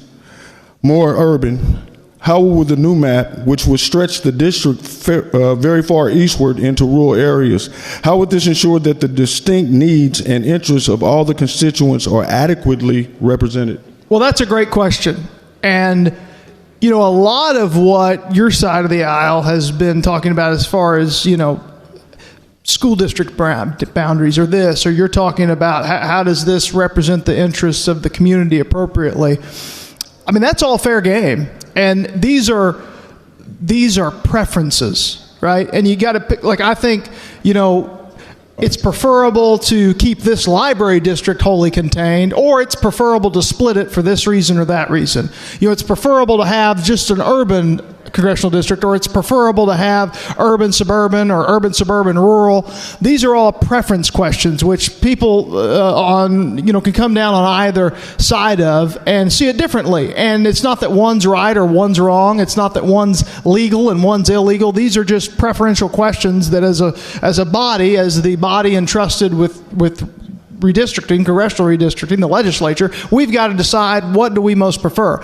I will say, and you might disagree, and I welcome that, and I don't think anybody's asked me this specific question, which I so appreciate, but I would say the new 5th District, if you look at it, not only does Kansas City now have more representation in Congress, simple math, I think more is better. I know not everybody sees that preference the same way. I understand that, but I think it is appropriate, instead of just to pack in as many urban city voters as you can, I think it makes good sense to have a mix of urban and then the suburban area and even into the rural area, because this is a community of interest. I mean, what happens in the urban area, that affects the suburbs. It even affects the rural area. I mean, this is an economic engine of our state. And so to pretend what happens in downtown Kansas City has no effect on the outlying exurban areas, I think just flies in the face of common sense. And we see this in how we configure it in other instances. If you look at a metropolitan statistical area,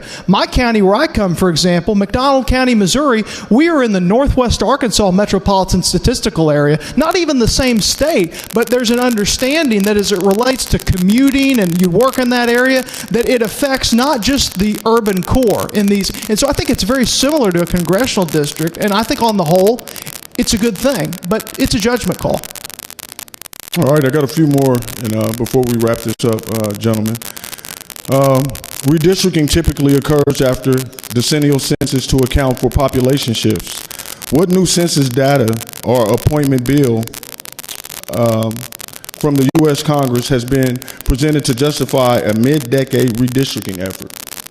So, per the Constitution, we have to go by the decennial census. It's the last number we have. Yep. And I will say, even with the 2022 map, I mean, by your logic, if you're saying it's not good enough, then it's not good enough for the current map. It's outdated, it's obsolete, these populations are all wrong. And so whether we go with the new map or the existing map, you follow that logic to its natural conclusion, you're in a bad place regardless. But even going back to 2022 with the map we have, and it was equal population, it's a bad place. It's what the courts, the federal courts and case law have called a legal fiction. Because at that point, you're years already removed from the census, and we recognize, obviously, people have moved around. So we say it's balanced to a person, which is hard to do when you're talking about 800,000 people, but it's balanced to a person on congressional districts, but it's really not. And it wasn't in 2022, and it's not now. But per the Constitution, the best number we have is the decennial census. So if in that 10-year period of time you redistrict again, you have to use the decennial census, and that's the numbers you have to use until the next census. And so that's what we're doing here, and it's the only appropriate thing to do. All right, one more question, gentlemen. Given that the NAACP has filed a lawsuit arguing the governor's call for a special session is unconstitutional, how can you assure the public that this process is not illegal overreach of power? Well, I mean, obviously that's going to have to work its way through the courts. I mean, it's kind of curious to me that somebody would file a lawsuit about something that hasn't even happened yet. I mean, this bill is not yet law. I've not read that petition, you know, and I'm not a lawyer, so, I mean, it'll be up to the courts to decide. You know, I can tell you, I'm very confident, having looked at it, that what we're doing is appropriate under the laws and the Constitution, and that it'll withstand legal scrutiny. All right, one more. Tell me your thoughts on prison gerrymandering. Say again? Prison gerrymandering. Do you want to define that for me? Well, it's the same process as gerrymandering outside of the prison. So it's the same process when you can. The federal courts have said. Hold on 1 second. The Corps of Corrections, the population counts determine political representation. Here, where prison gerrymandering becomes directly relevant, the U.S. Census counts incarcerated people as residents of the prison location, not their home communities. Not their home communities. HB1 uses census data to draw these districts. You're asking me if that's a good thing or a bad thing? No. This bill, HB1, actually does prison gerrymandering. Is what I'm saying. Are you aware of that, gentlemen? Based on the census. Based on the census. So you're asking me, is the way that the census is required to count population? I'm sorry, gentlemen, I've been informed that the feed has temporarily gone down, so if we could just stand at ease for a pause, I'm sorry. We will go right back to you as soon as we get it figured out.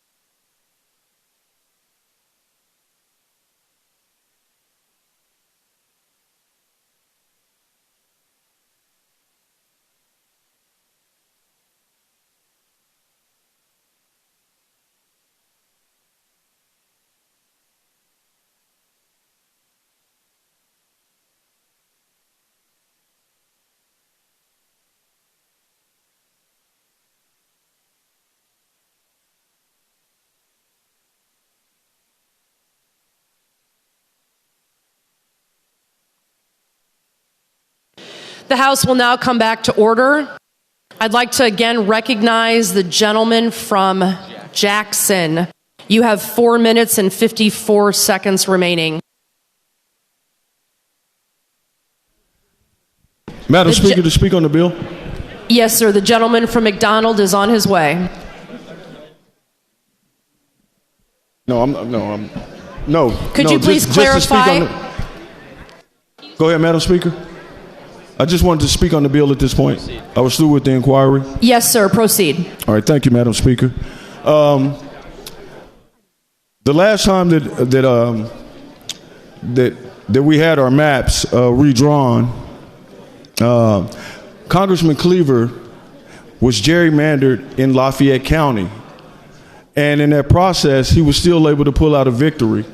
So I stand here before you as an elected official from the 23rd District, letting you know that we all, on the Democratic side, that we all are confident about this and that we are not necessarily afraid of this at all. And that I think that some of the people that are afraid may be on the other side of the aisle. And also that collectively, we know that we can get through this. It's unfortunate that we have to go through these things right now because there's so much more business for the state that we could be handling if we were to have this type of special session. And a lot of those things, those pieces of legislation or those concerns have been spoken about from my counterparts. I just want the body to know that if we're not afraid of real competition, then I think we wouldn't be doing this. Because a lot of us grew up and had played sports our entire lives, or we went to the military. And in both those sentiments, this isn't what we consider fair play. This isn't good sportsmanship. Now, we are already the underdog, and in being the underdog, all we know is to fight. And I think that we're going to continue this fight, and we're not just going to wait and lean on our judicial system to take care of this, but we're going to make sure that the narrative is out there that we were ready for this when people thought that we weren't, and we're going to continue to be even more prepared moving forward. And that we hate to see that it has to come to this, because I think that we could get more done on each side of the aisles if we're not doing something for one collective person. I think that we have a lot of self-thinkers on, I would like to think that we have a lot of self-thinkers on both sides of these aisles. I know we do over here, and I don't know how far it goes as far as self-thinking if you're all following what the president is saying that he wants done, because I didn't hear anyone over the past 5 years really mentioning anything about redistricting up until this point. So I don't know if individuals are afraid to speak up, because I know that there are individuals on the other side, especially that are in the 4th Congressional District that would like to stay there, that are probably not sleeping well because of this type of legislation that has been brought forward by someone who is considered the President of the United States. Thank you. Further discussion. Gentleman from St. Louis, Clemens District, please. Thank you, Madam Speaker. Madam Speaker, to speak on the bill. Proceed. So maybe you consider yourself a little bit lucky here. I had a box clever inquiry in my head and a full speech, and I'm not going to deliver those things. And you know, there's cause for that, because this is a simple equation in my mind. If my party were in power, if my party pushed me to do something that I believe against the very fiber of a representative democracy, which I've taken an oath to defend at the state level and the federal level, I'd tell them to go get bent. And I think all of you know that I would. I don't back down easily about things. And this seems to me a simple measure of taking our oath seriously, of understanding the concepts of a representative democracy. What we're doing here is undemocratic and racist. It's not by accident that Texas just lost half of its African American representation in our Congress, and we're about to lose half, or at least we're going to have to fight to keep it. That's not an accident. These lines are purposefully drawn. We spent weeks of debate in 2022 remapping these districts. Weeks of debate down to the demographics at block by block level. We haven't even seen the demographics here. What is this going to look like?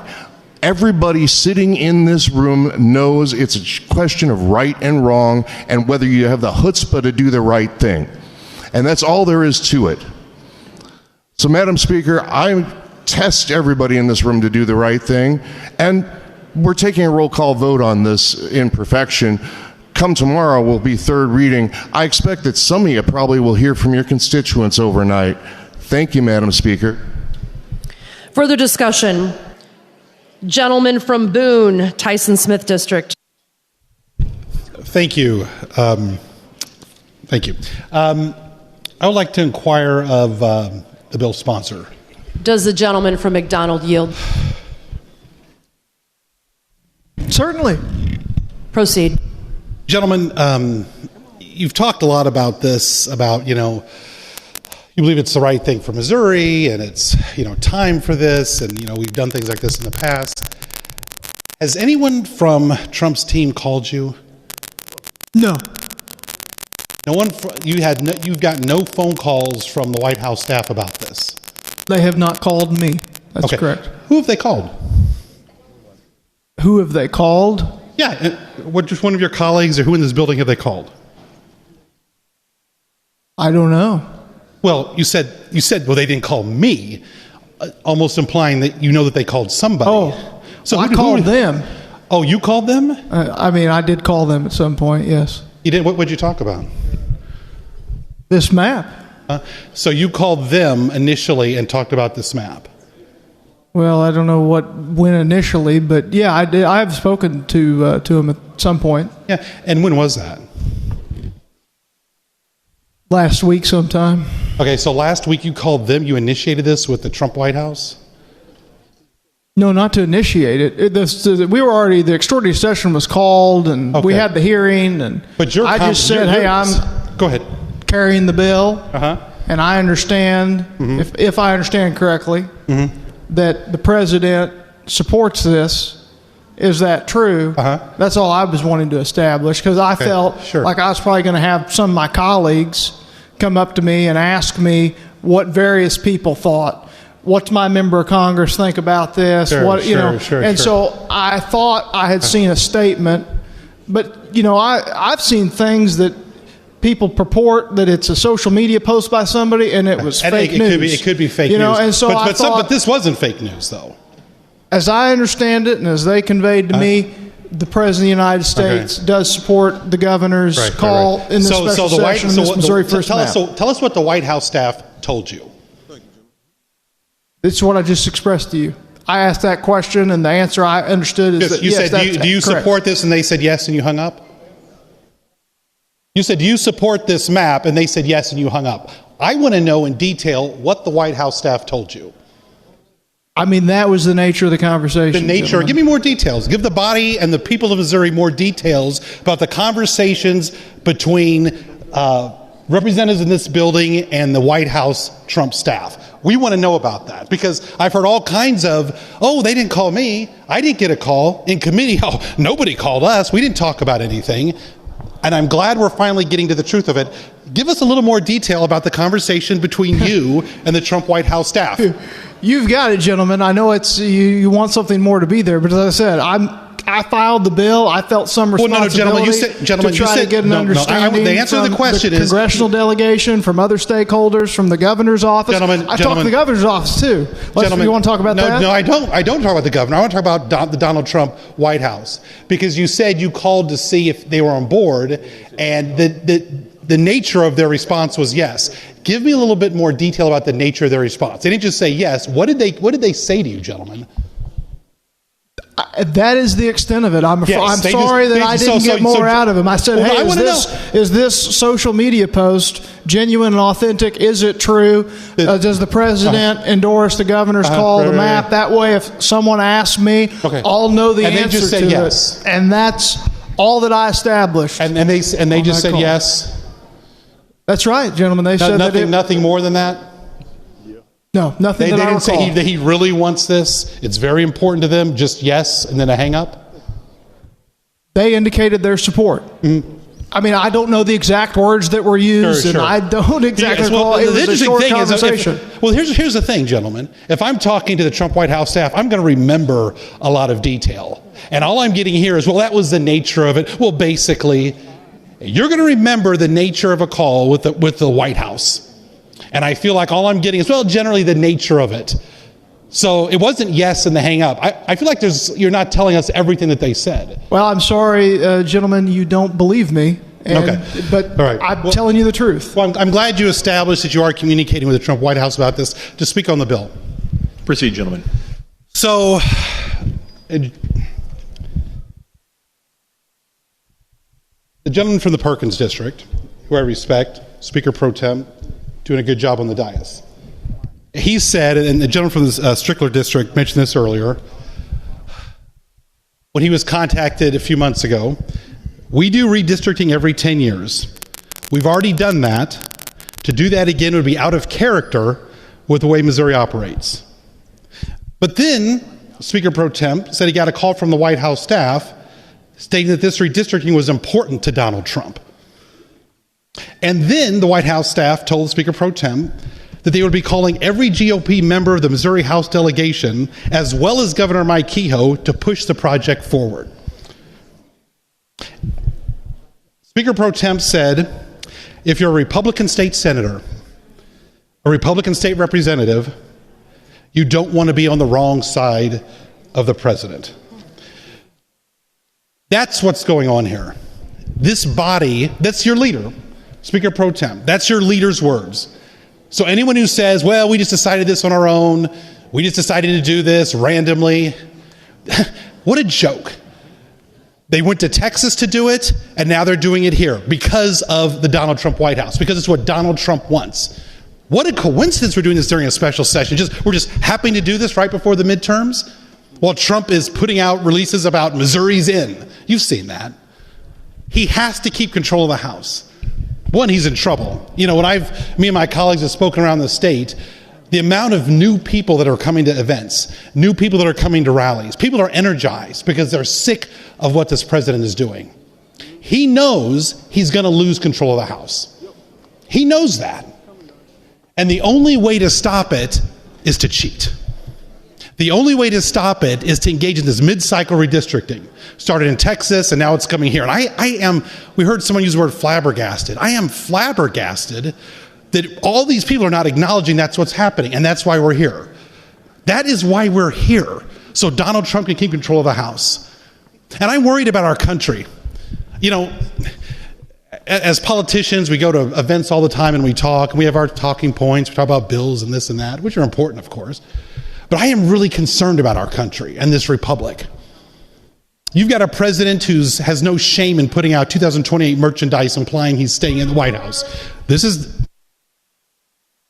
Gentlemen, state your point of order. Thank you, Mr. Speaker. I do not think the discussion about the President of the United States is germane to the topic. About an hour and a half ago, from the other side of the aisle, I heard the very same statement made when our side of the aisle began to speak of the President of the United States. Let us, Mr. Speaker, speak to the issue at hand, dealing with redistricting. Thank you, Mr. Speaker. I'll remind members to keep their comments germane to the topic. Continue, gentlemen. Thank you. And I appreciate it because the bill sponsor talked about the president.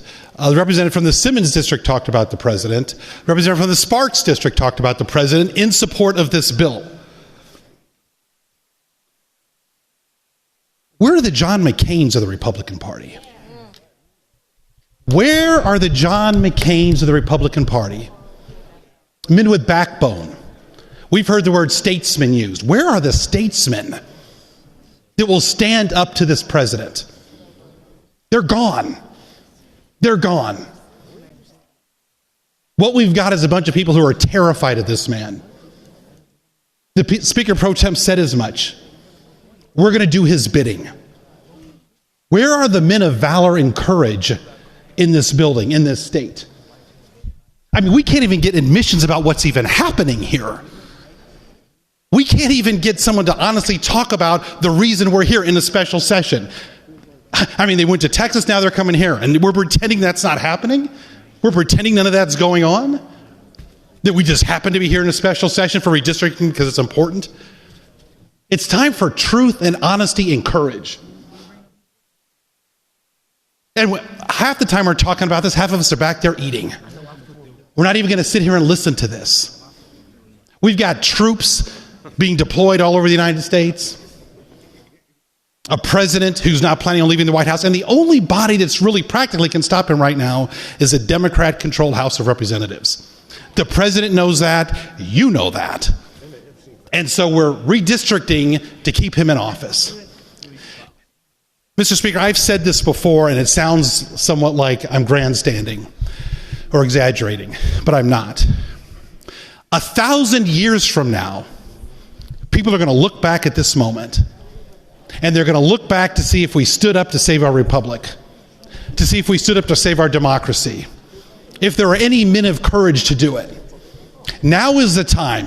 Our republic's at stake, our democracy is at stake, and I call on my colleagues to do the right thing.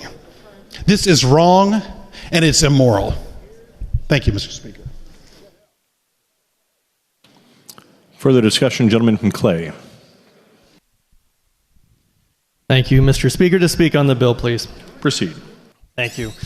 Our colleague, the gentleman from Boone, was just incredibly eloquent, and I want to second everything that he said. But I also want to point out some contradictions and respond to some things that I've heard from the other side, because I feel like there's a lot of talking out of both sides here. Now, both the gentleman from the Keathley District and the bill sponsor from McDonald have made an argument about compactness. This map is more compact. Why? Because maybe it splits fewer counties. There's much more to compactness than that. And the gentleman from McDonald, I believe, or it might have been the gentleman from the Keathley District, said, well, if you put both maps in front of someone and they looked at it, they would say that this map that we're voting on is more compact. And I can't help but wonder if we're looking at the same map.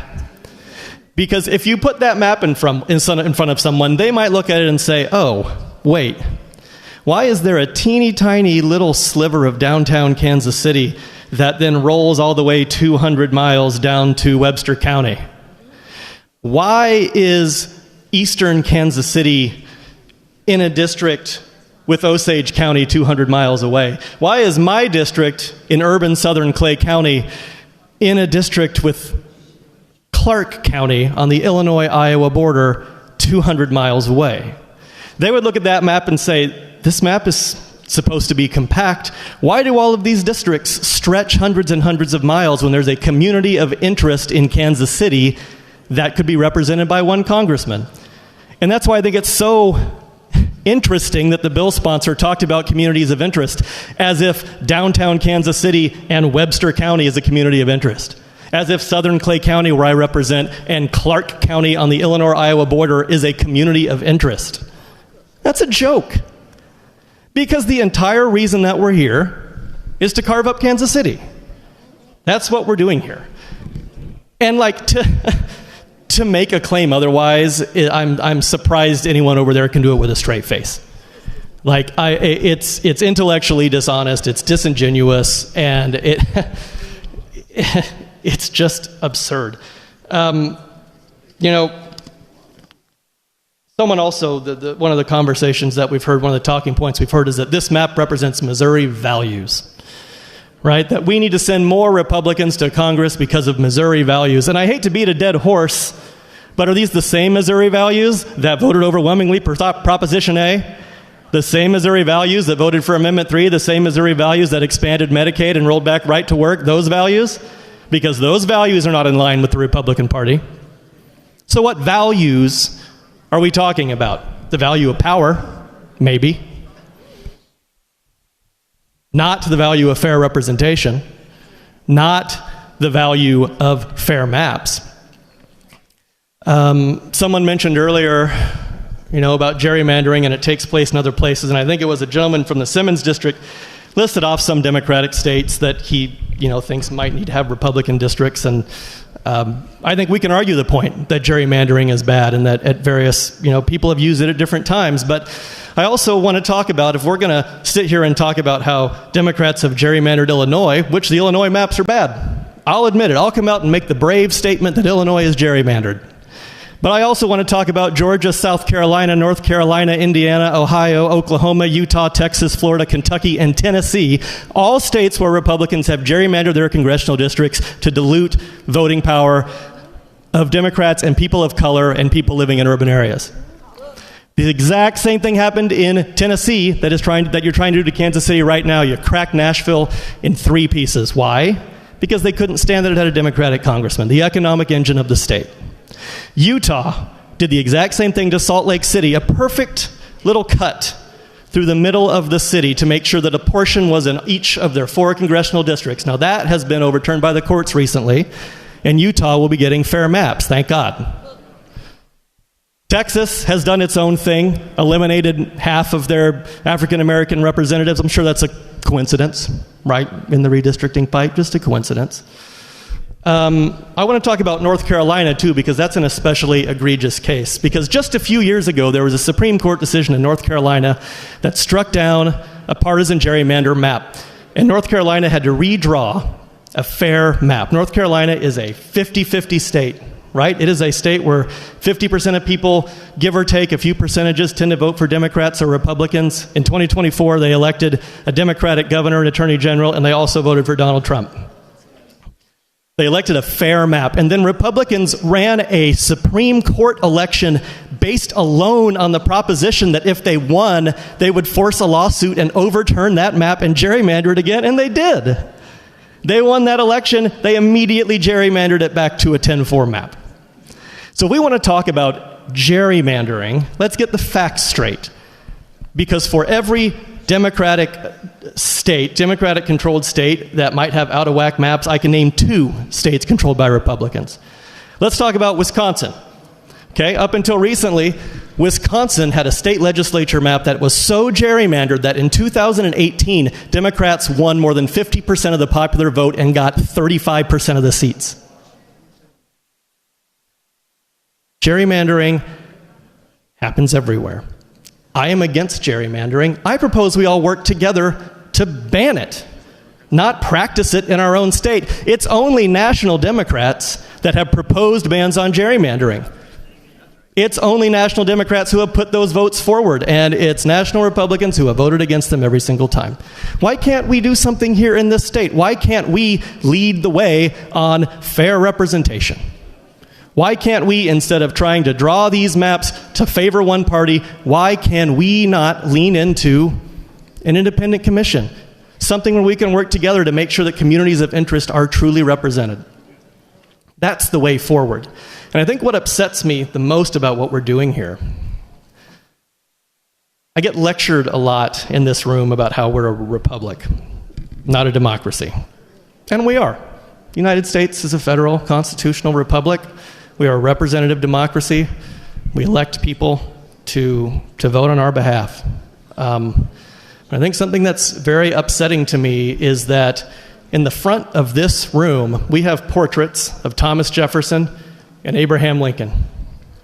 And we are going to sit here today in front of the portrait of Thomas Jefferson and vote to ruin or further polarize and agitate the system that he and the Founding Fathers put together.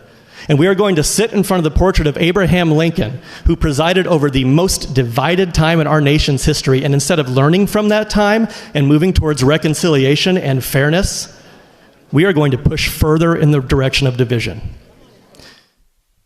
That's what's happening. We have an opportunity. The temperature is so high in this country right now, in our government, with polarization. We could be leading the way. We could be pushing back. We could be saying, sure, the president told us we need to gerrymander our maps, but we're not going to do it. We're going to be brave. We're going to stand up for the republic. This is not how you sustain a republic. This is how you destroy one. And we will continue to go further and further down this path of division if we entertain notions like this. If we entertain bills like this, if we acquiesce to demands like this from the president.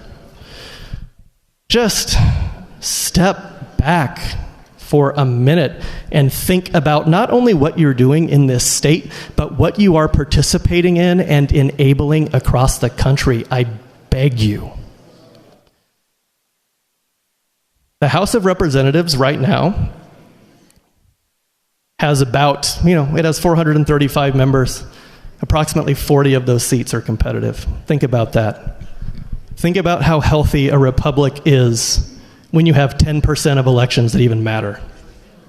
And if we continue down this path, and if all of the states do all of the gerrymandering that Donald Trump is demanding they do, that could get down to as low as 5%. 5% of elections that actually matter. That is no way to sustain a republic. And I know it's a cliche, we hear it all the time, in various contexts from various people, a republic, if you can keep it. And right now, it sounds like there are a lot of folks who are not all that interested in keeping it.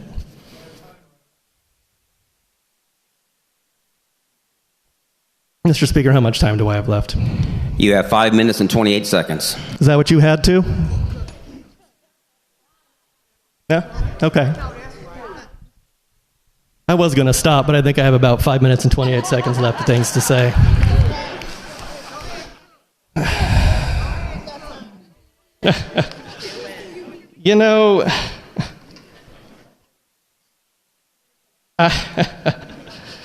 One more point I wanted to make. A lot of people keep standing up on the Republican side and trying to reassure us that what they're doing is totally legal and constitutional and good, and that's exactly the kind of confidence I would expect from someone who's totally confident that what they're doing is legal and constitutional and good. As someone once said to me, when you're explaining, you're losing.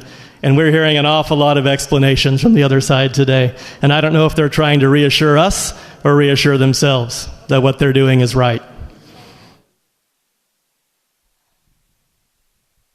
You all know what the right thing is to do, and I have a feeling that if this vote was taken in private today, it would fail.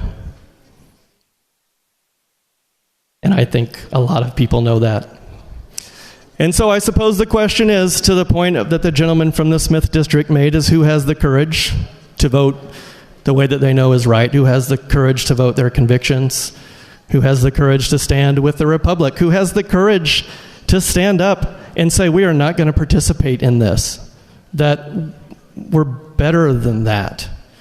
And then let's come back next session and let's have a conversation about what fair representation actually looks like, away from all of the partisan pressure, away from the cameras. We owe that to Missouri. We owe it to the country. We owe it to the Republic. You owe it to your constituents. So I hope you think about it. I hope you vote with your heart. And I thank you for your time. Thank you, Mr. Speaker. Further discussion on the bill. Gentleman from Pulaski, for what purpose do you rise? Thank you, Mr. Speaker. To speak on the bill. Please proceed.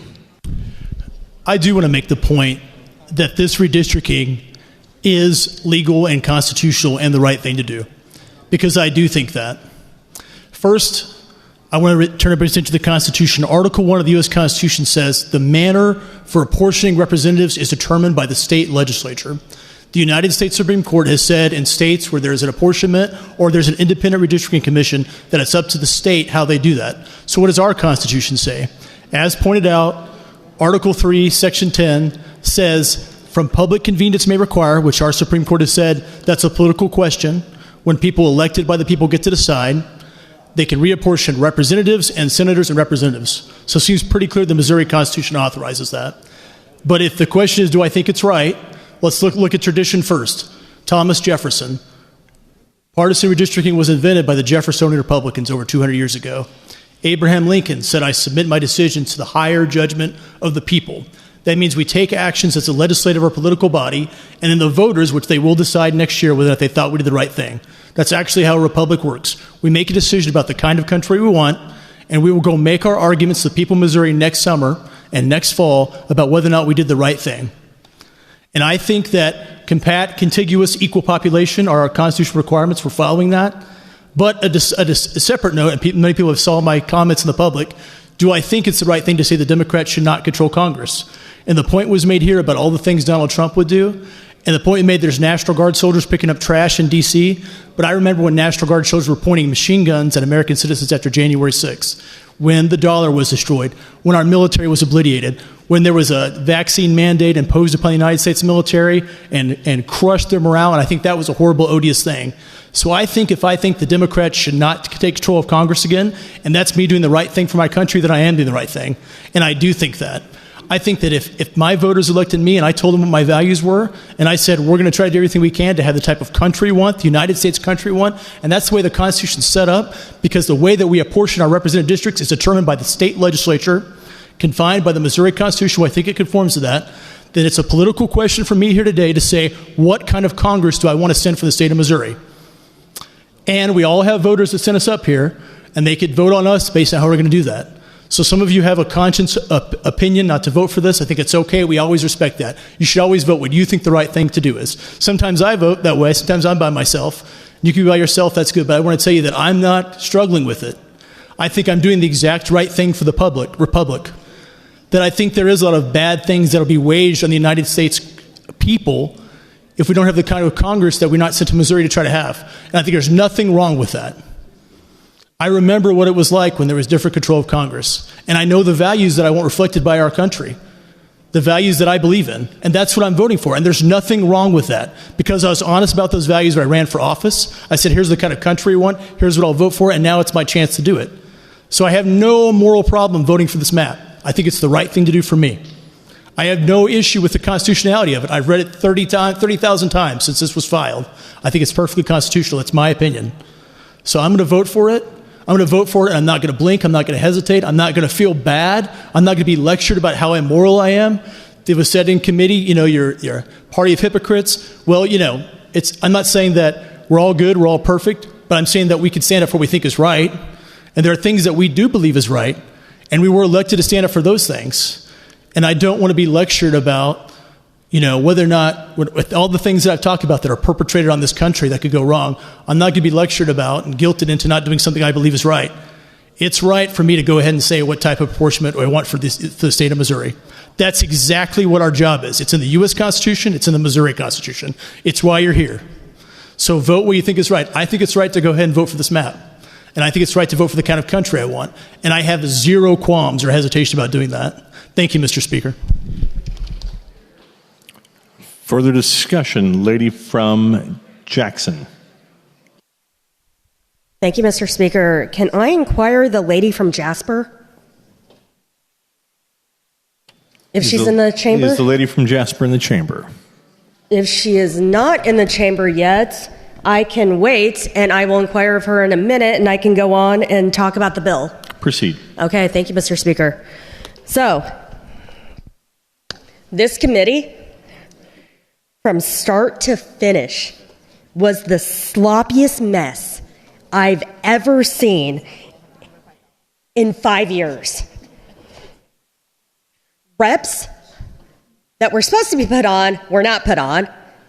Then reps that were put on last minute got taken off last minute.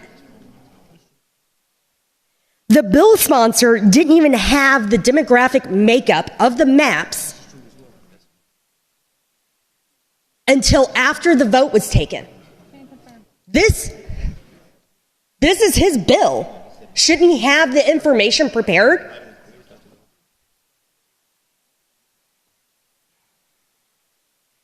Then the bill sponsor today stated, the maps passed the eye test. Is that a technical term? Is that how we create maps? It passed the eye test. It's good. Because if that's how we pass maps, I'm deathly afraid of any map that I see.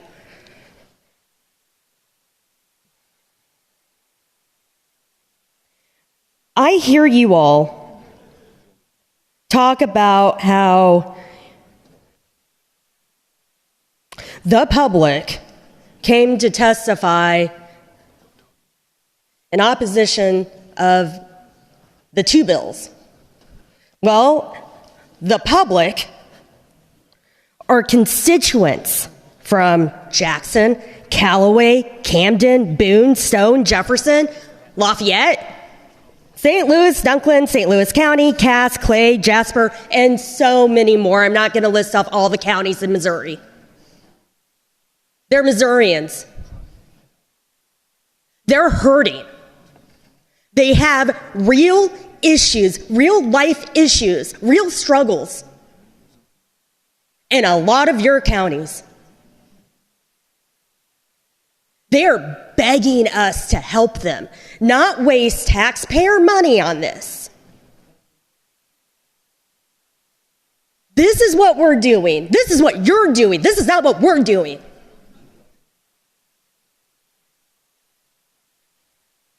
I hear you all too talk about threats, okay? And how you get threats and how you've gotten threatened. I'm not saying people should threaten anybody. That's not right. But people are upset about you taking and stripping their rights away. But here's the catch. For the first 3 years I served here, I got death threats because of the way I look, because of my race. I got death threats because I'm Asian. I got calls saying every single Asian slur known to man and wanting me killed. Y'all didn't care about that. Didn't care about that. I am the only Asian American woman serving in this Missouri General Assembly. And for 3 years, I've gotten straight death threats. So let's talk about threats.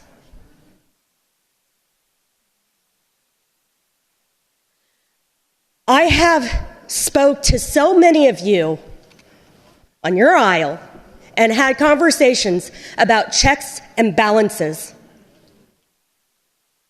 I do not want a supermajority. Some of you don't want a supermajority either because we don't get anything done. You all infight. We don't have the power to stop you. There needs to be checks and balances in place. This rigged map is not putting checks and balances in place. It eliminates that. How is that fair? How is that checks and balances?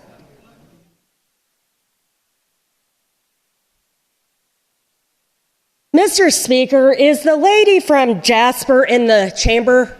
Or is she not? Is the lady from Jasper in the chamber? She does not answer.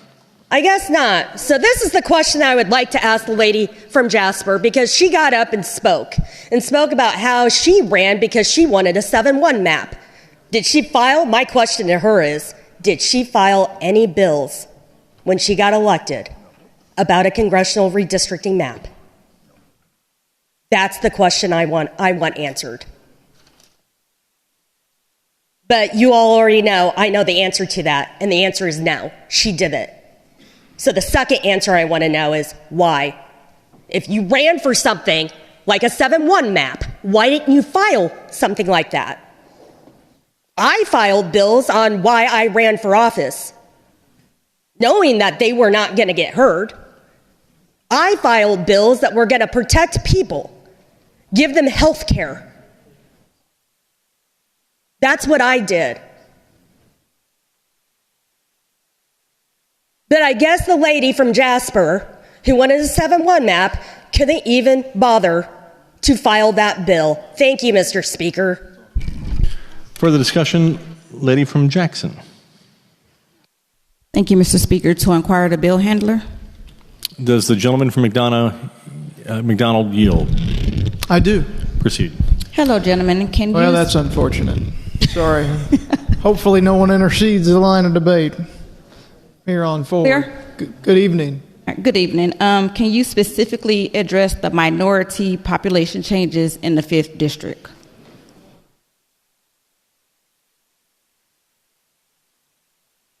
In the 5th district. Mm-hmm.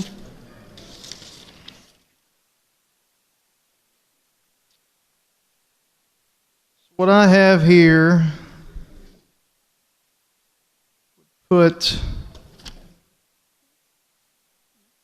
sorry, lady, let me get this lined up here. The current 5th district, 60.3%. So this is the current map, just to be clear. 60.3% white, 22% Black, 0.6% American Indian, 2.4% Asian, 0.3% Hawaiian, 5.1% Other, 9.3% 2 or more races, 11.2% Hispanic origin, total minority 42.1%. The map, House Bill 1, 68.8% white, 17.2% black, 0.6% American Indian, 1.1% Asian, 0.3% Hawaiian, 4.2% other, 33% minority, 7.8% 2 races or more. So a couple of those were a little bit out of order, but I apologize. Let's have it written down. All right. Thank you, gentlemen. To speak on the bill. Proceed. So my take on this whole redistricting is that it will have a great impact on silencing the voices of the Black community. I guess depending on who you speak with, the lines are going down truths, which for those who know, that's the racial divide line in Kansas City. If you ask somebody else, they say 71, which is supposedly to be the new racial divide line down Kansas City. And so I project that project alone bulldozed through the whole Black community, which has caused nothing but a headache. We had a thriving community that was in Independence, Missouri, called the Neck, was also bulldozed to create a library. So my question is, we've helped build this country, we've built this capital, what more do we have to prove? What are we afraid of as far as when it comes to the Black voice? Thank you, Mr. Speaker. Further discussion, gentleman from Jackson. Speak on the bill, Mr. Speaker. Proceed. Thank you, Mr. Speaker. You know I don't get up on the floor often, but when I'm sitting here and listening to all the folks talk, and I hear the other side spewing things at us, it's such hypocrisy when we, it's just what I'm talking about. Because I heard that Trump, all we do is follow Trump. And while in this case, I would say I'm following Trump, he did not call me to ask me to do that. I never heard from Trump's office, but when I found out that this was going to be a possibility, I jumped on board because I think it's the right thing to do.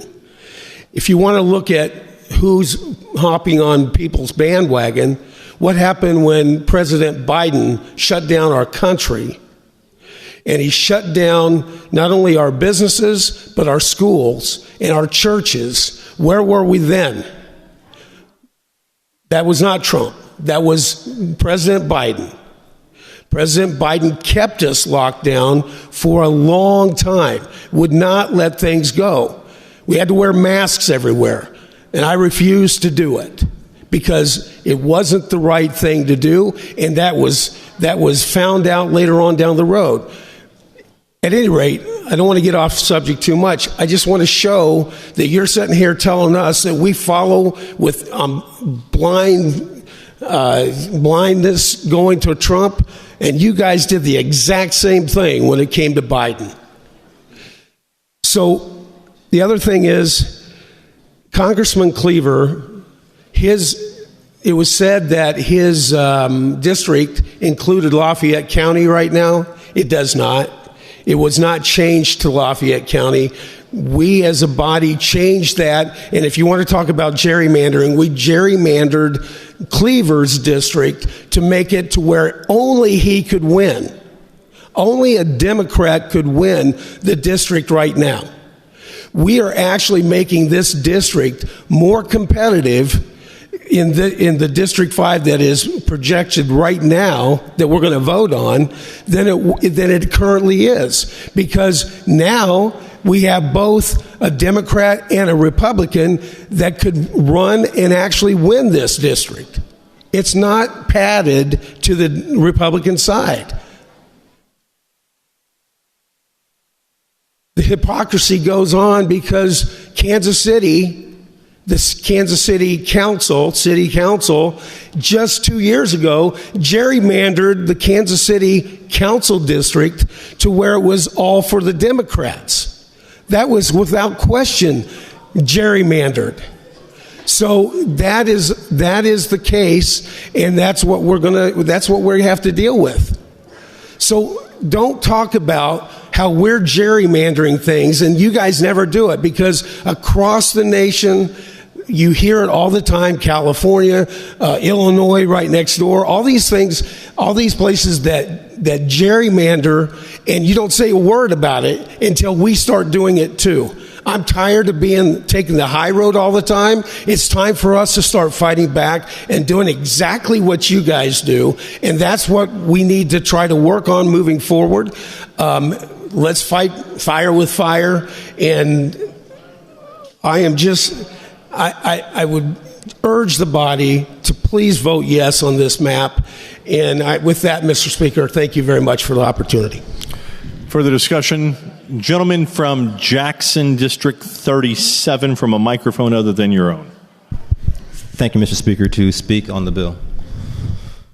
Go ahead. Thank you, Mr. Speaker. So I served as the ranking minority member on the Special Committee for Redistricting. I want to talk a little bit about the process. Before I get into the process, I do want to make a comment about a few things that I've heard today.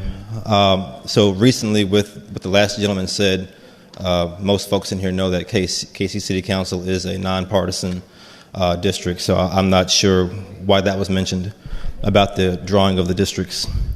Also, about the 5th Congressional District going to be represented by a Democrat either way, the way that's drawn. I'm not sure if folks in this building know folks from Kansas City. They'll vote for whoever has their best interests at heart. So I want that to be clear. If the Republican conference had a candidate that could represent those interests of Kansas City, I think you might see maybe different results, but you haven't seen that. The gentleman from McDonough mentioned earlier that KC being divided 3 ways might somehow be a good thing.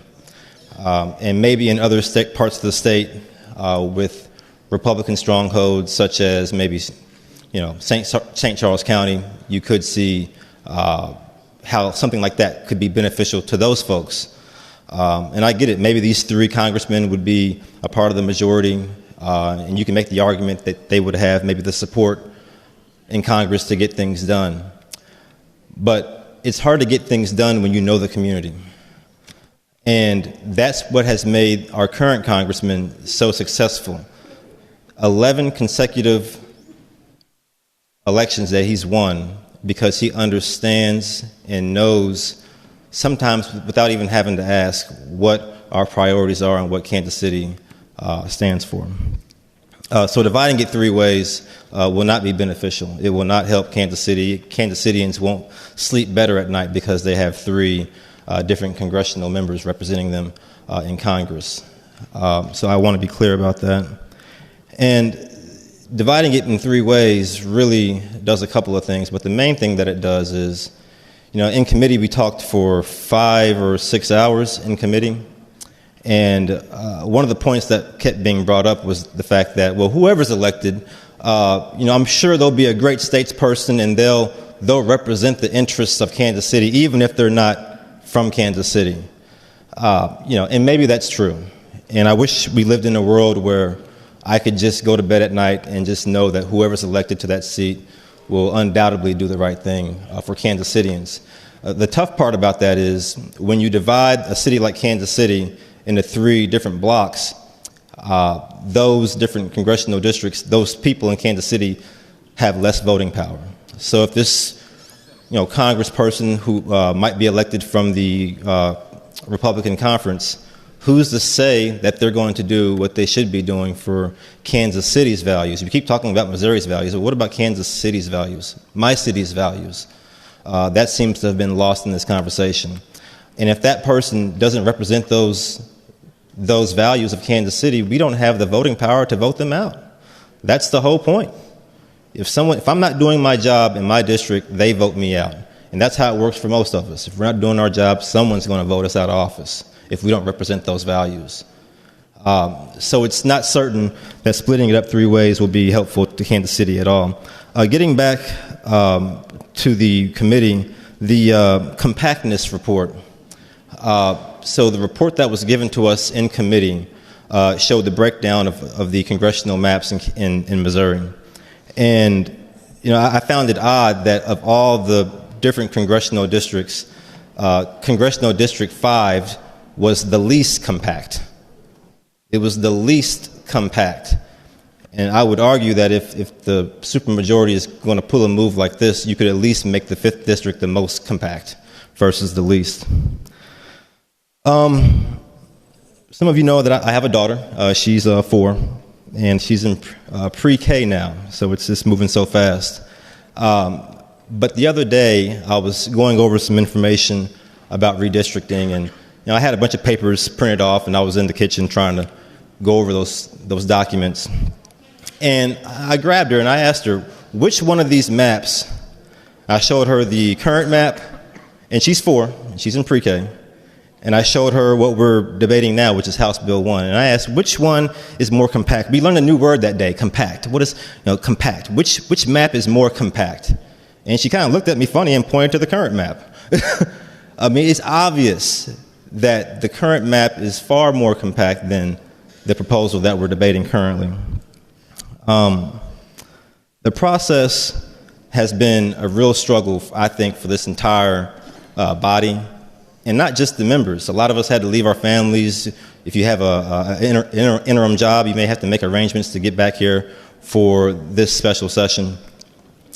But the main thing that stuck out to me in committee, and even this morning during the amendment drafting process, this is also rushed, not just for the members, but also for our poor nonpartisan staff that have been thrown into the middle of this. And we also have partisan staff, and this is all thrown on us very quickly. And we're having a very tough time producing the material in a fast enough way that where we can speak on these issues and know what we're speaking on. And I appreciate the gentleman from McDonough receiving, I guess, those demographic data. But I checked my email, and I still haven't received anything. And so I have to go off what he's telling me on the floor, but I don't have a chance to write that down right now.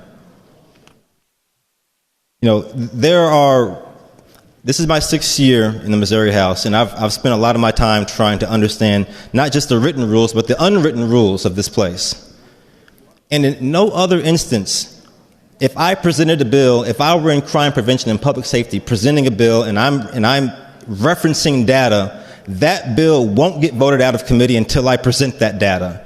And it dang sure won't get to the floor without it. So there are some things that even by our own unwritten rules, we're sort of stepping outside that boundary. This whole thing has made me feel really desperate to see the city that I love being carved into 3. I drafted an amendment ending in .05H. I'm not going to offer it. But this was an attempt to try to keep as much of Kansas City whole as humanly possible. In committee, it was referenced, one of the witnesses had mentioned trying to keep Kansas City south of the Missouri River intact in the 5th district. And I thought that was a commendable idea and maybe something that was worth pursuing. But the more I listened and the more that I've learned about this process, it seems almost nearly impossible, and it seems in bad taste to offer the amendment, so I won't. I'll finish up by saying that for the members across the aisle who are considering rowing with us on this issue, I can imagine some of the messages that you've received, and I want to thank you if you're able to vote with us on this issue.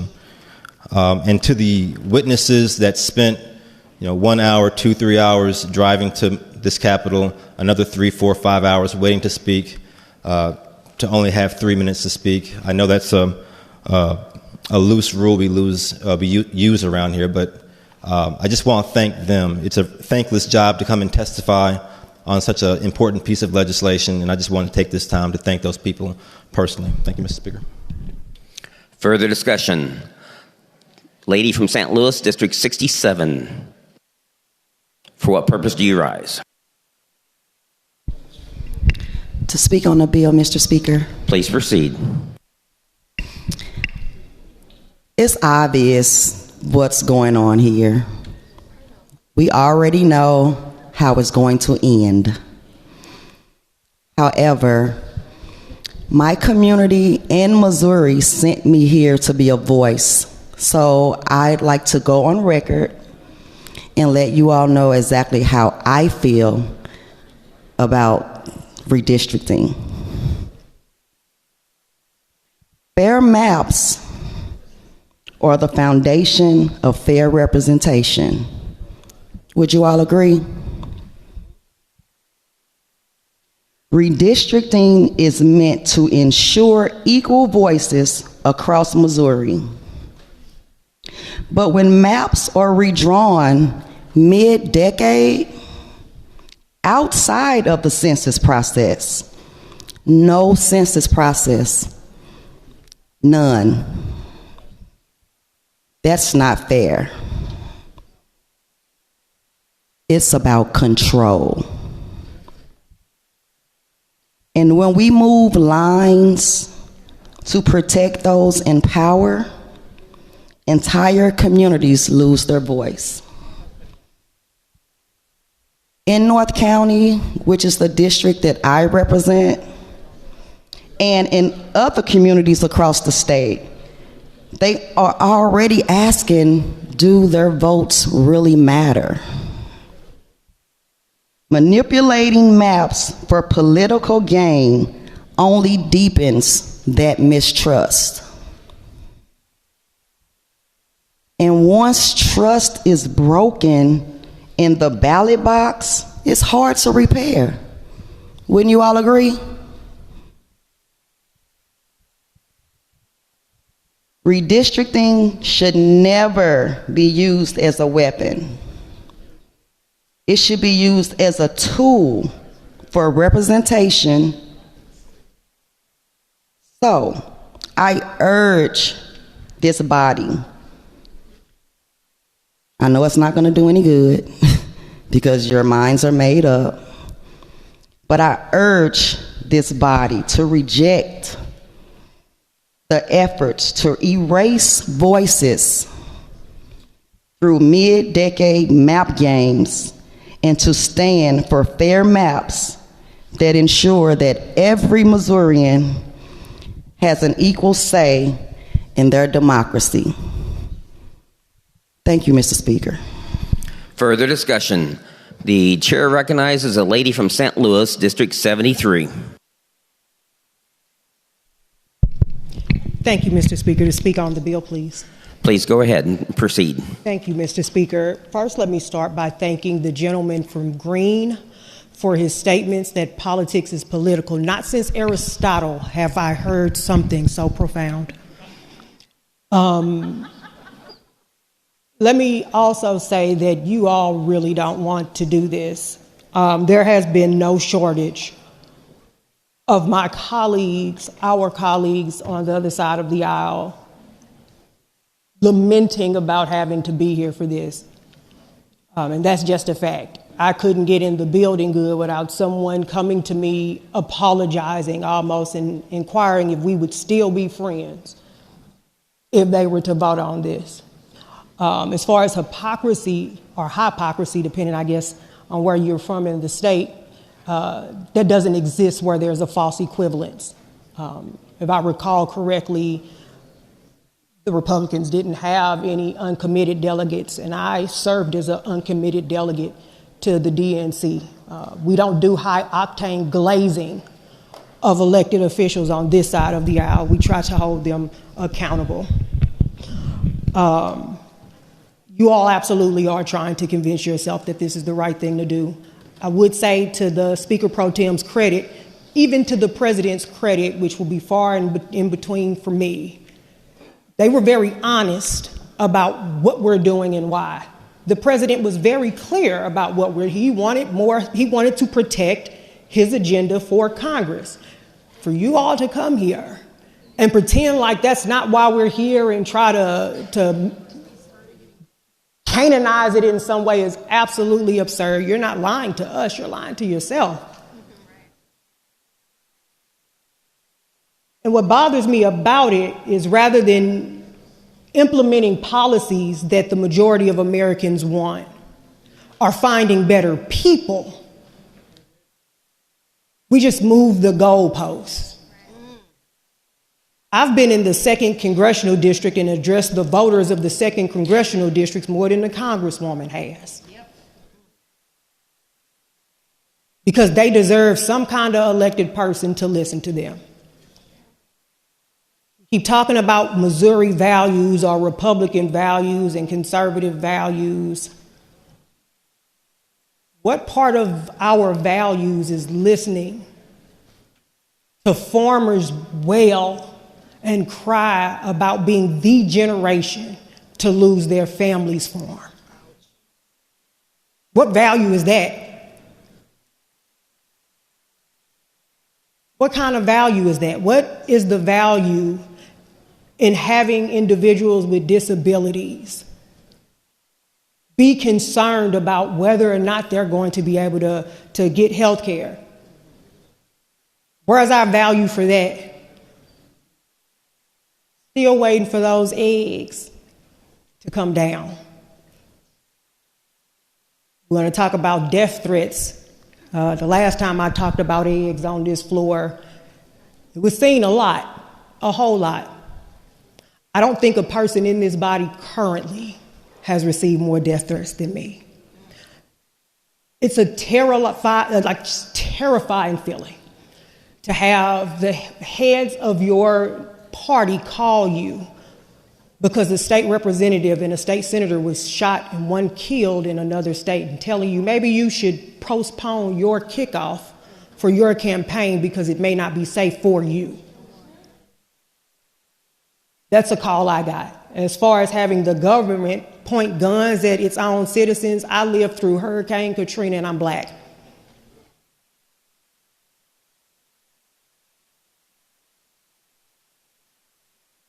Tit for tat isn't something for valor. That ain't cute. What are we talking about? Is that a value?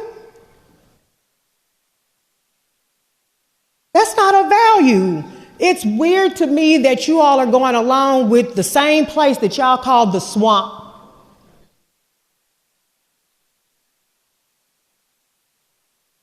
Yes, it's a following. We had a representative literally up pop locking when we said something about following Trump, which is weird that they're going to give us a lecture on elections because the last time they fiddled with elections, they lost their primary. No shade.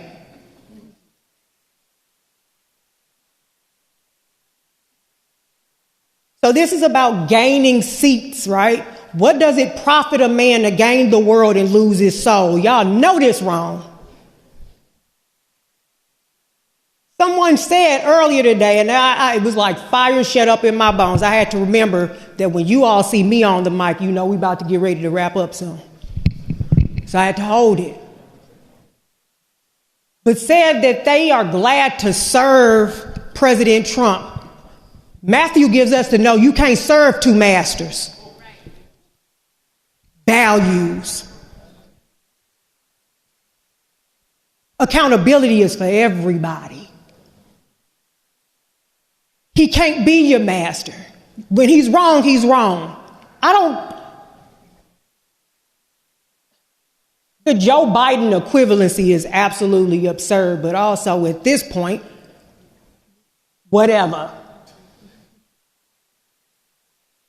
Y'all gonna come tell us something like we weren't alive 2 months ago when Texas decided that they were going to redistrict. Well, they do it in Illinois. Are we not better than them in some kind of way? Why is the bar so low for us? Why is that? When did that become a conservative value? Values.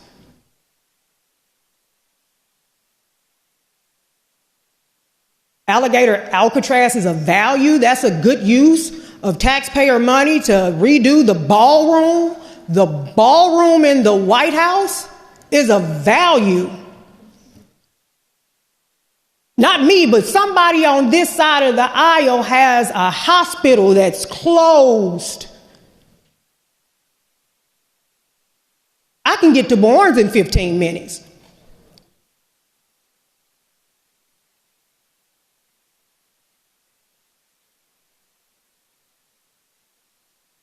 Is the win that important for you? Threatened about losing your seat. We have term limits in Missouri. You're coming up off it anyway.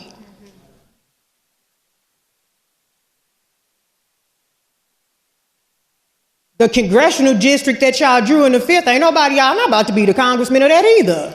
Drawing a district you can't win is absolutely crazy work. So what's the threat?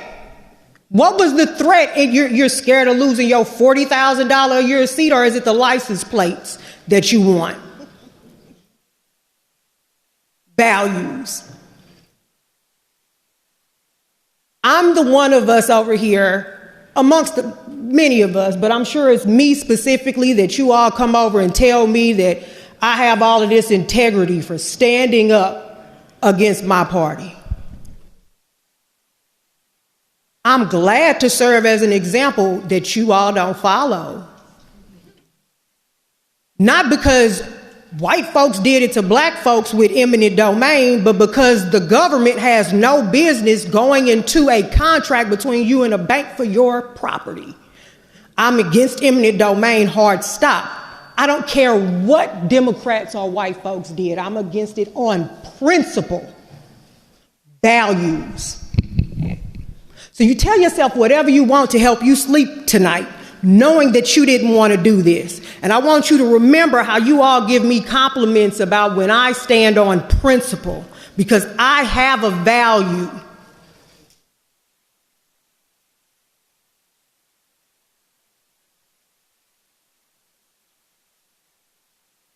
It don't have to be this way. It doesn't. There is a course that can change. All of us are tired of this political climate, and it was a point where, with us being in the middle of the country, that we were able to sway that. We were the example. Now we're looking at what Texas is doing. Texas struggled to keep their lights on during a snowstorm. What are we talking about?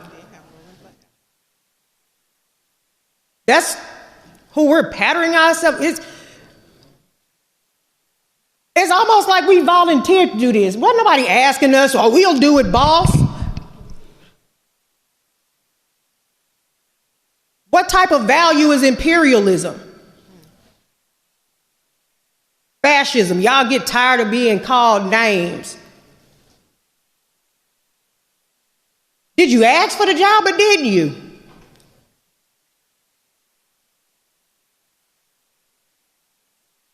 I do hope y'all find y'all value and align it with what the word of God says and not the word of Trump. Again, you cannot serve two masters. It's up to you to decide which one you're doing. You cannot make Republican your religion and Trump your God.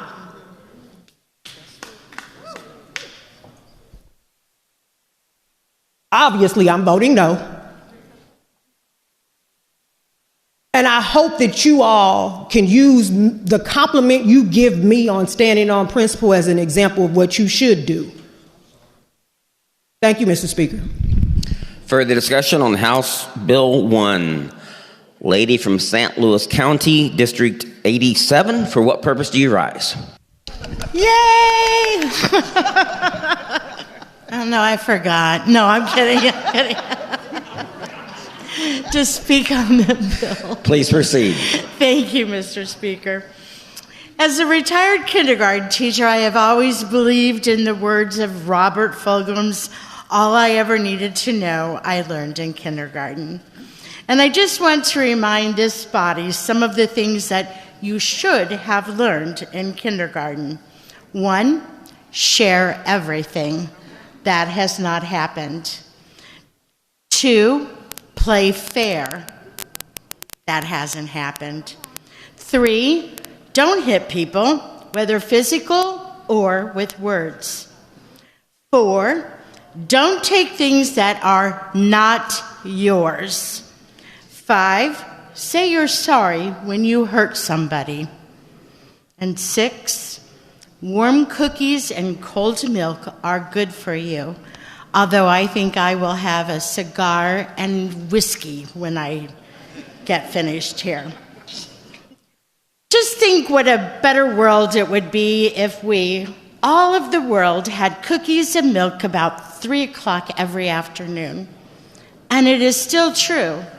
No matter how old you are, when you go out into the world, it is best to hold hands and stick together. And trust me, the citizens across Missouri will be holding hands and will continue to point out the insanity of not playing nice in the sandbox. Thank you. Further discussion. Lady from St. Louis, District 79. For what purpose do you rise?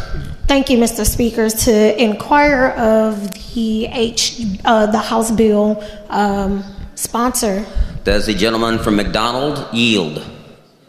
Gentleman from McDonald is not in the House currently on the floor. So the bill sponsor isn't here? I believe he stepped to the restroom. He stepped to the restroom. I paid sick leave once again. Mr. Speaker, to speak on the House bill until the gentleman comes back. Please proceed. Mr. Speaker, if the gentleman was here showing up, I would have several questions for him. I'm going to try my best to reserve those questions because I think that it's important for Missourians to actually hear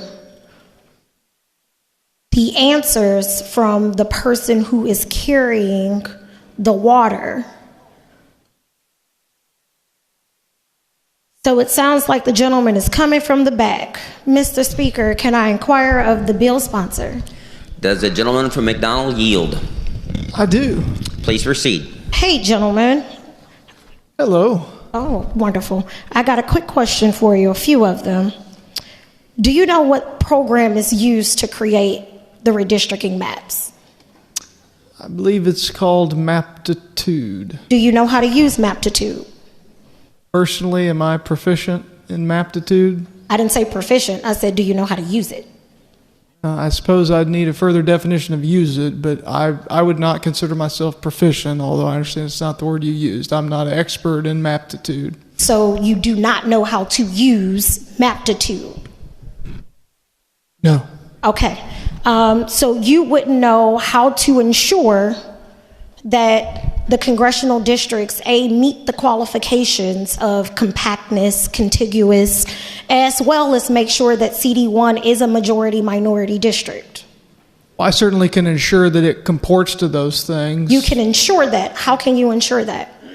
Well, I mean, you just look at it and it's equal population and those things are objective criteria. If it's minority-majority, it either is or it isn't. So you can look at what the end product is. The key word you said, ensure. How can you ensure that? You specifically, not numbers that somebody randomly gave you, but how can you ensure it specifically as the bill sponsor for this bill?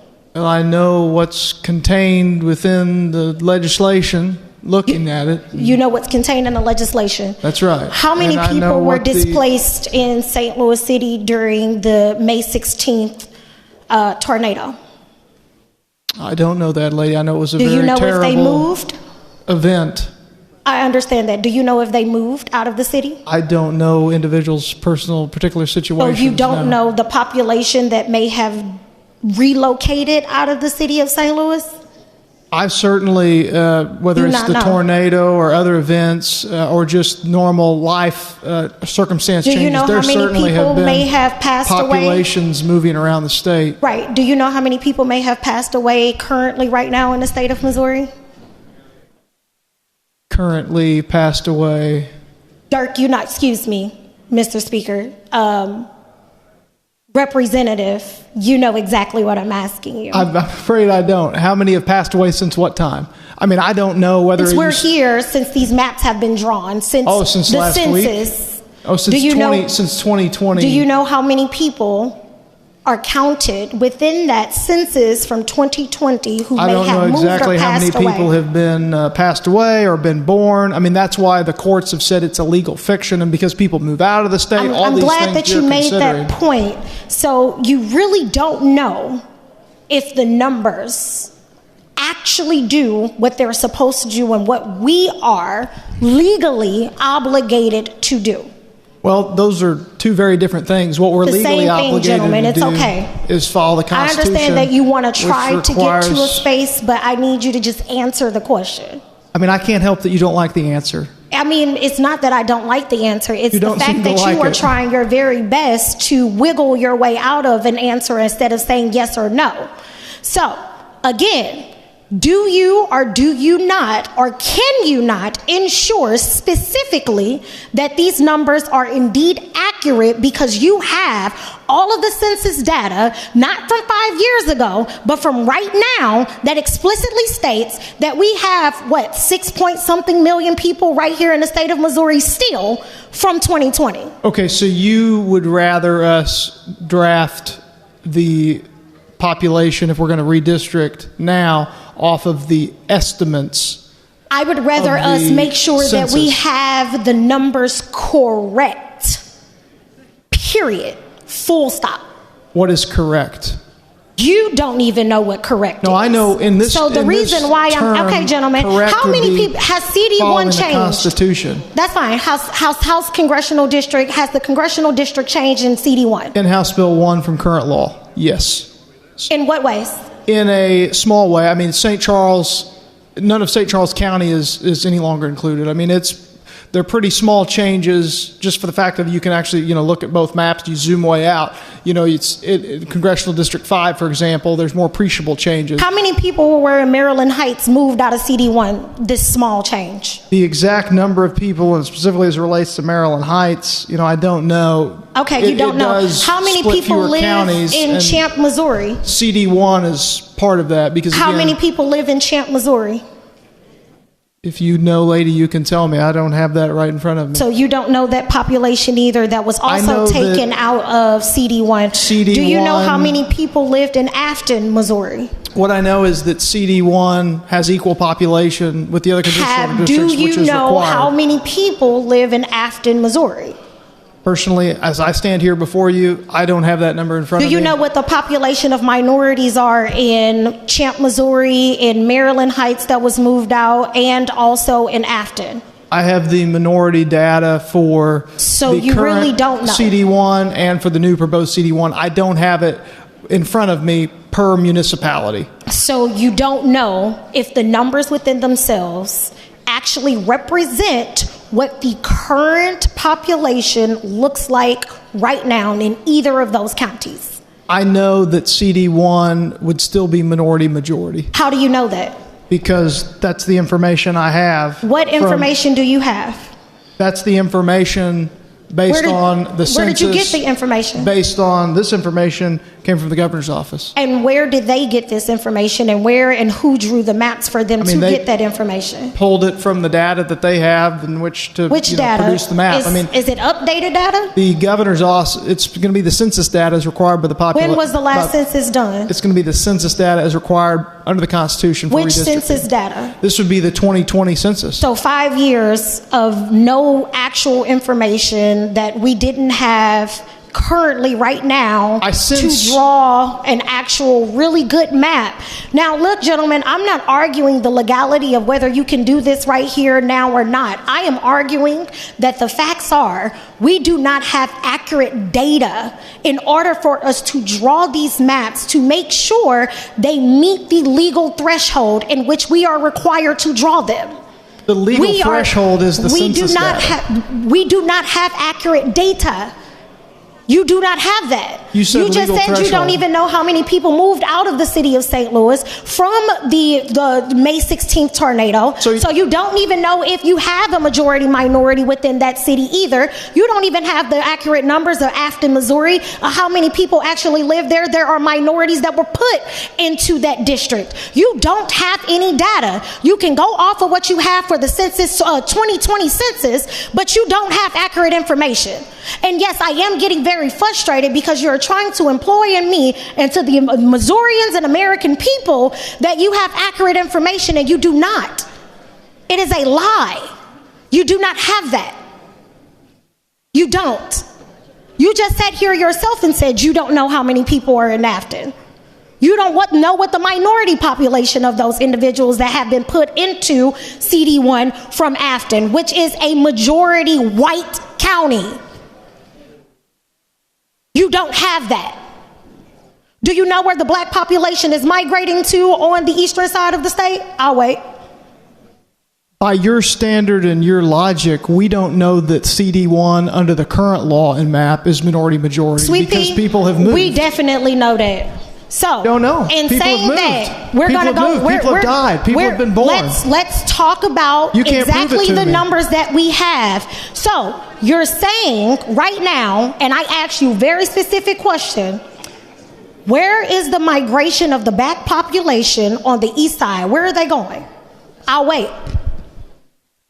I don't know all the different I know you don't population. know. I understand that, but that's what we're dealing with when we're talking about these redistricting maps. I know that for I redistricting, know you don't know, and that is the point of why we don't do mid-term redistricting, because you do not know. Full stop. So you don't know. You're telling me that So you I have think another question for you. the census doesn't there, accurately reflect the populations currently of the state. Do you believe that every person deserves to be counted? Certainly under the 14th Amendment and under the case law, So under the that is 14th a Amendment, requirement just the of 14th redistricting. Amendment, not your personal beliefs. Do you believe every person should be counted? Certainly. I mean, I think that's unfortunate with the last census and under the previous administration. They totally botched it, and we didn't get an accurate census. And that's a Under big part Trump's of the problem. administration, absolutely. In October, he tried his very, very best to stop the census and stop people from being counted. Unfortunately, I'm glad that the you brought census that data up. was released under the Biden I have a question administration, for you. which I think probably I understand that, gentleman. influenced the Can numbers you in a way that wasn't appropriate. I understand that, gentleman. Glad In you do. understanding how to draw these maps, because I sat on the redistricting committee 5 years ago. I think I'm about one of the only people in this chamber who actually went through the redistricting process, used Maptitude, know exactly how it goes down, knows that you can go all the way down directly to a person's house to make sure that the census data in itself is correct and that these districts are drawn perfectly in a sense of what we have in front of us. I am the only person who can say that, which is the reason why I know that what you're doing and what we are being proposed or put in front of us is inaccurate data. Full stop. I Thank you, understand gentlemen. you I don't appreciate like it. the Mr. census. Speaker, to speak on the bill. Please proceed. Mr. Speaker, how much time do I have left? 2 minutes and 47 seconds. That's even better. Mr. Speaker, I'm glad that the gentleman from the Keithley District brought up case studies. Coster versus Pearson, Missouri Supreme Court in 2013. Our Supreme Court called gerrymandered maps a legislative evil, and to form districts not only of contiguous but of compact, closely united territory. What they are doing to CD5 goes against directly what our Supreme Court ruled on in 2012. Mr. Speaker, also it stated that to operate to minimize or to cancel out the voting strength of racial or political elements of the voting population is in itself illegal. Article 3, Section 45, the Missouri Supreme Court stated, all of the districts need to remain for the next decade or until a census shows that the district should be changed. Mr. Speaker, I don't know about you, but anybody else, I don't remember being counted. I don't remember anybody coming to knock on my door to make sure that I was counted in the census in 2025. We're just going to call it exactly what it is. You don't like black people being in Congress. You don't like the fact that minorities will in a very few, Jesus help me, in a very, very, very few timeline, in a very, very, very, very, very short timeline, you don't like the fact that minorities will pretty much outvote you and vote you out. It's okay. We're not as scary as you think. Having adequate representation ensures that people who look like me and those who may be just a little darker than you actually has a voice. I don't understand why this feels like the Confederacy versus the Union all over again.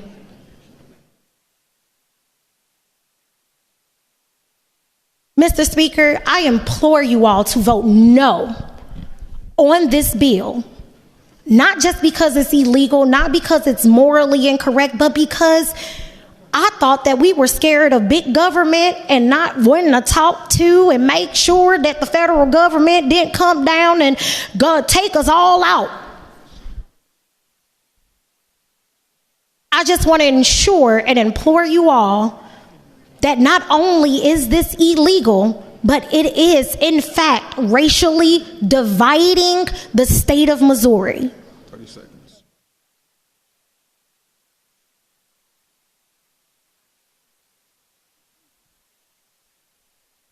Vote no, because it is the right thing to do. And you want to make sure that the representatives, not only in this chamber, but the people that they represent actually have a voice at the ballot box and have adequate representation. Thank you, Mr. Speaker. Further conversation, gentleman from Christian. Thank you, Mr. Speaker. To speak on the bill. Proceed, gentlemen. Thank you. As we just heard, and we've heard all evening and all day, we've been implored, we've been asked, we've been begged, represent your people, do the right thing. Well, I was in the committee last week for this bill when it came through, and we had quite a few passionate people come through our committee. And we had one young lady show up, and she said that she is actually running as a Democrat to run for state representative for next year. And I questioned her at the end. I said, hey, if you can do me a favor. I said, first of all, congratulations for running. It's a great thing to stand up and to represent your people and to take that big step. But, you know, I have a question. In my district, I ran and I won with 77% of the vote. It was a big number. It was a great win. And I have polled the people in my district. And the folks in my district, overwhelmingly, barring one or two people that I talked to, said, we want you to do the right thing. We want you to vote for this bill. I said, okay, so with that information, how do you think I should vote? And she said, well, obviously, you need to represent your people. You need to vote yes for that. And that's what I encourage you guys to do. Do the right thing, represent your people, and vote for this bill. Thank you very much. Further conversation, lady from Jackson. Thank you, Mr. Speaker. To speak on the bill. Proceed.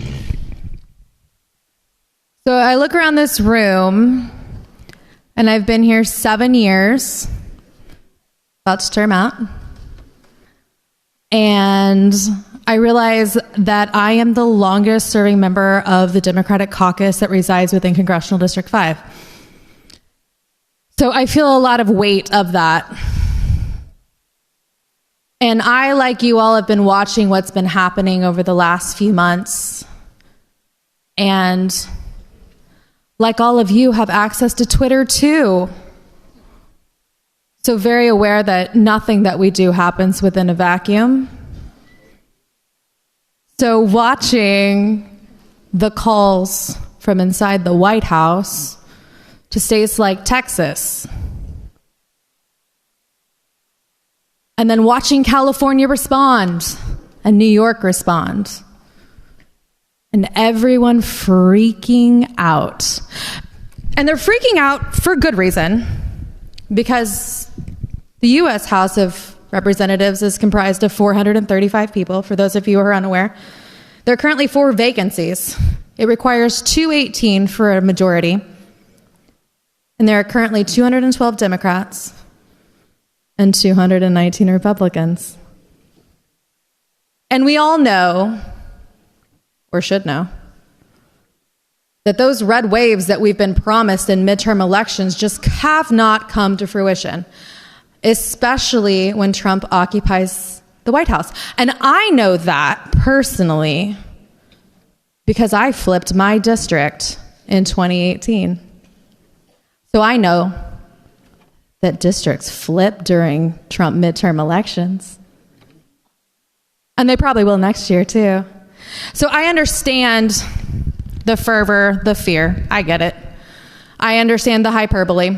I get it. And I understand the hypocrisy. I get that too. Because I am also tempted, as a member of the super minority in this state, who knows that I'm going to lose before I walk into the building.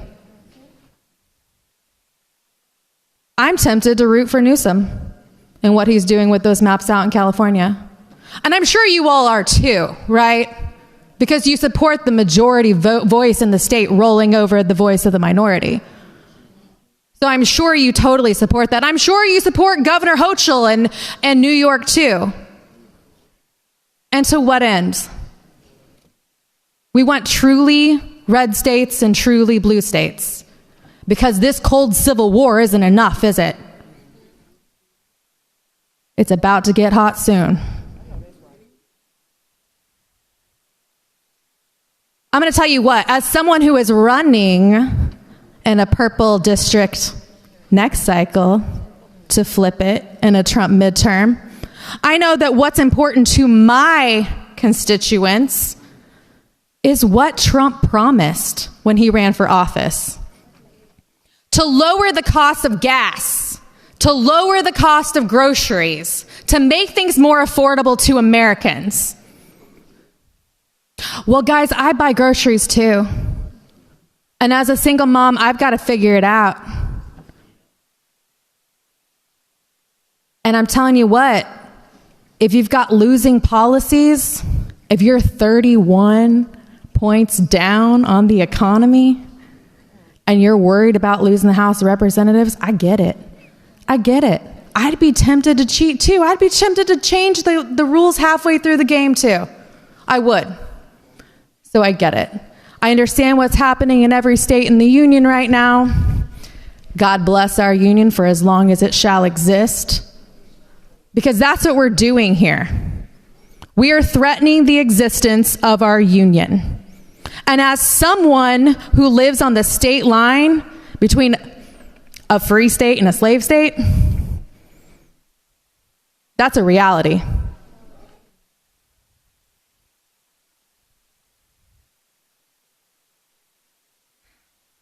Mr. Speaker, may I please call on the gentleman from St. Louis County from District 110? Gentleman from St. Louis County, District 110. I don't believe the gentleman is in the room at the moment.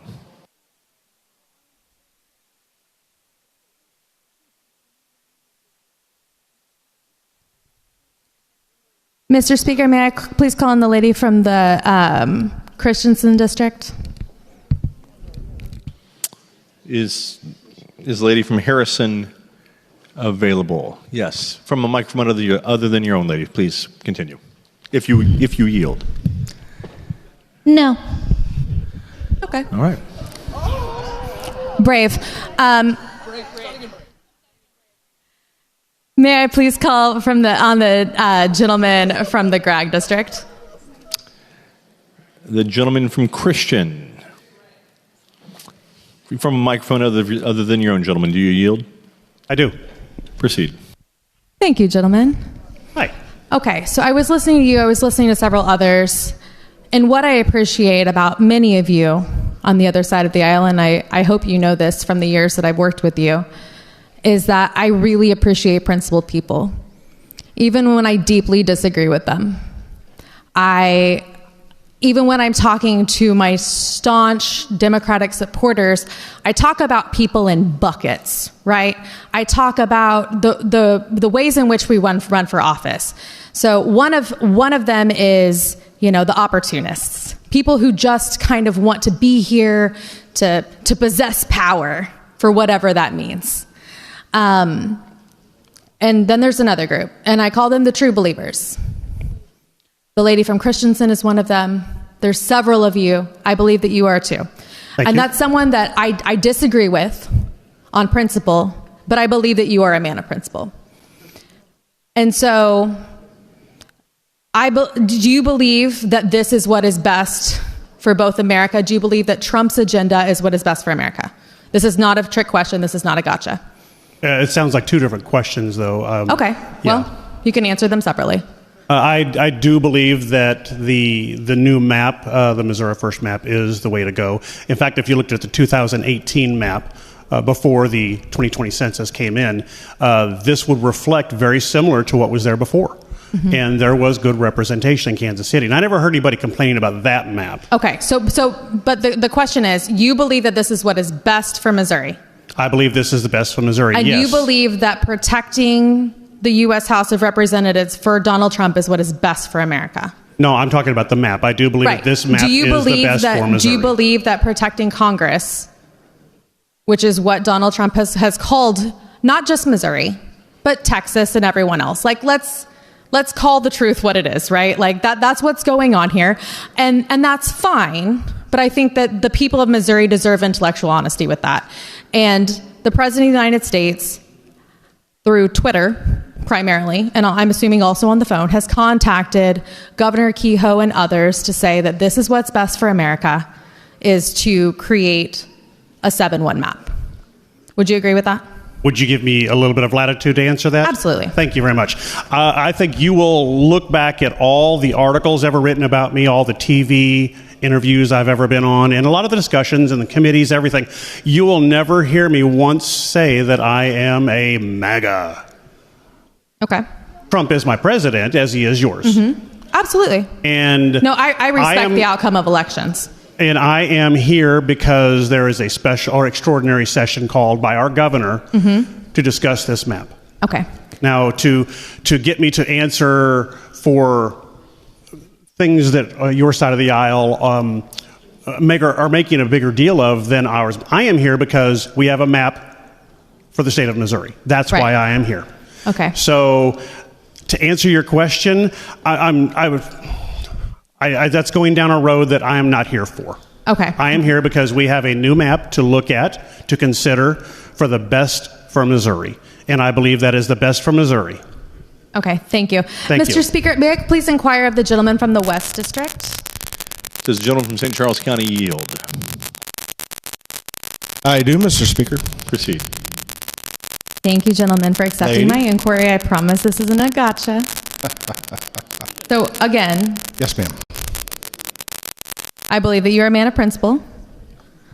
And excuse me if I'm confusing you with another gentleman who spoke in our Rules Committee last week, but I believe that you supported these maps because you support Donald Trump. Is that correct? I support these maps and I support Donald Trump, yes. Okay. And do you believe that that is do you believe that that is patriotic and that is your job to do because you believe that he is America first and that this is a Missouri first map? Oh, that's a fair question here. Supporting my president, I support what he is doing. So yes, I support my president. Okay. I support these maps because I believe it's best for the state of Missouri. It's great for my district. And I believe it's going to be great for the congressional districts as they go up and represent us in the Capitol in D.C. Thank you, gentlemen. That's it? That's it. Thank you. Mr. Speaker, I believe that many of you believe that this is your patriotic duty. to be America first, to be Missouri first. And although we vehemently disagree with you, I believe that you believe that you're being patriotic in doing that. And a lot of you are putting a lot on the line to do that. Because as we know, the Kansas City Chamber of Commerce, the Kansas City Civic Council, labor, folks across the entire state are coming out against it. And if you are standing on principle to do that, that's fantastic. And I salute you for doing that. And it must be really hard to watch your speaker vote no. Thank you. Further conversation? Gentleman from Green. To speak on the bill. Proceed, gentlemen. Thank you, Mr. Speaker. You know, I tend to sit back and kind of soak in the discussion. I don't get up and talk voluminously. And I have a little different, as you know, a little different perspective. You know, I was here in the 80s. And the Republicans in 1980 voted for a Republican president. They voted for 3 of the 6 statewide, Bond, Ashcroft, and Antonio. But they only had 1 congressman out of 10 congressional districts. So it's hard for me to really get really wound up thinking about the fact that you guys are worried about having 1 out of 7 when we had 1 out of 10. So I understand in the moment you're caught up in it, but things were reversed at one point. And I don't recall any of you older ones that were over there that would be old enough were down here pounding the gavel saying, this is wrong, this is wrong. We need more Republicans elected to Congress. Of course you didn't. So let's keep it all in perspective. Thank you, Mr. Speaker. Further discussion? Seeing none. Gentleman from McDonald. Well, thank you, Mr. Speaker. Certainly appreciate the discussion we've had, a long and a good discussion, passionate, I know, on everybody on all sides. Yeah, there's been a lot of things said, and I'm really not going to try to take time to address many of those, but just a couple. You know, I made my opening comments that there's been claims this is unconstitutional. Of course, we heard that again today as predicted, and I kind of outlined the case for why I think that is. One of the gentlemen said that one of the cases I referenced, Missouri Supreme Court case from 1910, was from 1910, talked about a provision of the Constitution that has since been changed, and that is true. We have a new Constitution since that time, but the phraseology that they were speaking to in the section that I was speaking to about that the districts may be altered as public convenience requires, that language is in our current Constitution as it was in that Constitution, and the court was speaking to that, which I think is still, you know, means something, and speaks to a court having spoken to those words and their meaning, and the plenary authority of the legislature to act on redistricting, and to what that means. I also understand that the lady from St. Louis City,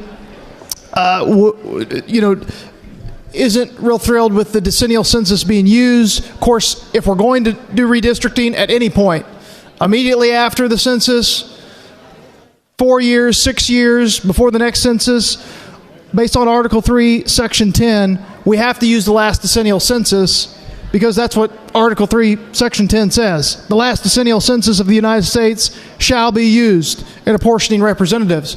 I know in the 1st District, there's a lot of talk about who's moved where. I know she talked about people moving out of the 1st District. And it's likely, I would agree, that those in the 1st District today are overrepresented in Congress because so many people have moved out of the 1st District. And of course, until recently, we didn't have a prosecutor in the city of St. Louis that would charge murder. And there's a lot of problems there. And I think those are hopefully being corrected. And people will want to live and continue to live in the St. Louis city area, and that it will continue to be the economic engine of the state as we need it to be. This is the last thing I have to say about this, Mr. Speaker, and that is, you know, again, you think back to, as I said earlier, even 10 years ago, think all the Democratic statewide office holders we had. And there were more, frankly, of the minority party in this chamber, throughout the body. And, you know, if the Democratic Party, if Democratic candidates aren't willing to look Missourians in the eye and speak to them where they are, speak to them and advocate for them, their values, and on the issues that they care about, then a map maker, wherever they might be, is the least of their worries, because their problem over the last 10 years, and I would predict going forward, it's not some map maker wherever he or she may be. It's the voters of this state voting for someone else and for a party that does represent their values. And whoever that is, whatever party that is, that's who Missourians are going to send to Congress. That's who Missourians are going to send to Jefferson City. That's who Missourians are going to elect to the governor's office and the auditor's office. And I hope that it's my party that continues to speak to voters where they are about the issues that they care about. But that's incumbent upon us. And that's what we do every 2 years. And that's what we'll continue to do under the Missouri First map that puts Missouri first. I thank the body for their time, their attention, and ask for your support. Thank you, Mr. Speaker. The gentleman from McDonald has renewed his motion for the perfection and printing of House Bill number 1. A roll call vote has been submitted in writing. All those in favor will vote yes. All those opposed will vote no. Mr. Clerk, ring the bell and open the board.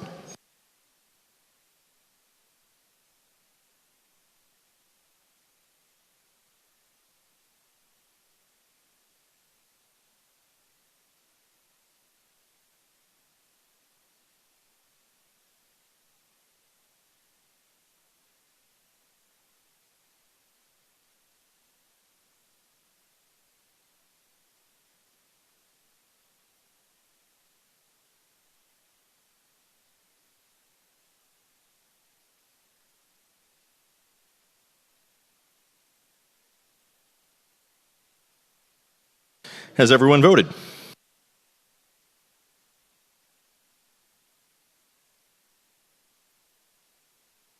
Has everyone voted?